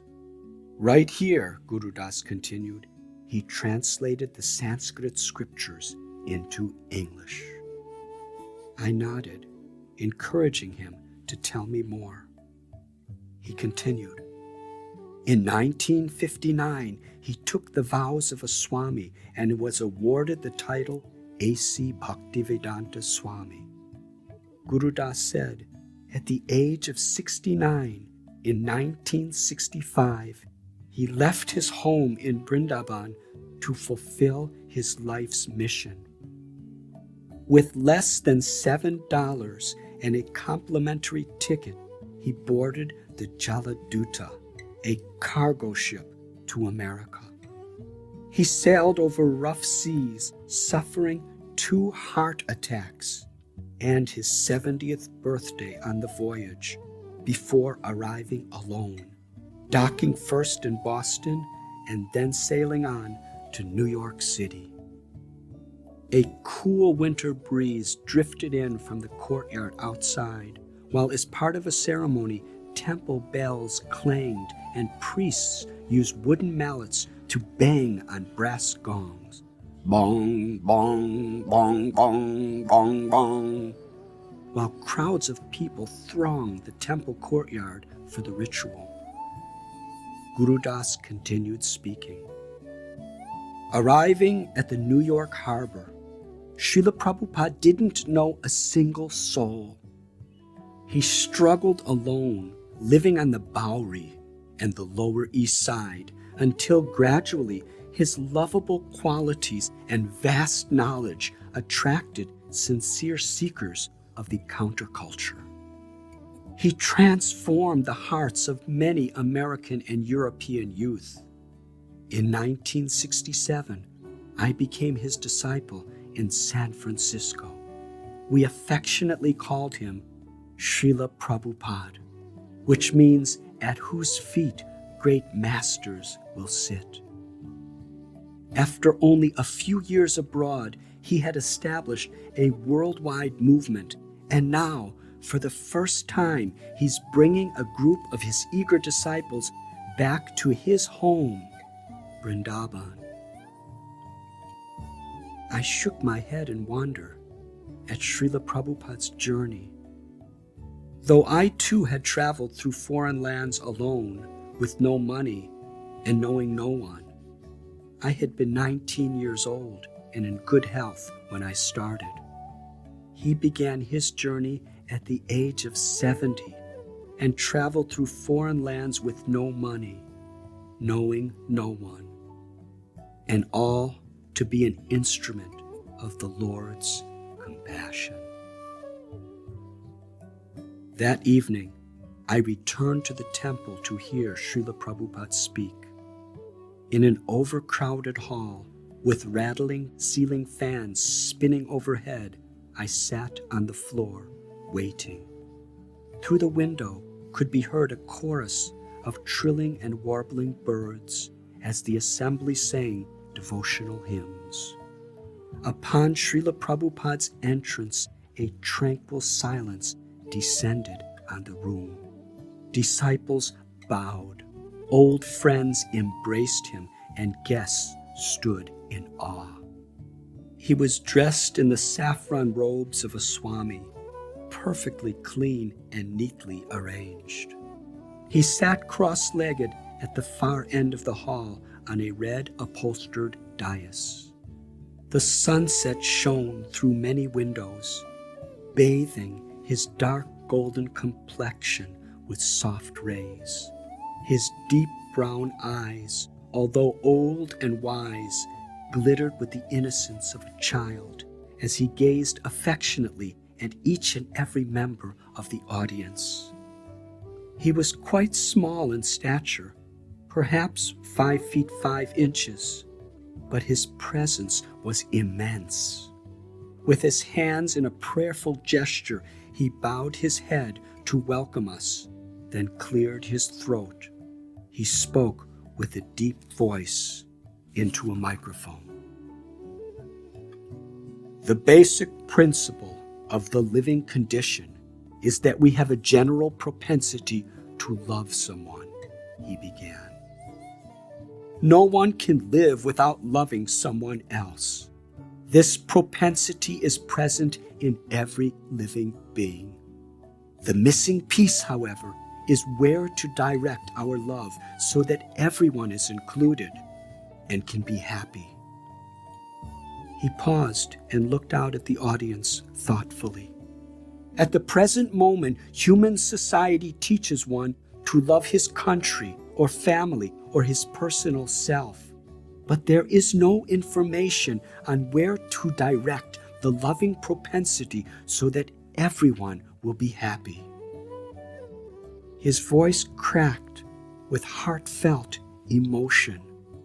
I sensed that he was not just teaching, but pleading with each member of the audience to understand the urgency of the message he carried. Here was a man who deeply cared, and the entire audience clung to his every word.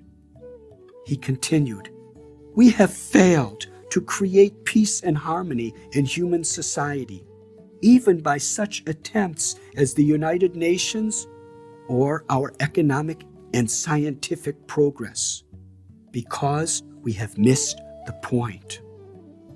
Closing his moist eyes and briefly entering into a trance, he seemed to be feeling the suffering of the entire world. That missing point can be found in awakening our original love for Krishna. If we learn how to love Krishna, then it is easy to immediately and simultaneously love every living being. It is like pouring water on the root of a tree. All parts of the tree are nourished. Or supplying foodstuff to the stomach. All parts of the body are nourished. When we are situated in that position, we can enjoy a blissful life. I was so intensely focused on my spiritual search at that point in my life, and the urgency with which he begged us to revive our lost love for God affected me profoundly. The devotees invited me to stay in a house with them, but I felt awkward. I preferred resting under the trees on the bank of the Yamuna.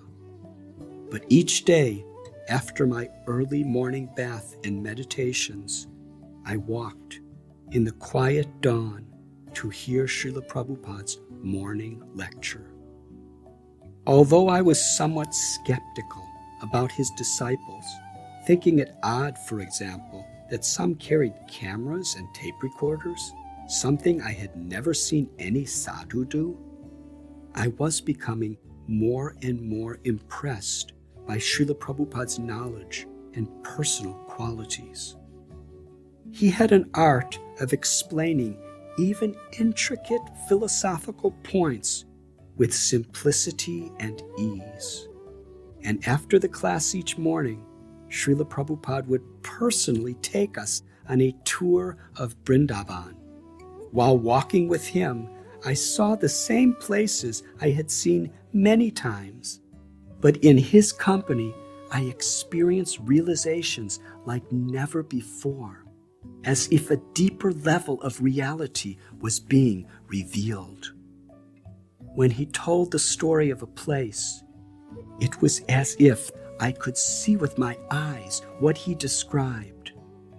After lunchtime, I would sit in his room for several hours as he informally conversed with guests. Feeling extremely shy in his presence, I asked no questions, but was content just to listen.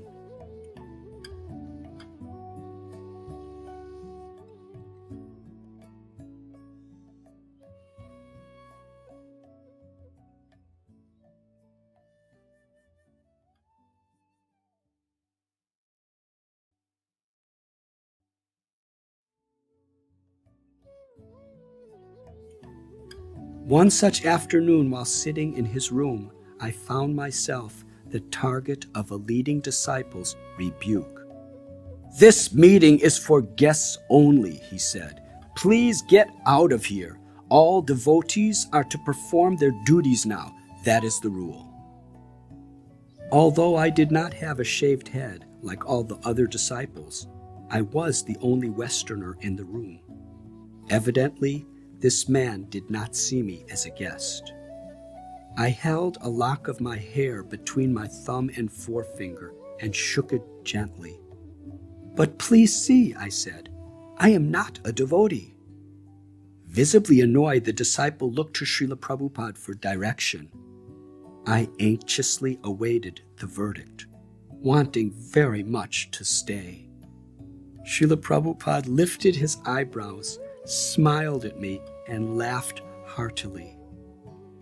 "He is not a devotee. Let him stay." The disciple left in defeat. Then, with a serious but modest expression, Srila Prabhupada said to me, "I appreciate your eagerness to hear." My heart was melted by the intimacy of the exchange. Another day I happened to meet Krishnadas Babaji on the road. Hare Krishna, he greeted me, and after returning his greeting, I informed him that Srila Prabhupada had come. His face lit up. Wonderful! Please take me to see my dear godbrother. Together we strode through the lanes, hurrying around honking rickshaws and water buffalo sleeping on the road. After climbing a flight of steps, we entered the door of Srila Prabhupada's room. Sitting on the floor, behind a low table, Srila Prabhupada was speaking to a dozen guests. When we entered, and the eyes of these two great souls met, their faces blossomed with joy. Krishnadas Babaji erupted into smiles. Hare Krishna, he exclaimed. Srila Prabhupada beamed with a bliss I'd never seen on any human face. A broad smile radiated, and his eyes gleamed with tears. He too cried out, Hare Krishna, and leaped from his seat to greet Babaji. Both rushed to embrace, tears of happiness filling their eyes. Srila Prabhupada then escorted Babaji to sit on the same cushion as he. For the next hour, they filled the room with laughter as they conversed in their native Bengali language, oblivious to all others in the room. Sitting only a few meters away, I observed, bubbling over with excitement. What an incredible spiritual relationship these two men had. Never had I seen such love and honor between two human beings. I felt I had received a glimpse into the spiritual world. Only a couple of days passed when several of Srila Prabhupada's disciples pressured me to make a commitment. It is wrong for you to be living in Vrindavan, they said. You should join our movement and travel with us. Although I was accustomed to dealing with such pressures, I was not happy with it. If ever I were to commit myself to a teacher, which I wanted to do with all my heart, the decision would have to be impelled by deep faith and inspiration, not by anyone's pressure. One afternoon, I rushed to a garden where Srila Prabhupada was scheduled to speak, but I was late. I found myself amid grazing cows.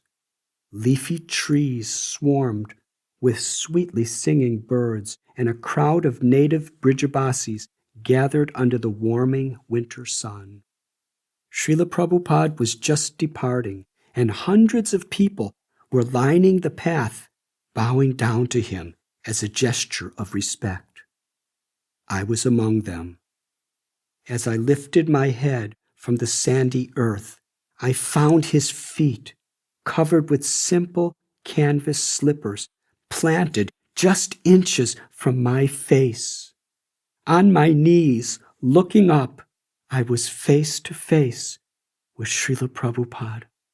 His demeanor was grave. He asked, How long have you lived in Vrindavan? My mind squirmed, fearing that he too would chastise me for living here. I replied, About 6 months, Srila Prabhupada. His large dark eyes gazed down into mine. It was as if nothing else existed but that gaze. I felt that he knew everything about me, my strengths and weaknesses, virtues and faults, all I longed to achieve and all I prayed to be rid of. I was speechless. Perhaps a minute passed in this way. Then, before my eyes, his face blossomed into a munificent smile. Very good, he said, rubbing my head affectionately.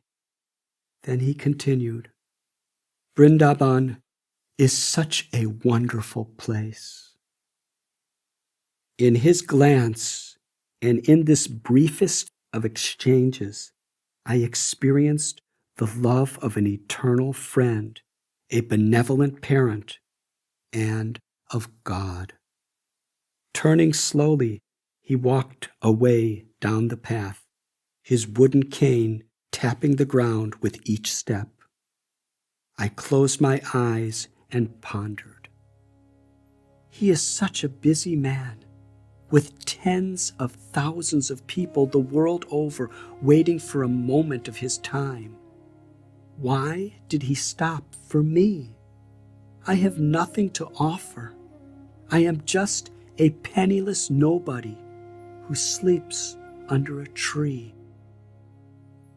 That small gesture had a profound impact on me, more than many of the miracles I had witnessed. It was an impact I could neither understand nor explain. Perhaps, I thought, the miracle of being an instrument of kindness is the most powerful of all. For some time, I had been troubled by a fundamental philosophical dispute over whether God was ultimately impersonal or personal. On the one hand, I had heard some yogis and philosophers profess that ultimately God is impersonal and formless, but that he accepts a temporary material form as an avatar when he descends into the world for the benefit of all beings. After accomplishing his mission, he again merges into his formless existence. All form and personality, according to the impersonalist, is a non-permanent product of material illusion. In the final state of liberation, the soul sheds its temporary identity and becomes one with God, merging into the all-pervading spiritual existence. On the other hand, I had heard other yogis and philosophers profess that God is the supreme person, that his spiritual form is eternal, full of knowledge and bliss. At the time of liberation, the soul enters into the kingdom of God, where it eternally serves the all-beautiful personality of God in pure love. I often pondered this apparent contradiction. How could they both be correct? God must ultimately be one or the other. Either he must be ultimately impersonal or personal. Out of respect for my beloved teachers, it had been difficult for me to think that any of them were wrong. Some attacked the opposing point of view, while others refrained from argument by keeping the subject vague. I found that many spiritual teachings were similar until they came to this point. I thought, what is the goal I should aspire to? Should I strive to transcend dualities, to become one with an impersonal, formless God? Or should I strive to purify my heart to serve a personal Lord with unconditional love in his eternal abode? One afternoon, a guest asked Srila Prabhupada this very question. Is God formless and impersonal, or does he have form and personality? The chattering of birds, screeching of monkeys, and honking of distant rickshaw horns were silenced by the anticipation in my heart. I sat up with attention, eager to hear his answer. Srila Prabhupada slowly leaned forward, his face perfectly relaxed and his full lips curved downward at the edges. Sitting cross-legged on the floor, his elbows rested on the low table in front of him, and his hands were clasped together under his chin. With a grave gaze, he quoted from the Vedas and explained, "We must first understand the inconceivable nature of God. The Supreme Lord is simultaneously personal and impersonal. It is an eternal truth that he is both formless and that he has an eternal, blissful form." I felt a warm, peaceful sensation flood my chest. With one hand, Srila Prabhupada stretched his index finger upward. The Lord's impersonal, all-pervading energy is called Brahman, and Bhagavan is the personal form of God, who is the energetic source and never under the influence of illusion. Take, for example, the sun. The form of the sun as a planet and the formless sunlight can never be separated, as they exist simultaneously. They are different aspects of the sun. Similarly, there are two different schools of transcendentalists who focus on different aspects of the one truth. The impersonalists strive to attain liberation into the Lord's impersonal, formless light, while the personalists strive for eternal, loving service to the Lord's all-attractive form. There is no contradiction. Similarly, the soul is part and parcel of the Lord, simultaneously one with God and different from God. Qualitatively, we are one with God, being eternal, full of knowledge, and full of bliss. But quantitatively, we are always a part, just as the sun ray is but a tiny part of the sun, and yet has the same qualities as the sun. We are both one with God and different from God. God is the independent controller.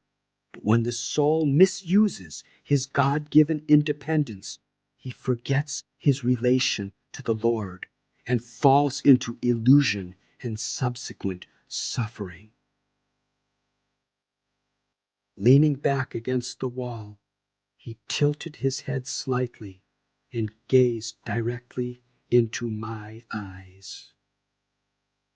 He continued, "The two schools, personalists and impersonalists, both approach different aspects of the one God." He went on to explain how Krishna, his form, qualities, personality, and abode were unlimited, and that all the true religions of the world worship the same one God. He had simply revealed himself in different ways at different times. How beautiful! With these simple and intelligent words, Srila Prabhupada had harmonized two apparently opposing views. As I listened to him, tears of appreciation welled up in my eyes. Yes, now it all makes so much sense, I thought. A dilemma that had confused my progress was now completely removed. A spontaneous, joyous smile stretched across my face. Srila Prabhupada reciprocated with a smile, too, one endowed with both wisdom and serenity. One guest asked him, "Are you the guru of the world?" Srila Prabhupada meekly bowed his head and cast his eyes towards the floor. And then he said with a soft voice, "I am everybody's servant. That's all." I found a special charm in this exchange. Srila Prabhupada was so unpretentious, so free and comfortable in all that he did and said. I recall the humility of dear Ganesham, who had lived in a hallway outside a closet for 50 years. Srila Prabhupada was a learned scholar, eloquent orator, and powerful yogi who had founded a worldwide society with thousands of followers. Dignitaries came to honor him daily. Still, that natural spirit of humility was present, thinking, I'm small. God is everything. Paradoxically, that humility empowered him with unlimited confidence and determination. After the meeting, I stood up and offered Srila Prabhupada a rose. He smelled it and graciously bowed his head. Departing from the house, I wandered back to the Yamuna, elated. Prabhupada's words had put the puzzle of personalism and impersonalism together, piece by piece. And in so many other ways, he had impressed me deeply. But who is this amazing man, I wondered? What is he like as a person?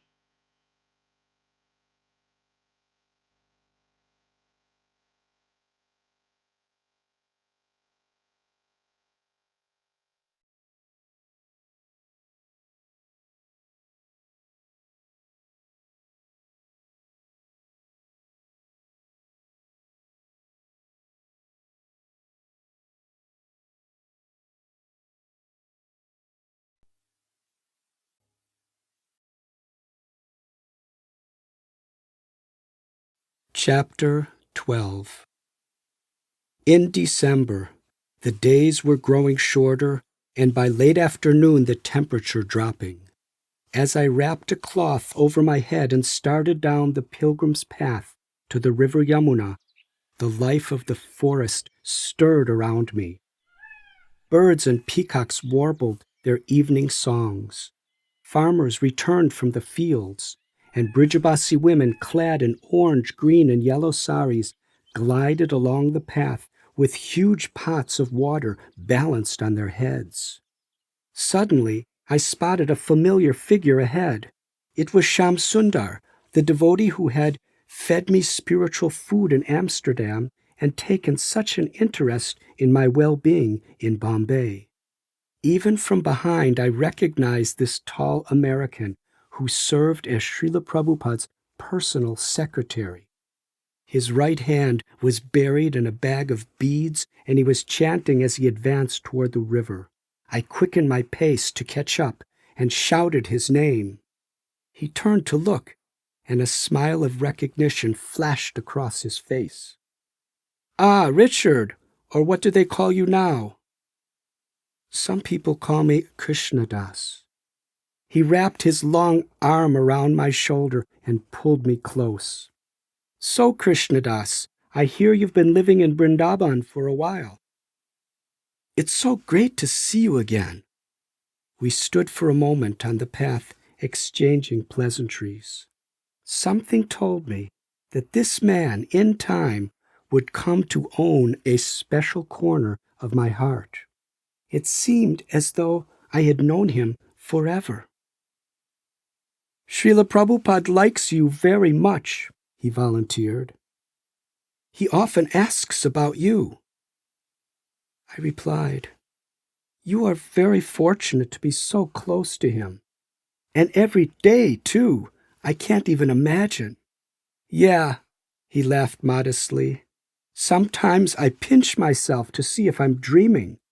You know, I've been around him for nearly 4 years now, and he just seems to get younger and more beautiful every day.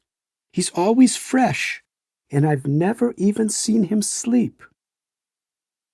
Do you remember the first time you saw him? I asked. I was eager to hear as much about Srila Prabhupada as I could, and to understand how others had decided to change their lives so radically to follow him. On the riverbank, sitting cross-legged, Shamsundar rocked slowly back and forth. He said, It was in Haight-Ashbury, San Francisco, January 1967. My friends and I put together this big rock and roll dance at the Avalon Ballroom. We called it the Mantra Rock Dance. Everyone was there to welcome the Swami to the West Coast.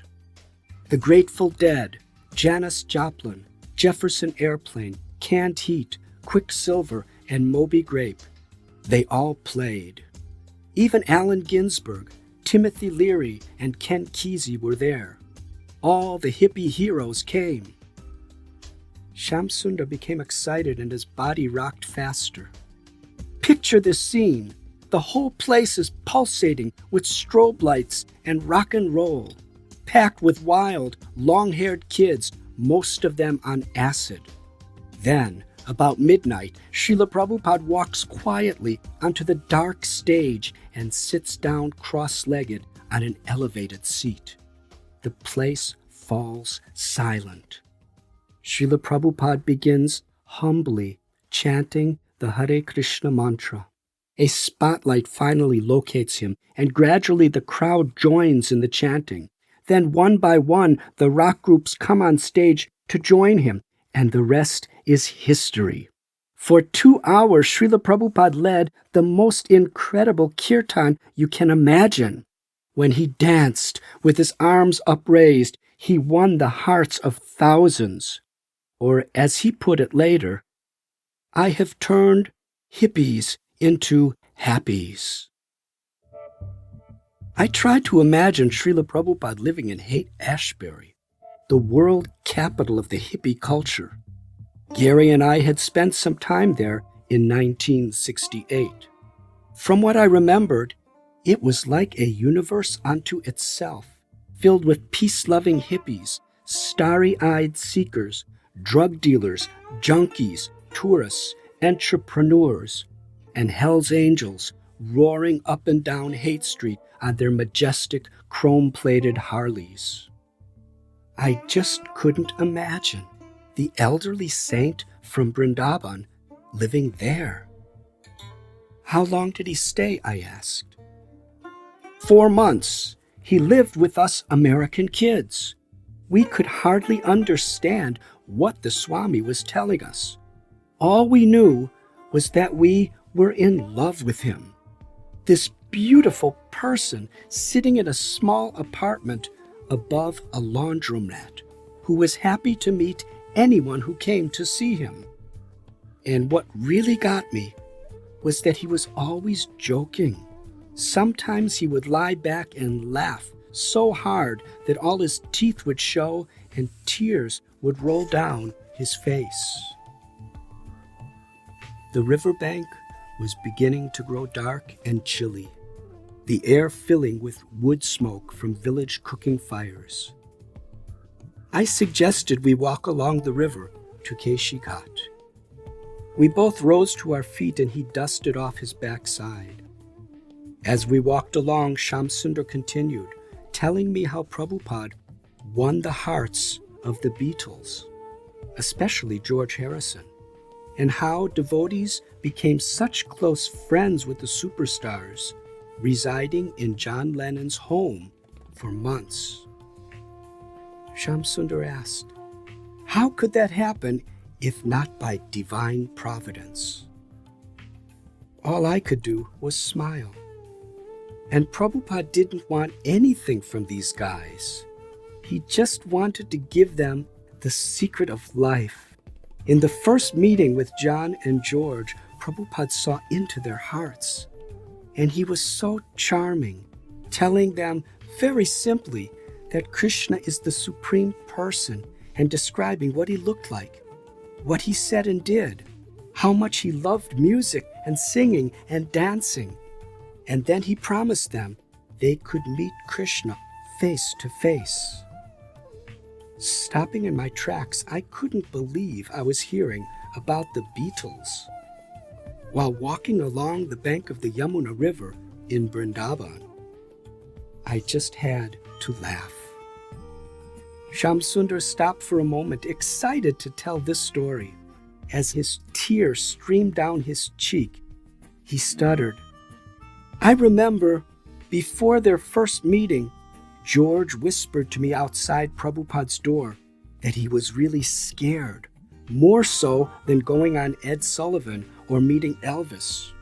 But when he bowed down and Prabhupada greeted him heartily, it was like watching two ancient friends united, taking up where they left off. On the way out, after the first meeting, George turned to me and said, "Yeah, Prabhupada is the real thing." It had been over a year since I had last listened to rock and roll music. 10,000 miles from home, in a village in India, it had been the farthest thing from my mind. Still, I relished the idea that George Harrison of the Beatles was taking his spiritual life so seriously. I was feeling him to be a brother, sharing my cherished ideal. What a small and wonderful world, I thought. As I sat on the steps at Keshi Ghat with my new friend, I observed meteor showers to the north. Shamsundar looked up and began telling me about Srila Prabhupada's visit to Russia. In those days, because of the Iron Curtain, nobody could get into Russia. But once again, Krishna paved the way to facilitate his devotees' desire. We had no plan, no proper food. We stayed in tiny, ill-lit rooms, and there was an overall depressing atmosphere of fear and repression and gloom. What were we going to do for 5 days?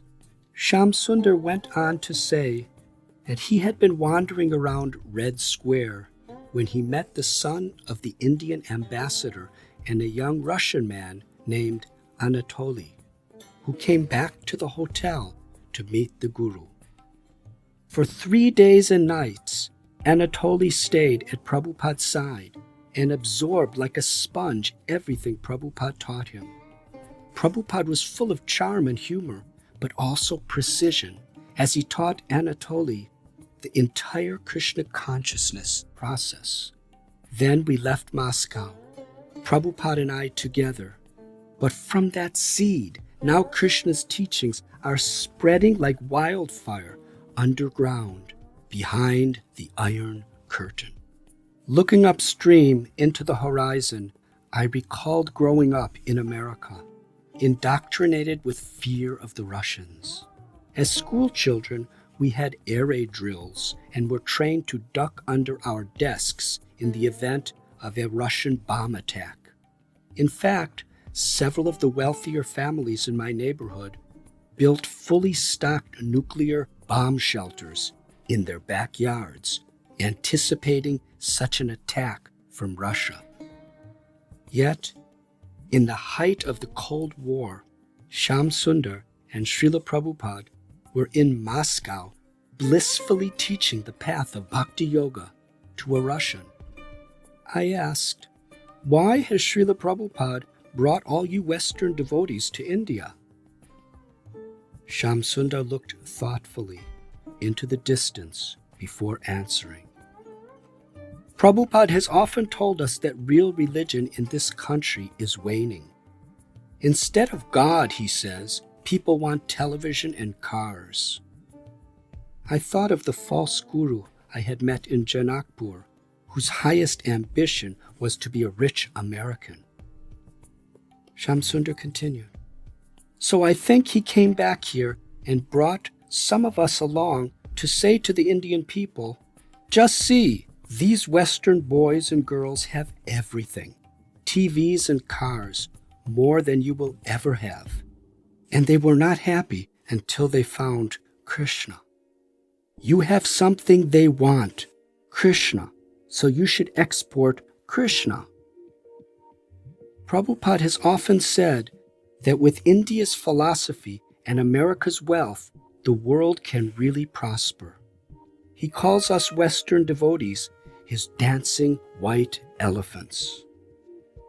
I laughed and considered the brilliance of synthesizing Eastern philosophy with Western wealth and technology. I realized that I had been so immersed in searching for God in my own life that thoughts of how to bring spirituality to others were far from my mind. I asked, "And how are the people of India receiving all of you?" "Here in India, wherever we go, there are festivals of joy to greet us. But sometimes Srila Prabhupada is criticized to the point of death threats for giving initiation to Westerners, ignoring the caste system, or for engaging women in priestly duties." This impressed me. During my travels in India, I had witnessed oppression to the lower castes and women, and it had saddened me. Srila Prabhupada's courage to fight against it inspired me. Shyam Sundar continued, "Srila Prabhupada is truly a revolutionary." He bent down to splash some water from the river on his face to refresh himself, and then stood up and stretched. "Krishna Das, it is really a pleasure to meet with you tonight. Is there anything else I can do for you?" What can I say? I rose to my feet. "I'm just so grateful." I placed my hand on his shoulder. "But I've taken so much of your time. I'll see you in class tomorrow." Shyam Sundar smiled. "Thank you, you're right. I had better be getting back." He reached down and took my hands in his. "Srila Prabhupada will be very happy to hear that you and I met." As I watched him hasten away, I felt immense gratitude, and along with that, a sense of blooming curiosity.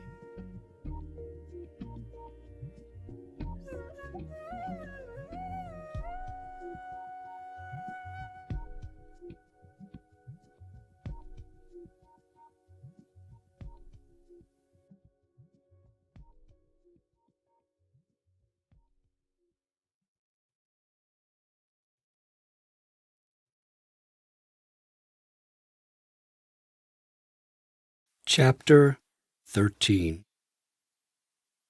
In the precious, quiet moments just before dawn, it was natural to feel close to God. Rising from the bank of the river, I left for the morning lecture. Srila Prabhupada began, as if picking up from my own waking thoughts. Everything is potentially spiritual. Everything is the energy of the Lord. Material consciousness is to forget an object's relationship with God. Spiritual consciousness is to see everything in relation to God and utilize everything in devotional service. Prabhupada tapped the microphone to make his point. Let us take this microphone, for example.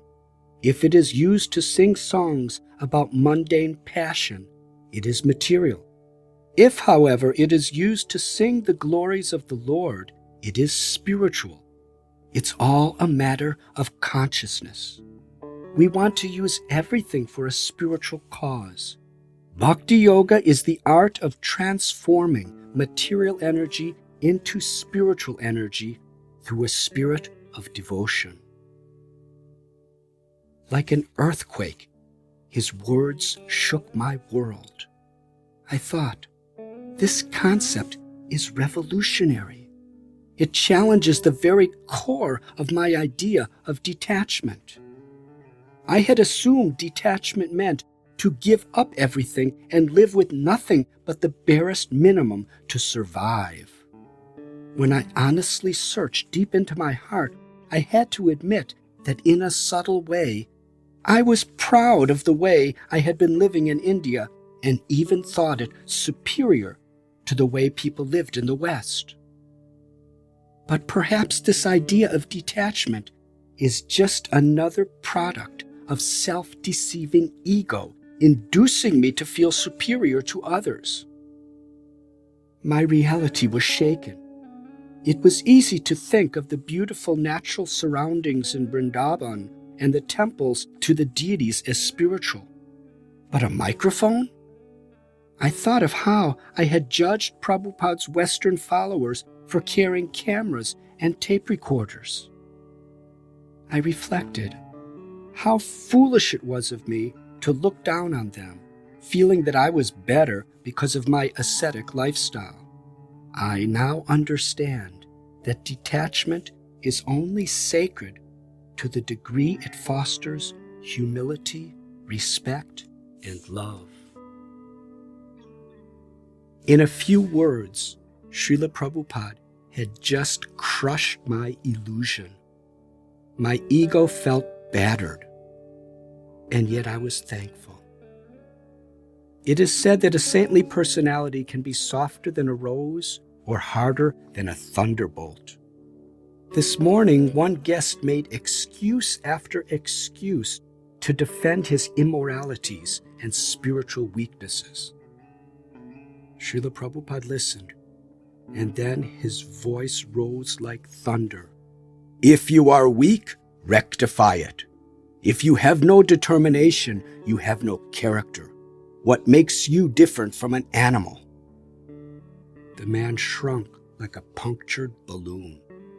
Bowing down, he promised to do what he knew was right.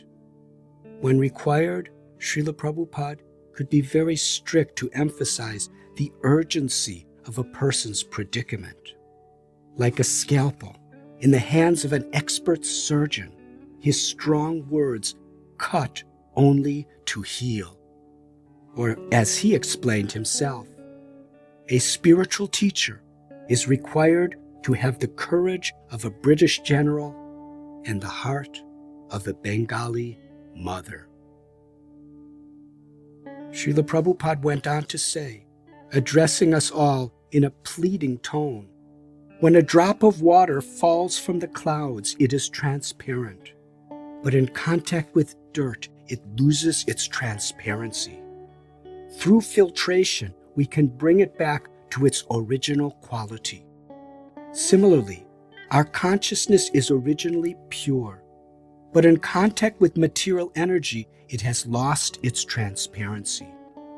By chanting the names of the Lord, we can revive our natural, blissful state.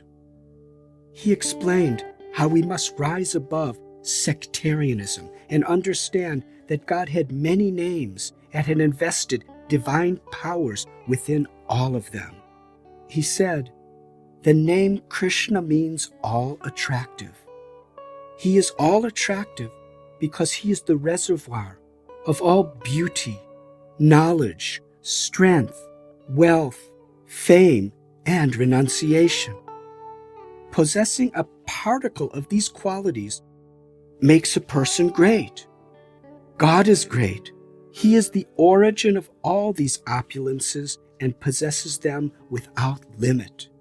That is what is meant by the Supreme Personality of Godhead. He went on to explain that it was a natural process. The more we hear about Krishna, the more the soul's dormant attraction to him is awakened. The path of bhakti is centered around hearing about Krishna and chanting his holy names. As our love awakens, so does our enthusiasm to serve. Often I had heard the words, God is great, but this explanation of how he was great thrilled me. Chills ran through my body. That evening, I sat on the hill crowned by the ancient Madan Mohan temple. Overlooking the river Yamuna, I read a prayer written by Srila Prabhupada when he was stranded on that cargo ship in the middle of the ocean on his voyage to America. 70 years old, he had endured consecutive heart attacks on the trip. He had only $7 in Indian currency, and he did not know a single soul outside of India. After 30 days at sea, he approached the Boston harbor, where he composed a personal prayer to Lord Krishna. Years later, his followers happened to find it in an old trunk. In the solitude of that mountaintop, The leaves of the trees rustled in the wind, and in the distance I heard the lowing of cows and boatmen calling out to each other. I meditated in the stillness of my mind on a few verses from what are now called the Jaladuta prayers, which read as follows. My dear Lord Krishna, you are so kind upon this useless soul, but I do not know why you have brought me here. Now you can do whatever you like with me. But I guess you have some business here, otherwise, why would you bring me to this place? Somehow or other, O Lord, you have brought me here to speak about you. Now, my Lord, it is up to you to make me a success or failure, as you like. O spiritual master of all the worlds, I can simply repeat your message. So if you like, you can make my power of speaking suitable for their understanding. Only by your causeless mercy will my words become pure. I am sure that when this transcendental message penetrates their hearts, they will certainly feel engladdened and thus become liberated from all unhappy conditions of life. O Lord, I am just like a puppet in your hands. So if you have brought me here to dance, then make me dance, make me dance. O Lord, make me dance as you like. I have no devotion, nor do I have any knowledge, but I have strong faith in the holy name of Krishna. I have been designated as Bhakti Vedanta, one who possesses devotion and knowledge. And now, if you like, you can fulfill the real purport of Bhakti Vedanta. Signed, the most unfortunate, insignificant beggar, A.C.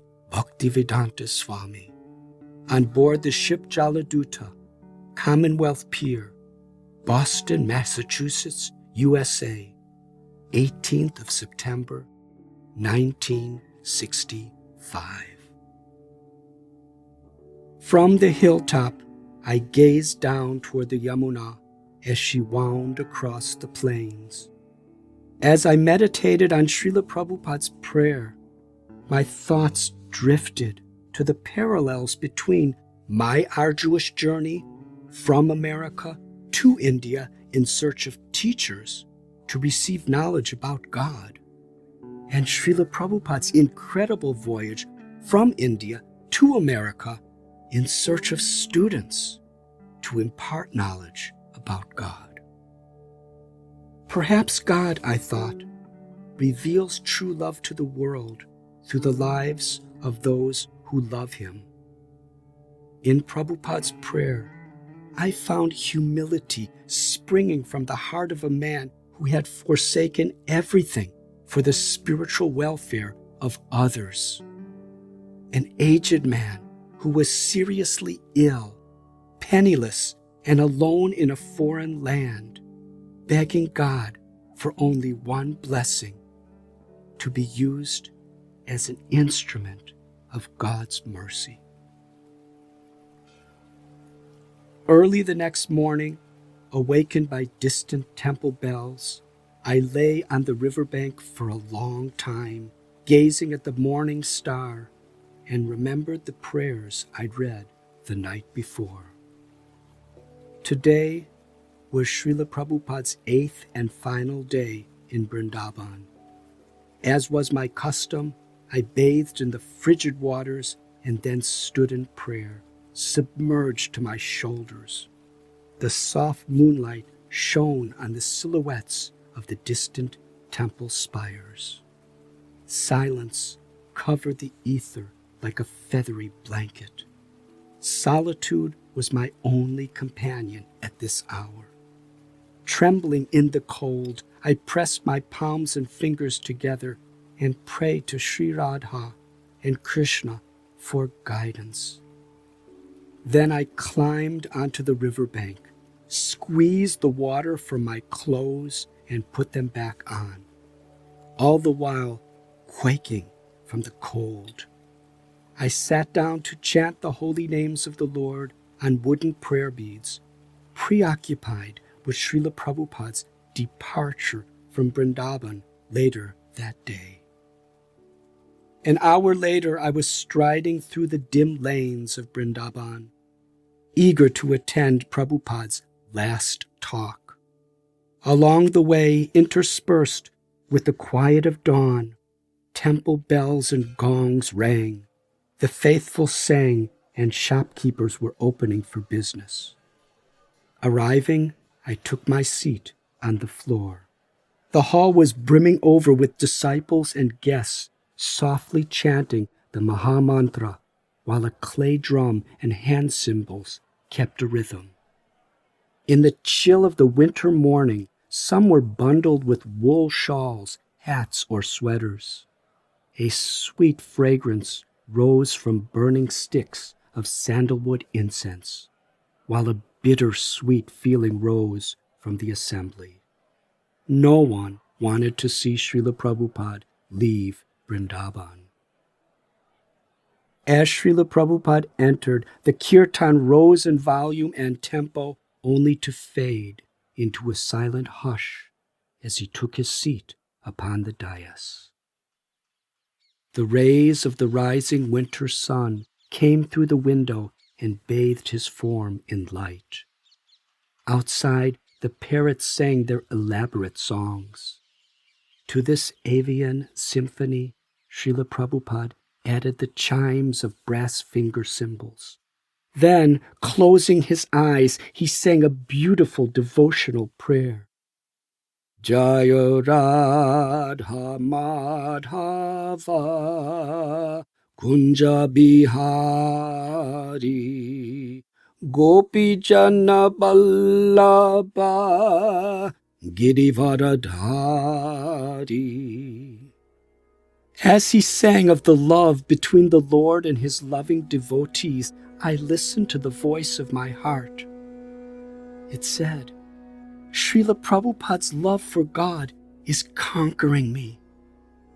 Srila Prabhupada's singing flowed through my ears and streamed down into my chest. I felt that all the events of my life thus far had been conspiring to bring me to this point. From the very core of my heart welled a spirit of acceptance that yes, God had revealed my Guru. I felt my soul rising and swirling in an enormous wave of faith that was plunging me into an ocean of gratitude. In this unfamiliar state, joy flooded my heart. I thought back to my first meeting with Srila Prabhupada in Bombay. At that time, a voice in my heart had proclaimed, "This is your Guru." But I was neither convinced by nor ready to accept what that voice commanded. So while my mind had done battle with my heart, I dismissed it and carried on with my search, a search that eventually brought me to Vrindavan and to Krishna. Now my heart and mind were harmonized by a power infinitely greater than either one. Yes, I could hear my heart rejoicing. My quest, which had begun half a planet away in Highland Park, Illinois, had finally delivered me to the feet of my Guru. In that moment, I realized that there could be no greater goal in my life than helping Srila Prabhupada to spread God's love to the world. How I longed to even be the smallest instrument in that compassionate mission. Gradually, other thoughts arose. I recalled the Egyptian mystic in the Himalayas who had prophesied, "You must persevere with patience, for by a power beyond your own, you will recognize the very one you seek. Believe in this. It is your destiny. Your master will come to you." His prediction had come to pass. My Lord had revealed a seed of faith in my Master, and I seemed to be swimming in a sea of euphoria. But within the span of a few earthly moments, I had to honestly face my own reality. I thought, can I really remain faithful to my Guru's teachings? There are endless temptations in this world. To disgrace him would be an act of unthinkable ingratitude. And though I am coming to respect them, his Western disciples are so different from me. Can I live among them? I have great faith in Srila Prabhupada, but little in myself. Am I honestly qualified to be his disciple?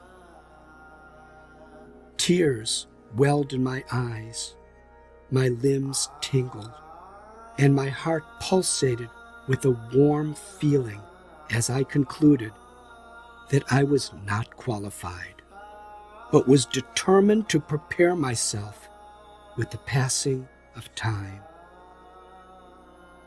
As the morning sun warmed the world from a chilly winter morning, I drifted along in a sizable crowd that was gathering outside to bid Srila Prabhupada and his followers farewell.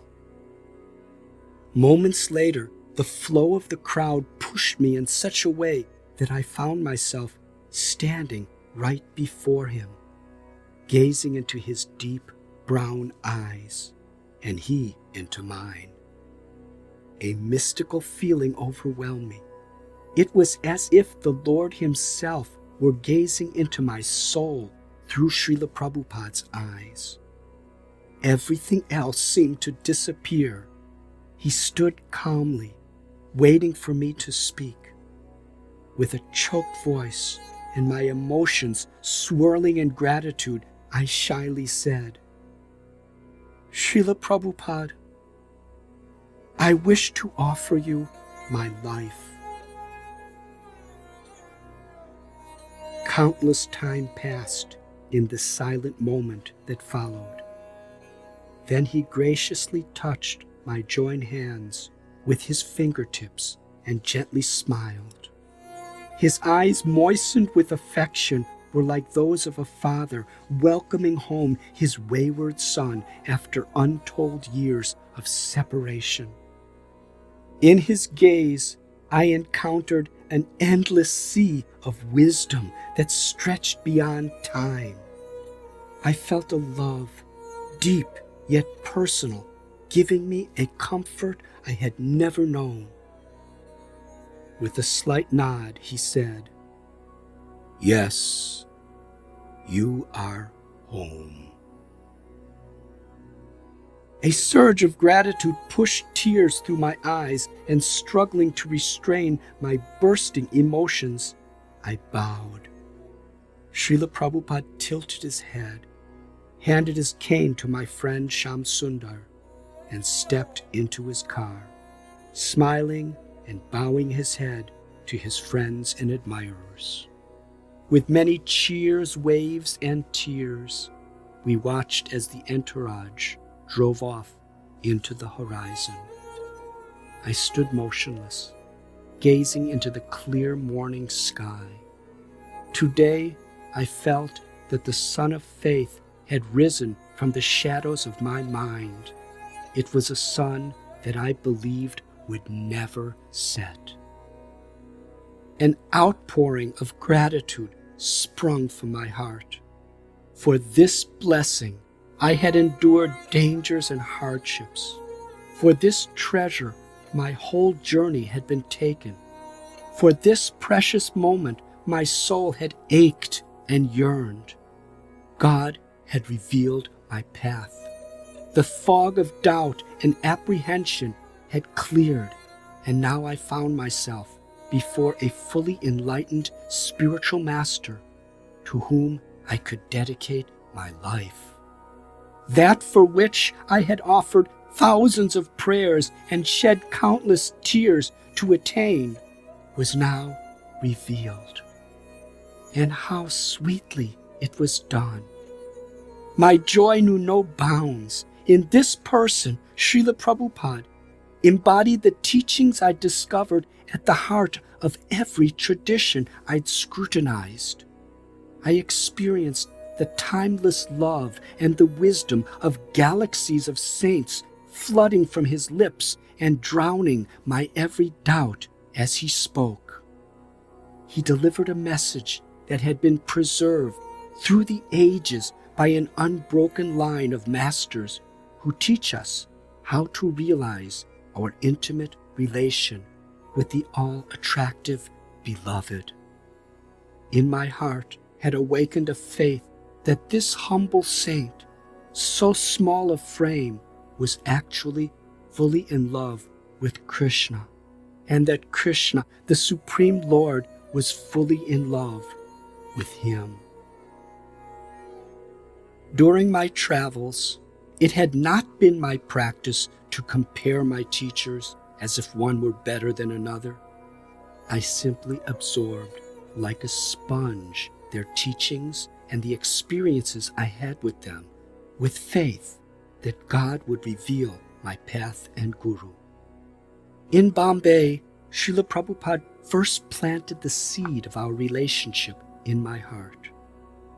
Like a spiritual conception, it remained hidden, gestating, while I found my way to Krishna's birthplace in Vrindavan and made it my home.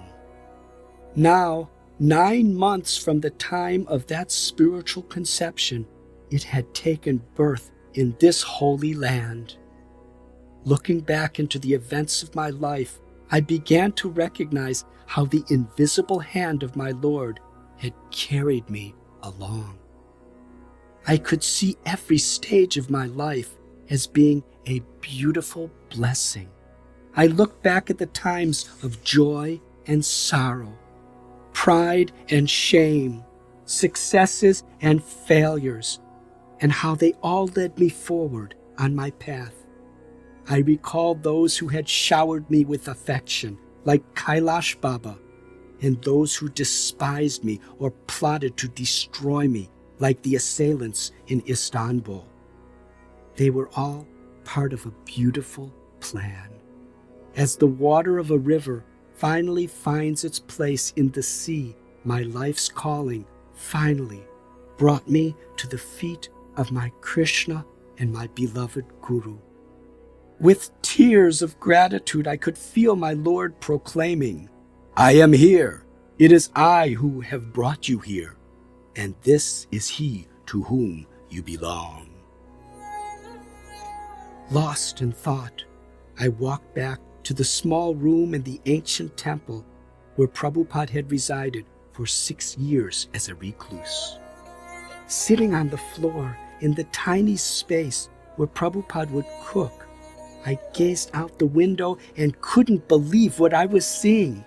Only a few meters away from Srila Prabhupada's hermitage was the samadhi or tomb of Rupa Goswami, the very place where I had a life-changing revelation and where my spiritual path was finally revealed. I returned to my place on the riverbank and savored the experience of that unforgettable day. The night grew late. Under the quiet of the moonlight, I reflected on my fascination with rivers throughout my journey. Each one drew me to her banks, where she nourished me with wisdom and provided me a sanctuary. Searching into the waves of the Yamuna with my mind's eye, I could also see that creek in Gettysburg, the stream in Luxembourg, the canals in Amsterdam, the Thames in London, the Tiber in Rome, and the beautiful Ganges. Each had whispered to me at critical junctures and times of need. Now, gazing into her gentle current, I meditated on how the Yamuna River began her journey in the Himalayas, where she flowed through forest dwellings of yogis and sages and eventually, by a power beyond her own, Yamuna was irresistibly drawn to Vrindavan. In a similar way, I thought, arriving in India, I began my journey in the Himalayas, where the river of my destiny carried me through forest dwellings of yogis and sages, and eventually, by a power beyond my own, I was irresistibly drawn to Vrindavan, the land of bhakti, and to the feet of my Guru. In the moonlight, I looked down into the river and saw the silhouette of my own reflection. All along, the Lord had been trying to show me, through the river of life, who I really was. As I lay down on the earthen riverbank, I remembered how I had prayed to my Lord in my bedroom in Highland Park, and I smiled. Yes, all along, you have been listening.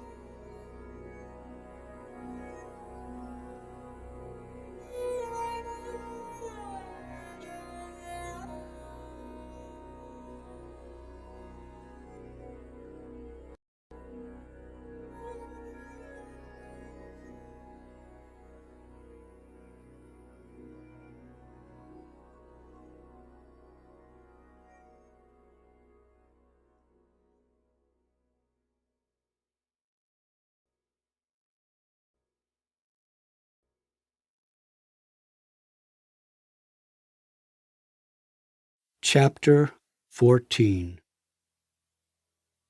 It was April of 1972, and almost 4 months had passed since Srila Prabhupada's departure from Vrindavan. Since he'd left, I had been absorbed in my spiritual practices, in quiet forests, and in spending time visiting the people and temples I had come to love so dearly. I hoped to stay forever, but my visa was soon to expire, and the day of my departure from Vrindavan and from India drew closer. It seemed like so long ago, while en route to the Himalayas, that I found myself mysteriously stranded here on the day of Lord Krishna's birth. What I had longed for, my spiritual path and my beloved Guru, had been revealed here. In the final days before leaving, I bowed my head to the forest and all the temples and people who captured my heart. I counted each moment that remained as an undeserved fortune. One morning, just days before my departure, I was sitting with Ganesham and some of our friends in his closet room temple, where they showered me with kindness and gifts to help me remember Vrindavan. A devoted Australian woman named Radha Dasi, who was a follower of Sripad Baba and the only other Westerner in Vrindavan beside Asim and myself, painted different scenes of Vrindavan in a notebook as a gift to help me feel at home while away. On the day before my departure, Asim and I visited a place very dear to us, Govardhan Hill. For millennia, pilgrims and saints had circumambulated this mountain and honored even the smallest stone from its ground. For here, the most intimate pastimes of love had been enacted between Radha and Krishna. When only 7 years old, Krishna had effortlessly lifted this mountain and held it with a single finger like an umbrella to protect the devotees from a devastating rain for 7 days. Amid tranquil forests, lakes, cows, and hundreds of devoted pilgrims, we walked the 14 miles around Govardhan Hill, feeling both joy and sorrow. For the next day, I would be gone. Returning to Vrindavan village, I roamed about to the places I treasured most. Collecting dusty soil at each place, I sprinkled it into a small cloth pouch so that I could bring Vrindavan with me wherever I was destined to be. I prayed to Krishna, wherever life takes me, please allow me to always keep you in my heart. That night, on the bank of the Yamuna, I sat in the starlight, chanting my mantra. At sunrise the next morning, Asim accompanied me to the Vrindavan railway station, where we boarded a train to Mathura.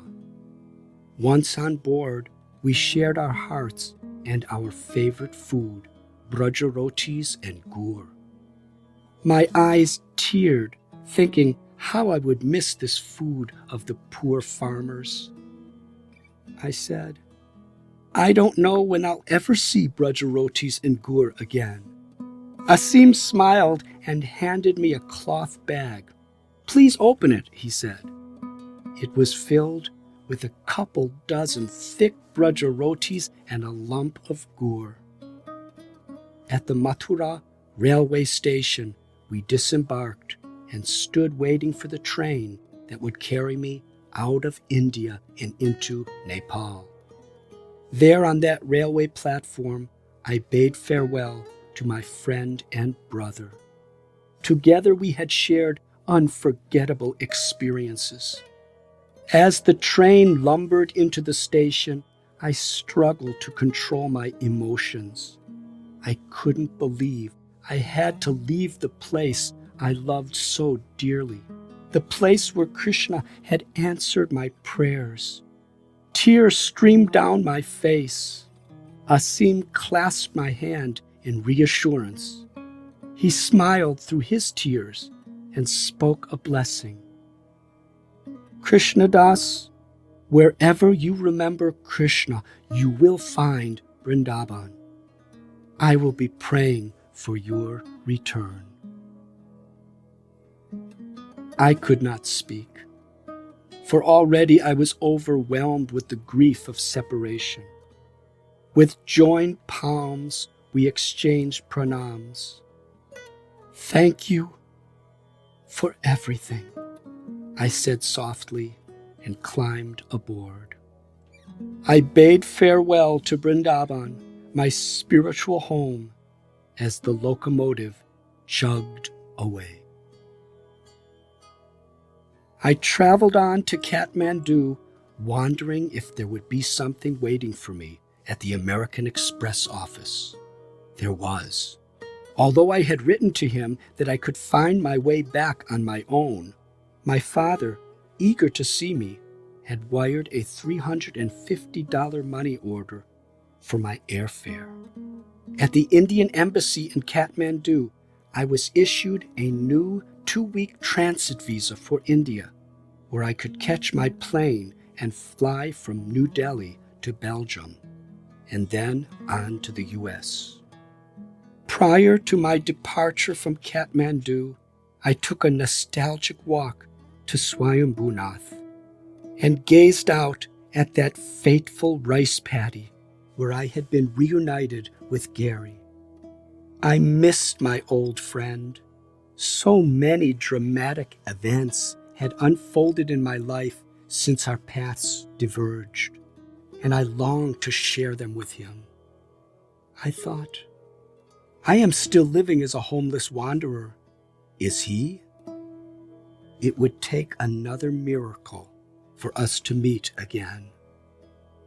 I then wandered along the bank of the Bagmati River to Pashupatinath. Sitting on the riverbank in the moonlit night, I recalled the tears of longing I had shed here a year before and the many blessings I had received since that night. In the morning, I bade farewell, and solitary wanderer that I had become, boarded the back of a truck to the Pokhara Valley, one of the most beautiful routes back toward India. The valley was surrounded by snow-clad Himalayan peaks. I found a place to stay in a cave hidden on the face of a steep cliff, high above a river. For the next 7 days, I rowed a canoe to the center of the Fuala Lake, where I performed my meditations from sunrise to sunset.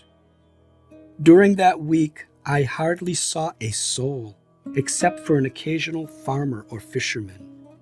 On the 7th day, 2 days before my Nepali visa was to expire, I spoke softly to the mountains, to the sky, and to the water. I say goodbye to you, beautiful Pokhara. Tomorrow I must depart. After rowing to the shore, I laid the oar across my canoe, and in the last light of day, walked across the fields.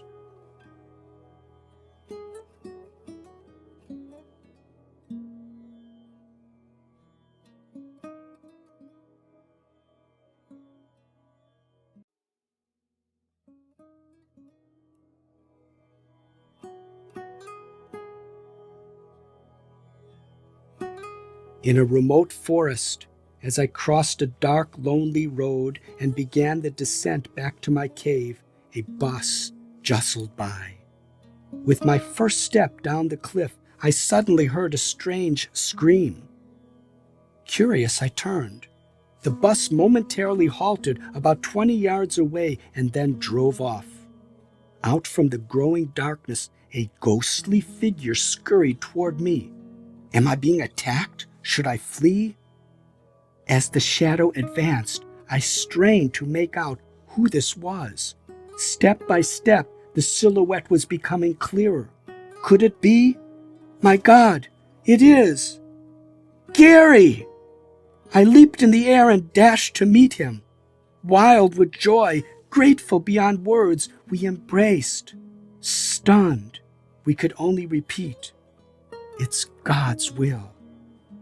Behind Gary was another familiar form running in from the dark. Who could this possibly be? Impossible! It was our friend, Hackett, from Brooklyn.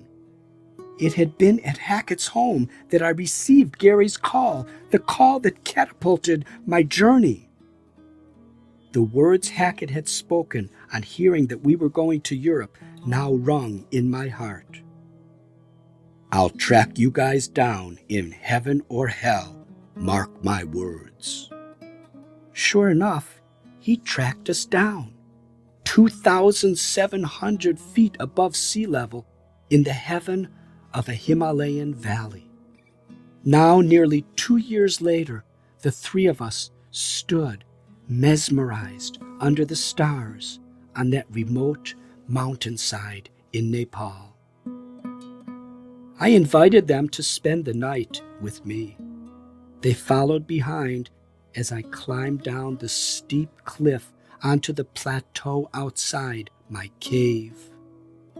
My two friends stood amazed to see my residence, a primitive cave in the wall of a cliff in the middle of nowhere.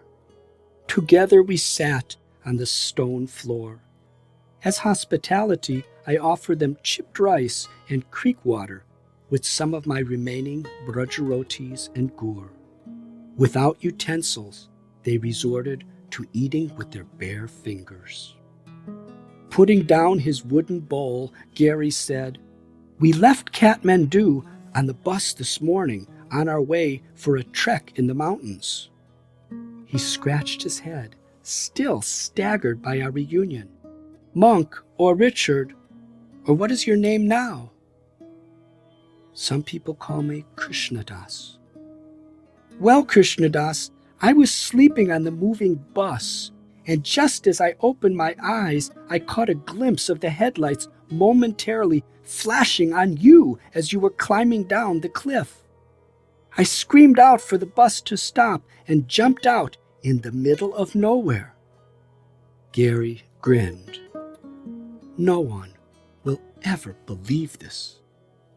Hackett couldn't contain himself. Dropping his bowl to the floor, he exclaimed, "I'm a witness, and even I don't believe it." His eyes flashed in thought. "I guess you're right." There must be a God. We fell silent at the wonder of it all. From our little shelf high above the river, we stared dreamily at silhouettes of mountains far across the valley. Finally, I broke the silence. I'm very sorry to say it, but I have to leave tomorrow at sunrise. Still, we had the whole moonlit night before us. Hackett was dead tired from the arduous bus journey, so despite his struggle to stay awake, he soon fell asleep. Gary and I, meanwhile, had catching up to do.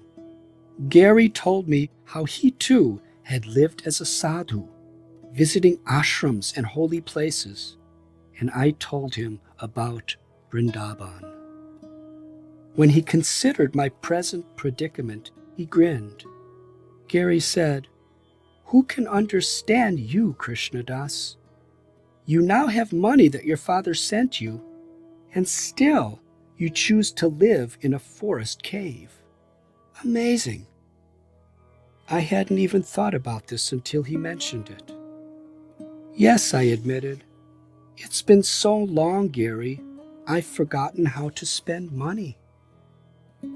In that mystical place, overlooking the river valley, we shared the experiences and realizations of our respective quests. All night long we gazed out across the valley, watching the moon spread silvery light on the nearby mountains. Below us, the song of the river sounded steadily. Over the years, Gary had witnessed the transformations of my life. As small children, we played together, went to school together, got in trouble together. As teenagers, we rebelled against the social norms and entered the counterculture. In Europe, we explored the arts and cultures of new places. He had watched as my spiritual yearnings gradually shaped my destiny. We traveled together as my calling drew me to prayer in synagogues, monasteries, and cathedrals, and meditation in caves and mountains.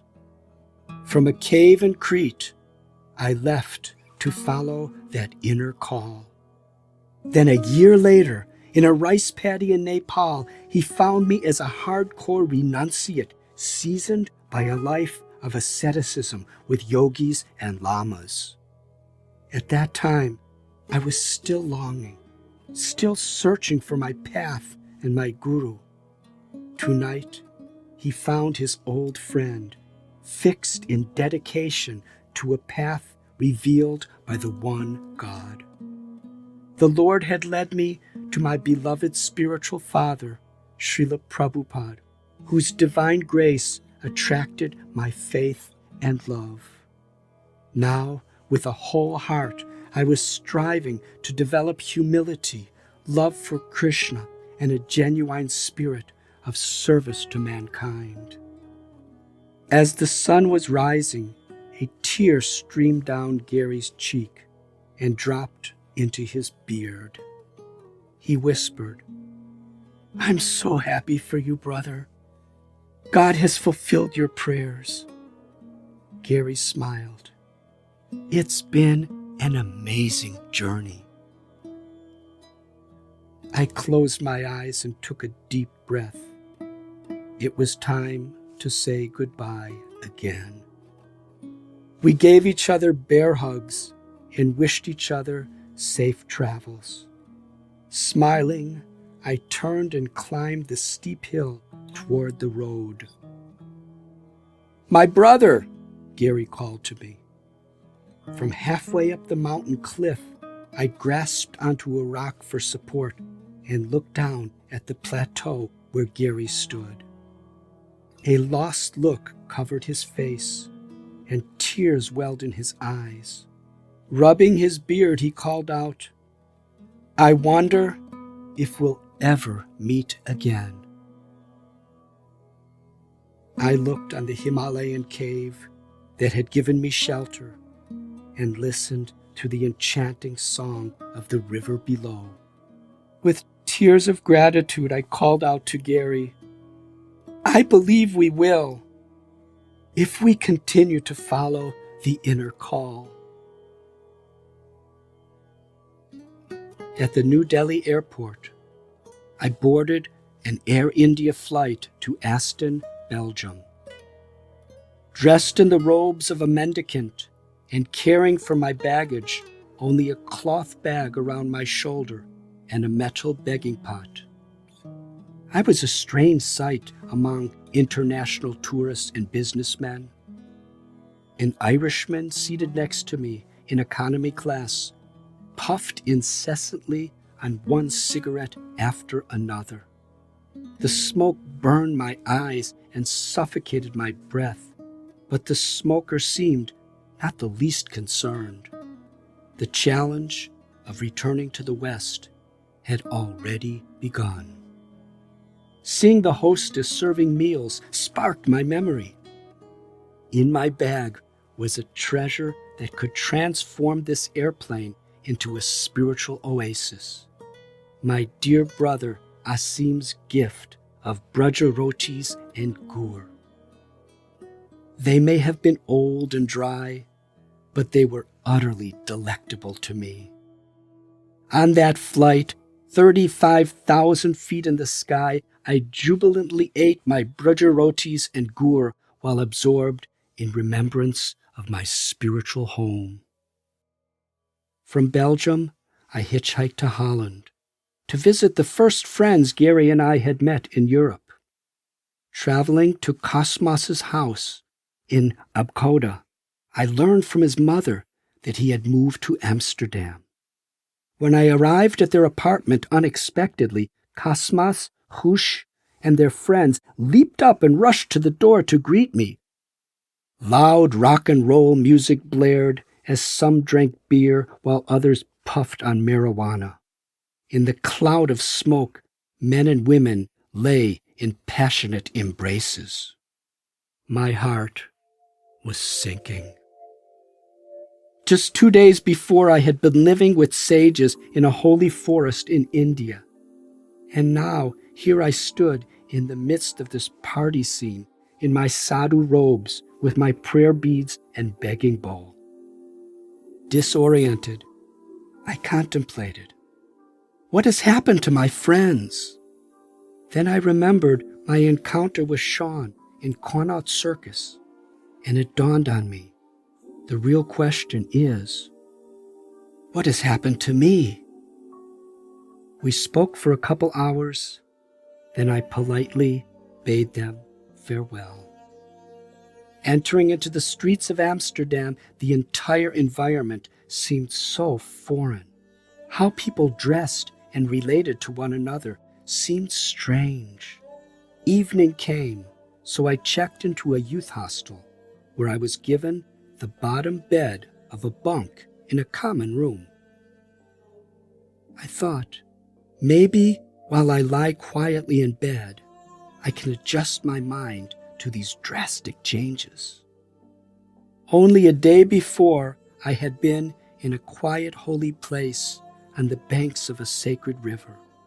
Now I was in Amsterdam. Weary from my journey, I drifted into sound sleep. Suddenly, in the darkness of the night, my bed began to rattle and shake. As I bounced about, I wondered if this were an earthquake. Then I understood. From the bunk bed above came the sounds of passionate moans and groans of a young man and woman. I was really not ready for this cultural adjustment. Where am I? Why am I here? Where is my sleeping place at the banks of the holy river? I slipped out of the hostel and walked the streets until morning. When morning came, I sat in a small park to eat my remaining braja rotis and gur. Later that day, I wrote a letter to my parents explaining that I wouldn't be flying home right away. I needed a little more time to readjust to the Western world. Back in Amsterdam, I ate a diet of peanuts mixed with yogurt. I didn't know how to be a vegetarian in the West, but I did like my simple diet very much. One night, I visited the Cosmos. This was the nightclub where I first met that strange-looking man with a shaved head and ponytail who poured the ladle of runny fruit salad into my palms. And that same man, Shyam Sundar, had appeared again in Bombay and in Vrindavan to become my dear friend. I marveled at the twists and turns of my life, feeling myself to be completing a circle. It was about 11 o'clock on a Saturday night when I left and inadvertently found myself walking along a main street rowdy with hundreds of American sailors and flashing with neon lights. On both sides were overcrowded discotheques, pubs, nightclubs, and brothels. Live music blared from both sides, and the smell of liquor and burning animal flesh filled the air. I still wore the garb of a sadhu. A heavily perfumed prostitute with shiny red lips and thick mascara grabbed my hand to drag me away, but I resisted. A gang of drunken sailors surrounded me. They yelled, "What kind of freak are you?" and shoved me back and forth to one another. While one pinned me across the chest, another howled with laughter. "Have a drink, buddy," he said, and poured a gallon pitcher of cold beer over my head. What planet had I landed on? Finally, they released me. Now I found myself roaming aimlessly in a jungle with predators more intimidating to my mind than the leopards, elephants, and serpents of the Himalayas. Wandering desperately in that vast city, I found myself on a narrow lane in the red light district. Brothels lined both sides of the street, and rats scampered in the shadows. From inside picture windows, prostitutes posed in various states of undress, trying to seduce customers. A sign over one storefront advertised in large letters, "Sex Shop." To the left of the sex shop was a garage door with a smaller door carved into it. Above it read a sign, "Radha Krishna Temple." Could this be? I knocked. Opening it, a smiling devotee exclaimed, "Please come in and make yourself at home." After taking a shower, I sat down to recover. Sweet spiritual music played softly.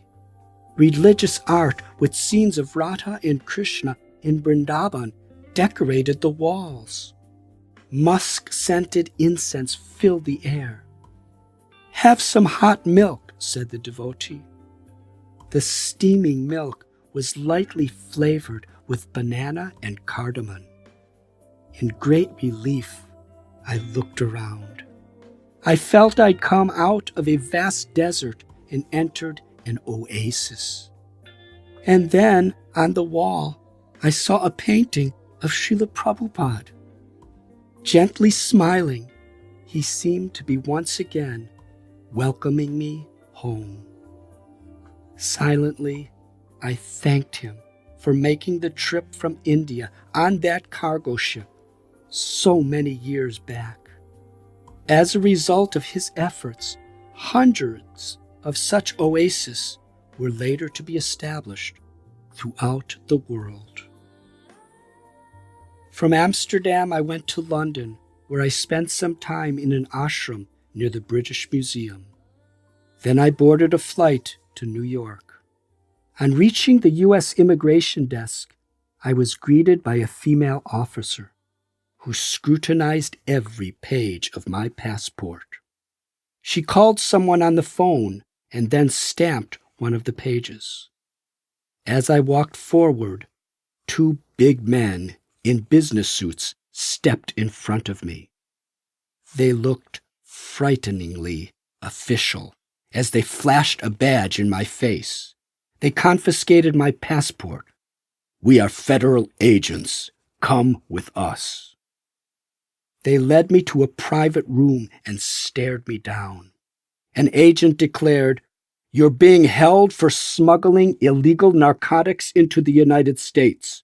If you voluntarily surrender and cooperate with us, your punishment will be reduced." "I have no narcotics," I replied meekly. "We know for certain that you do. Surrender them or we'll find them." He slammed his fist against a hardwood table. "I warn you, don't make us angry." They thoroughly searched my bag. Finding the small pouches filled with my collection of Vrindavan dirt, they elated. Dangling it in front of my face, an agent challenged, "What is this?" "It's dirt from a holy place." He carefully examined the dirt, rubbing it with his fingers and smelling it. Disappointed, he closed the pouch and put it aside. One of the agents frisked my body. Suddenly his eyes lit up as he clapped his hand together in a fit of excitement. I found it! The dope is here!" He felt a hard lump at the base of my back. "What is this?" he shouted. "It's my loincloth." They had obviously never seen a sadhu's loincloth.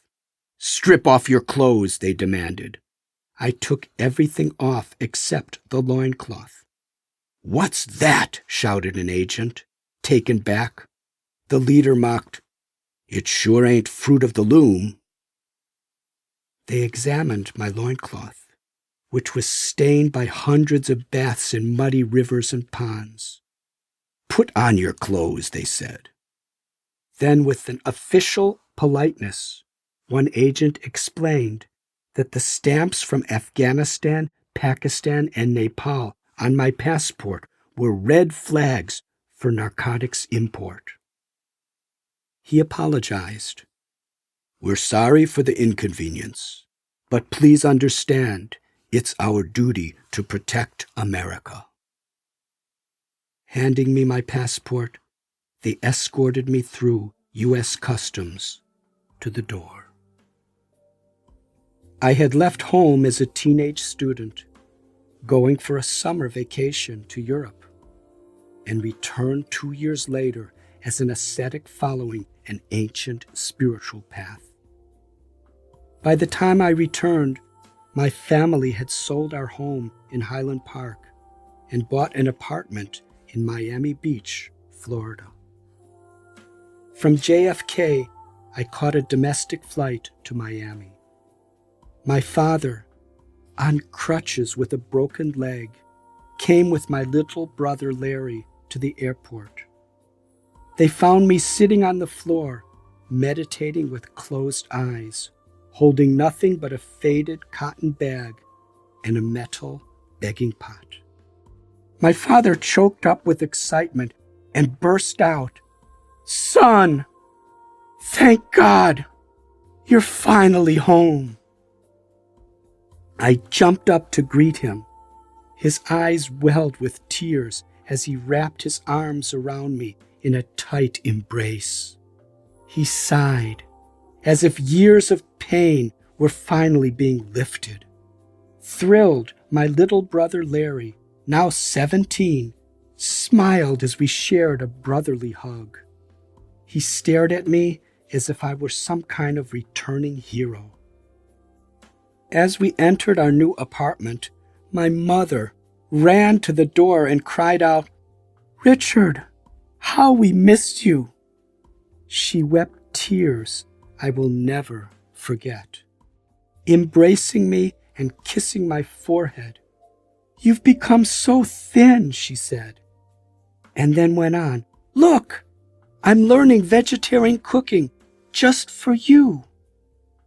There, on the kitchen counter, I saw a small library of vegetarian cookbooks. Hoping only to please me, she immediately served us a dinner of soup, salad, stir-fried vegetables, a baked casserole, rice, and apple strudel for dessert. The phone rang, and it was my elder brother Marty calling me from his college in Arizona to welcome me home as well. I was overwhelmed by the lengths my parents would go to in order to make me happy. As difficult as my choice had been and would continue to be for them, they strived to understand and accept my way of life. I sincerely tried to express my love for them while upholding the ideals I held sacred. Although our lives were worlds apart, the affection and respect we shared remained prominent. Through the practice of devotion to God, I was coming to learn that preserving loving relations in this world required much forgiveness, tolerance, patience, gratitude, and humility. An essential virtue of humility is to accept others for what they are, despite differences. I contemplated again how the tendency to judge others is often a symptom of insecurity, immaturity, or selfishness, and I yearned to rise above it. Everyone is a child of God. God loves all his children. If I wish to love God, I must learn to love those whom he loves. We all knew that I wouldn't be home for long. While my mother had a beautiful room prepared for me, I chose to sleep on a cement patio that extended from our fifth-floor apartment. From there, in the quiet hours before the dawn, I gazed out past a vacant swimming pool toward a bay lined with palm and eucalyptus trees that swayed in the breeze. As I meditated, the faint song of the sea whispered from a distance. I felt the patio transform into my cherished rock in the Ganges. While quietly chanting the divine mantra I had received from the river, in my mind's eye I could see the river Ganges flowing effortlessly into the same sea that now spread out before me. I felt Vrindavan, my Guru and my Lord, to be indescribably present, beyond time and space. I took a deep breath of the salty air, and gratitude filled my heart. I smiled, folded my hands, and whispered, "It has been an unbelievable journey, and you have answered my prayers. Wherever I remember you, I feel at home."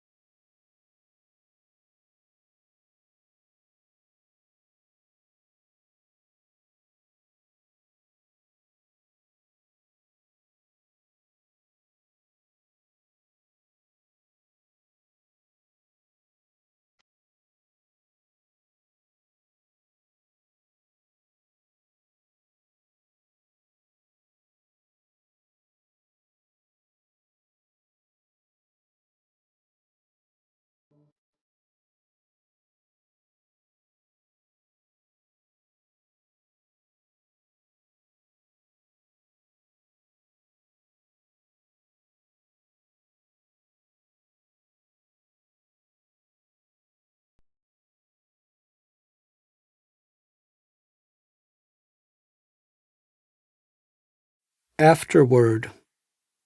Nearly 4 decades have passed since I set off on my journey to the East. Over the years, I have realized that whether living in a holy place in India or a congested city in America, if we harmonize our lives in a spirit of devotion to the Lord, we can realize our eternal home. Shortly after returning to my family, I chose to live in an ashram in America. 2 times I was offered initiation from my guru, but I declined, feeling I was still undeserving. Neither would I cut my hair nor shave my head like all the other monks until I felt absolutely ready to commit myself to initiation. In the spring of 1973, we celebrated the appearance day of Lord Chaitanya, the incarnation of Krishna for this age, and fasted till moonrise. I secluded myself in a dark attic, the closest thing I could find to a cave, and vowed to chant 100,000 names of the Lord on my wooden prayer beads. After about 6 hours, a special inspiration sprung from within. I prayed, "My dear Lord, on your birthday, what gift can I offer you?" Another hour passed as I meditated on the Maha Mantra while chanting Hare Krishna, Hare Rama. My question seemed to echo in the background. "My Lord, on your birthday, what can I offer you?"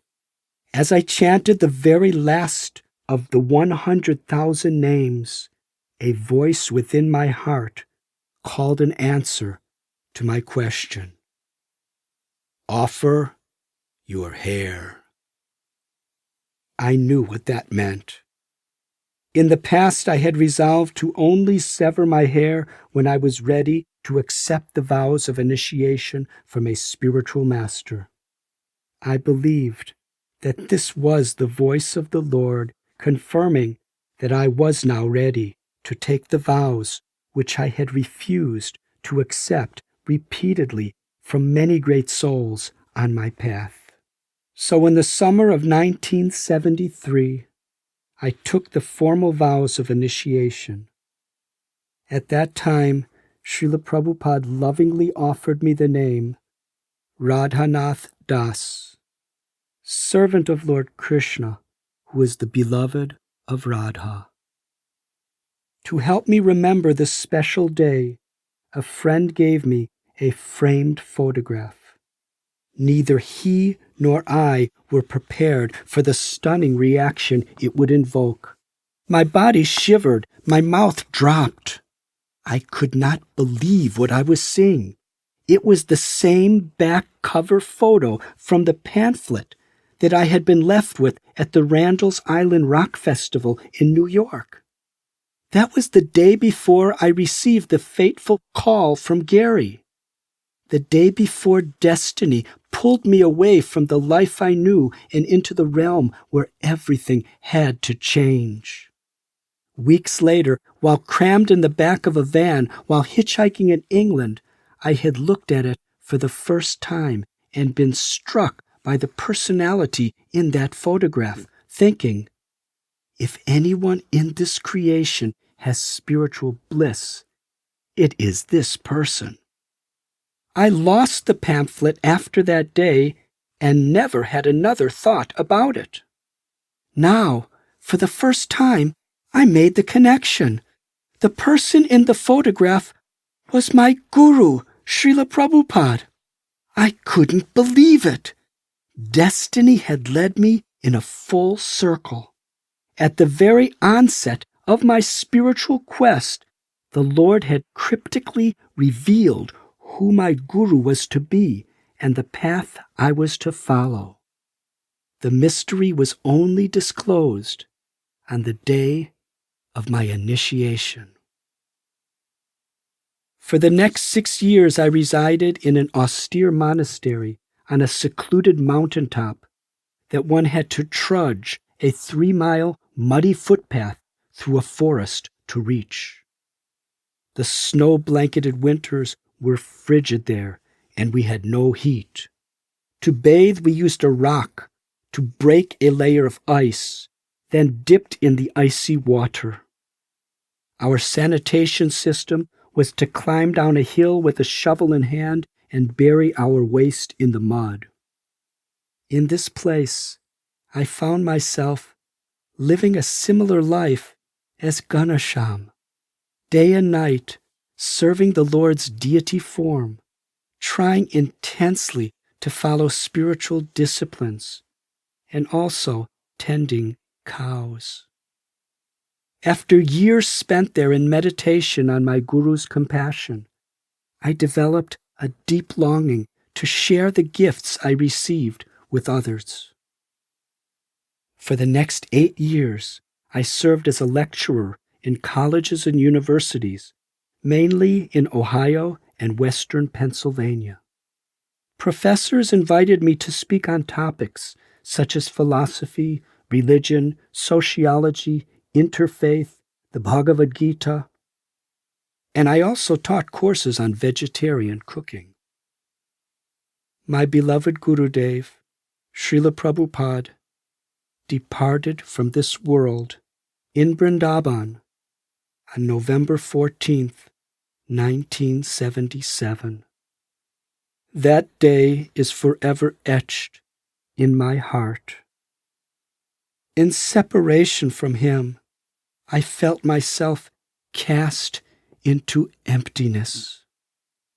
As relentless tears washed away all my patience, my heart cried out, "Where to go now?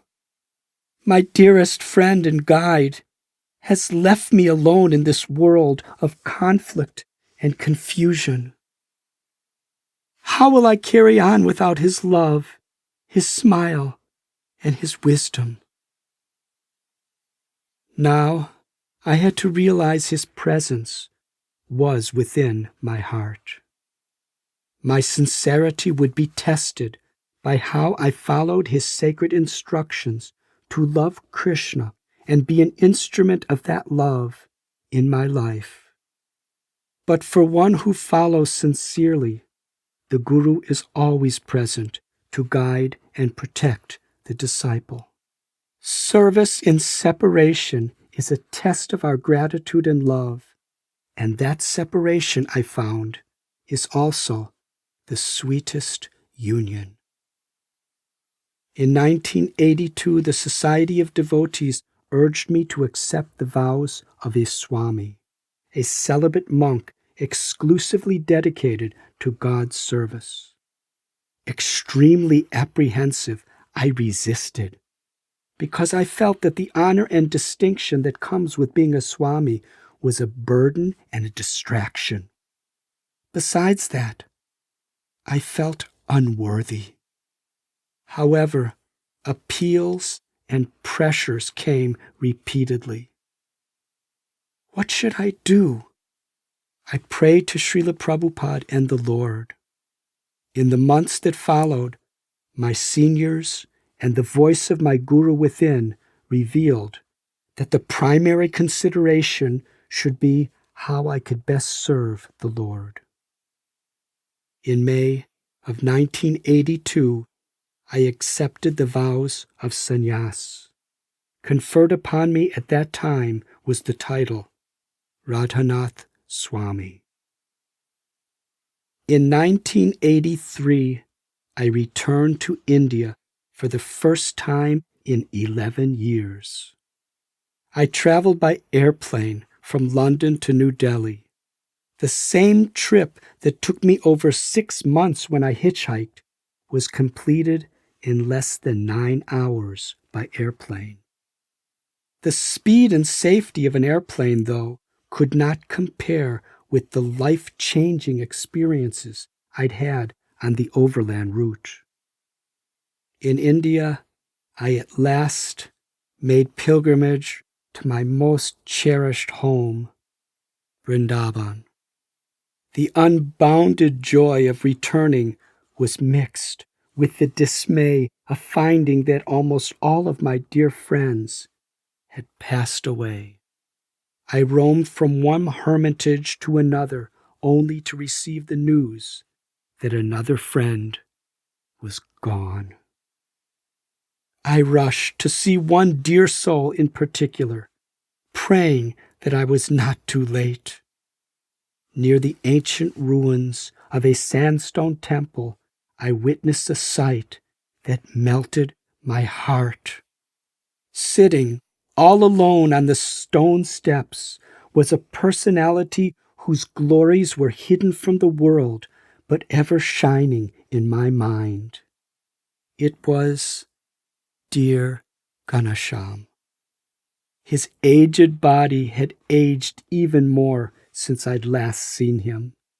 His tiny form was now so thin and frail, it appeared that a strong breeze could knock him down to the ground. His tearful eyes gazed downward while he was slowly chanting Radha and Krishna's names. Gently, I sat right beside him. I wept in joy, whispering, "Ganesham Baba, do you remember me? I have remembered you every day of my life." Looking into my face, he squinted his childlike eyes, trying to make out who this intrusive stranger was. After long seconds passed, he broke the silence with an astonished whisper, "Krishnadas?" Suddenly tears burst from his eyes and streamed down his cheeks. Trembling with emotion, he cried out, "Krishnadas, is it you?" His shaking hand stroked my cheek as he gazed deeply into my eyes. Every muscle of his aged face tensed with feeling as he cried out, "Yes, it is you! Krishnadas, it is you!" With great difficulty he bowed his head onto the ground in gratitude to God. He rose slowly and timidly. He held my hand. His voice cracking, he rejoiced, "Come, Krishnadas! Gopi Janaballabha has been waiting so long for you. Please come." Ganesham slowly led me a few steps into that alleyway that I dreamt of so many times, and into his tiny closet temple. What a feast it was to both my eyes and soul to be once again face to face with Radha Gopijana Ballabha and their dearest Ganesham. He then proceeded to offer me his brajarotis and practically everything else he had. For hours I sat in a trance of gratitude. I was home. But my duties at the universities soon called me back to America. The next year I returned to Vrindavan, elated with the prospect of seeing dear Ganesham. Shivering with anticipation, I crossed the sewage canal and entered the house. But Radha Gopijana Ballabha's intimate closet temple was now nothing more than a closet for storage. The deities were gone. For over 60 years, that simple closet had been a glorious temple for the Lord, who appeared from the earth to accept the service of dear Ganesham. Now it was cluttered with brooms, cleaning buckets, underwear, and utensils. Just then the mother of the house interrupted her cooking to see what I wanted. "Where is Radha Gopijana Ballabha?" I inquired. "They found another home," she said. Where is Ganesham Baba?" I cried out. Whisking her hand upward toward heaven, she replied, "He has gone to Krishna." In a daze, I walked outside. There, I looked up into the Vrindavan sky and wept. I whispered, Ganesham, you will forever dwell in the closet of my heart. There I will ever find warmth under the blanket of your humility and be nourished by the brajarotis of your selfless love. One day in 1985, I was guiding about 20 devotees around Govardhan Hill in Vrindavan, when unprepared for a shocking surprise, I found myself face to face with my old friend Asim. Elated, we embraced in gratitude. In our last days together, 14 years before, we had also circled Govardhan Hill. It was as if we were meeting exactly where we left off. He was so proud that I was now a Swami. Finding a quiet place, we sat together. In the years since I had seen him, Asim had received a PhD in Sanskrit from Columbia University. In the academic world, he was Alan Shapiro and assisted prominent scholars the world over in Sanskrit research. But still, Vrindavan was his home.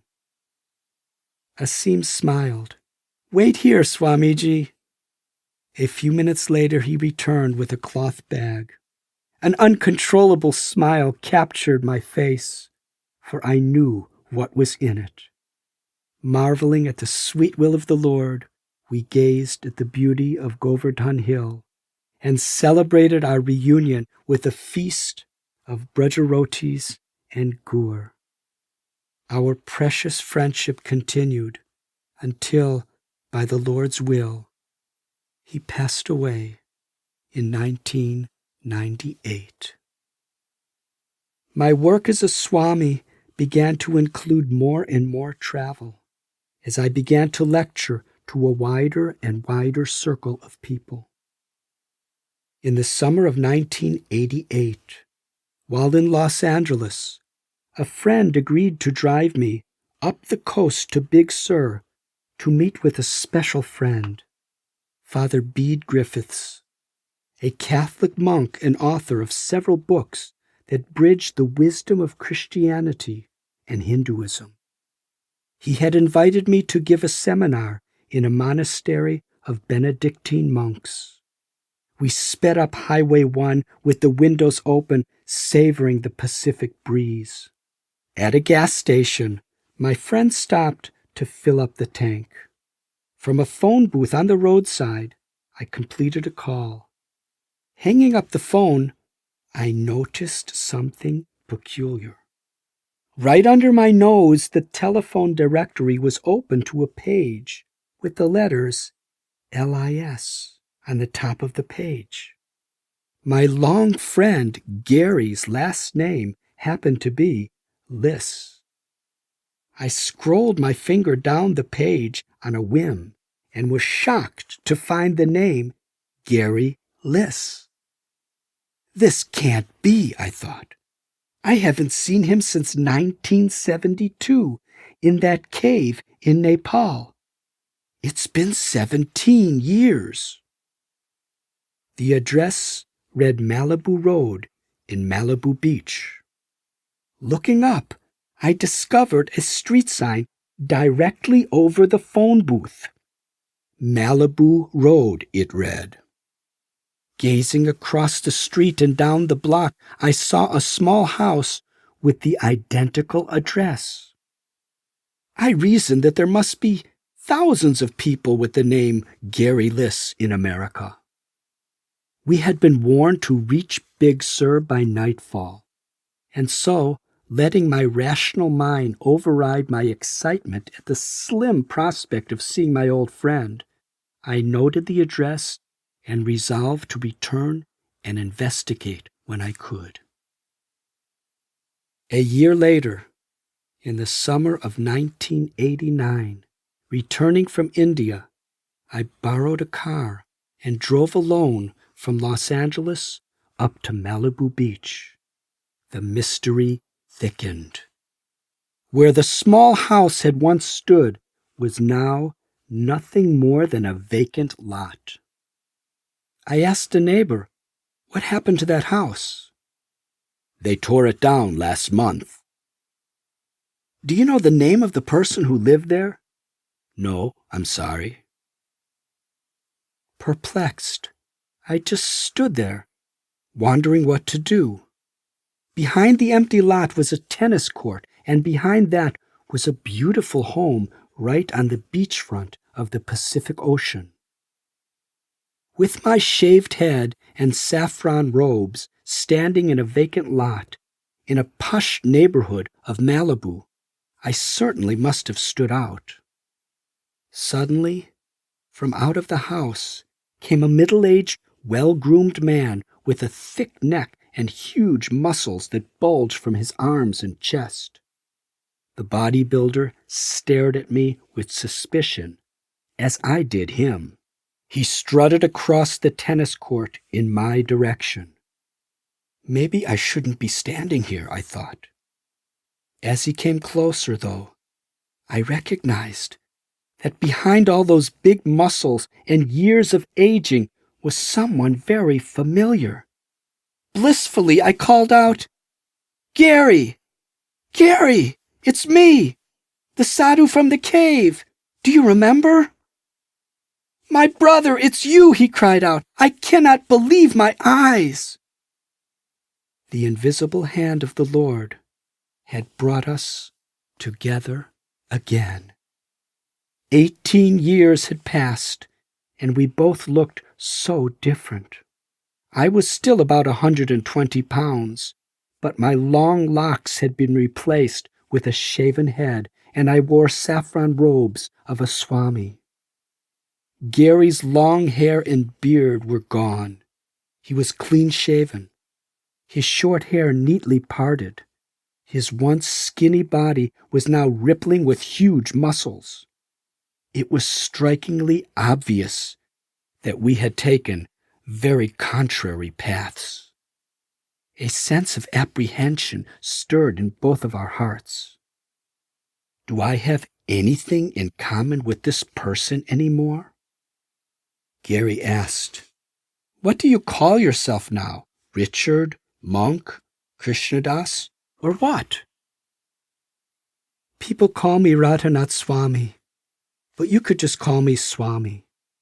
"Well, Swami," he said, "a lot has changed in the past 18 years. Don't expect me to be what I used to be. Please, Gary, let's catch up on all those years." It turned out that he had torn down his old house on the lot we were standing on and was about to construct a new one. He invited me into the elegant home on the seashore that belonged to his aunt and uncle. Here we spent hours and hours catching up. From India, Gary told me, he had hitchhiked through all of Africa, South America, Central America, and then north through Mexico. He had spent almost 7 years as a hardcore traveler until he finally returned to the U.S.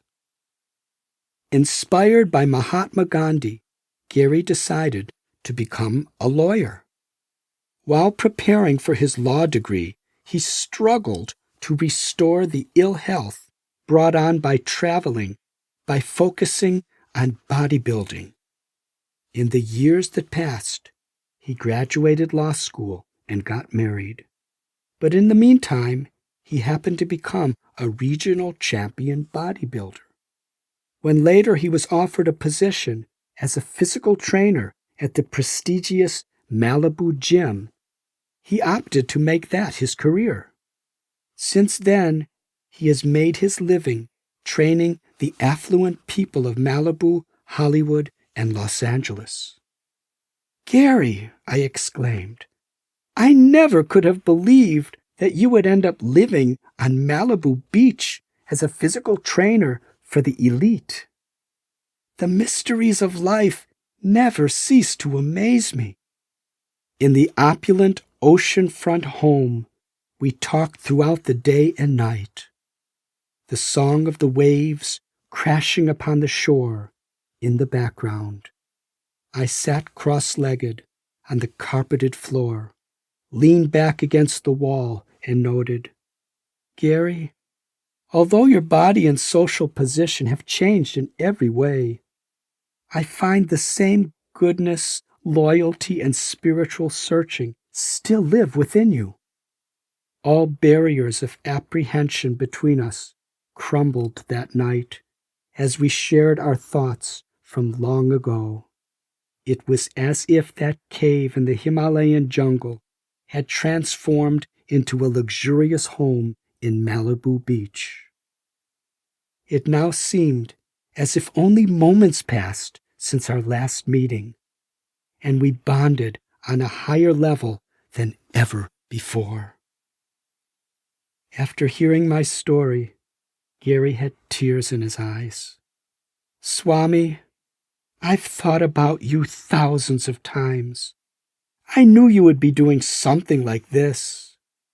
I'm remembering that fateful evening in Crete when that voice called you away. After all these years, you're still following that inner call. Amazing." Memories swelled up like waves and then receded into the ocean of our grateful hearts. "Swami," Gary said, "our lives are totally opposite. What do we have in common? I'm a physical trainer and convince people that they'll be happy with a healthy, handsome body. But you're a Swami and convince them that they'll be happy if they realize that they're not the body at all, but an eternal soul." I had to smile and replied, "Because the Lord is in everyone's heart, the body is a temple of God. Gary, we can harmonize our talents. You teach people how to improve the temple, and I'll try to teach them what to do inside." Gary glowed with joy. "That's it," he said. "That's it. Our journey now has a new beginning." Over the years, I felt a great debt to the land and people of India. Often I would remember when I was a penniless boy in desperation at the Indian border, and I made a promise to that Sikh immigration agent. I had said, "Someday, I promise to do something good for your people."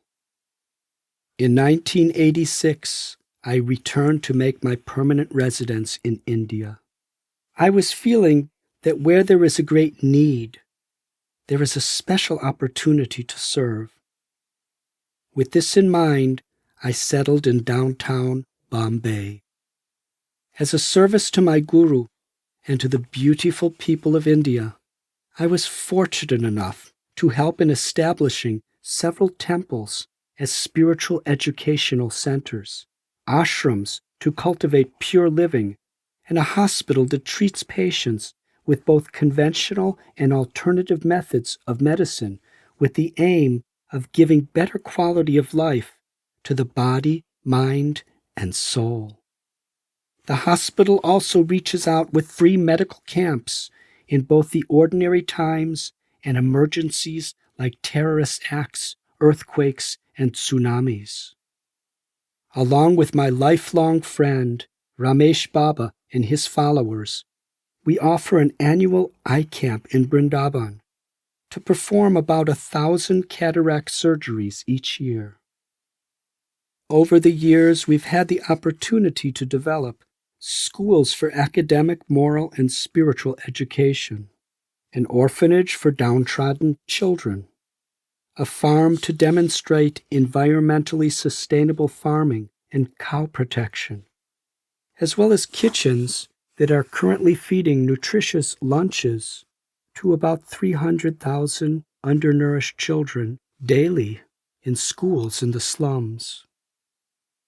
Considering the rise of immorality and sectarian hatred, in several primary and high schools, we offer courses in value education to combine students from Hindu, Muslim, Christian, Jewish, Jain, Buddhist, and Parsi communities, teaching universal ethical values with stories and analogies from all the world's great religions, and to help inspire integrity-based leadership for the future. We hold weekly cultural programs at about 30 colleges in the area. But I must confess that this is all but an insufficient token in comparison to the treasures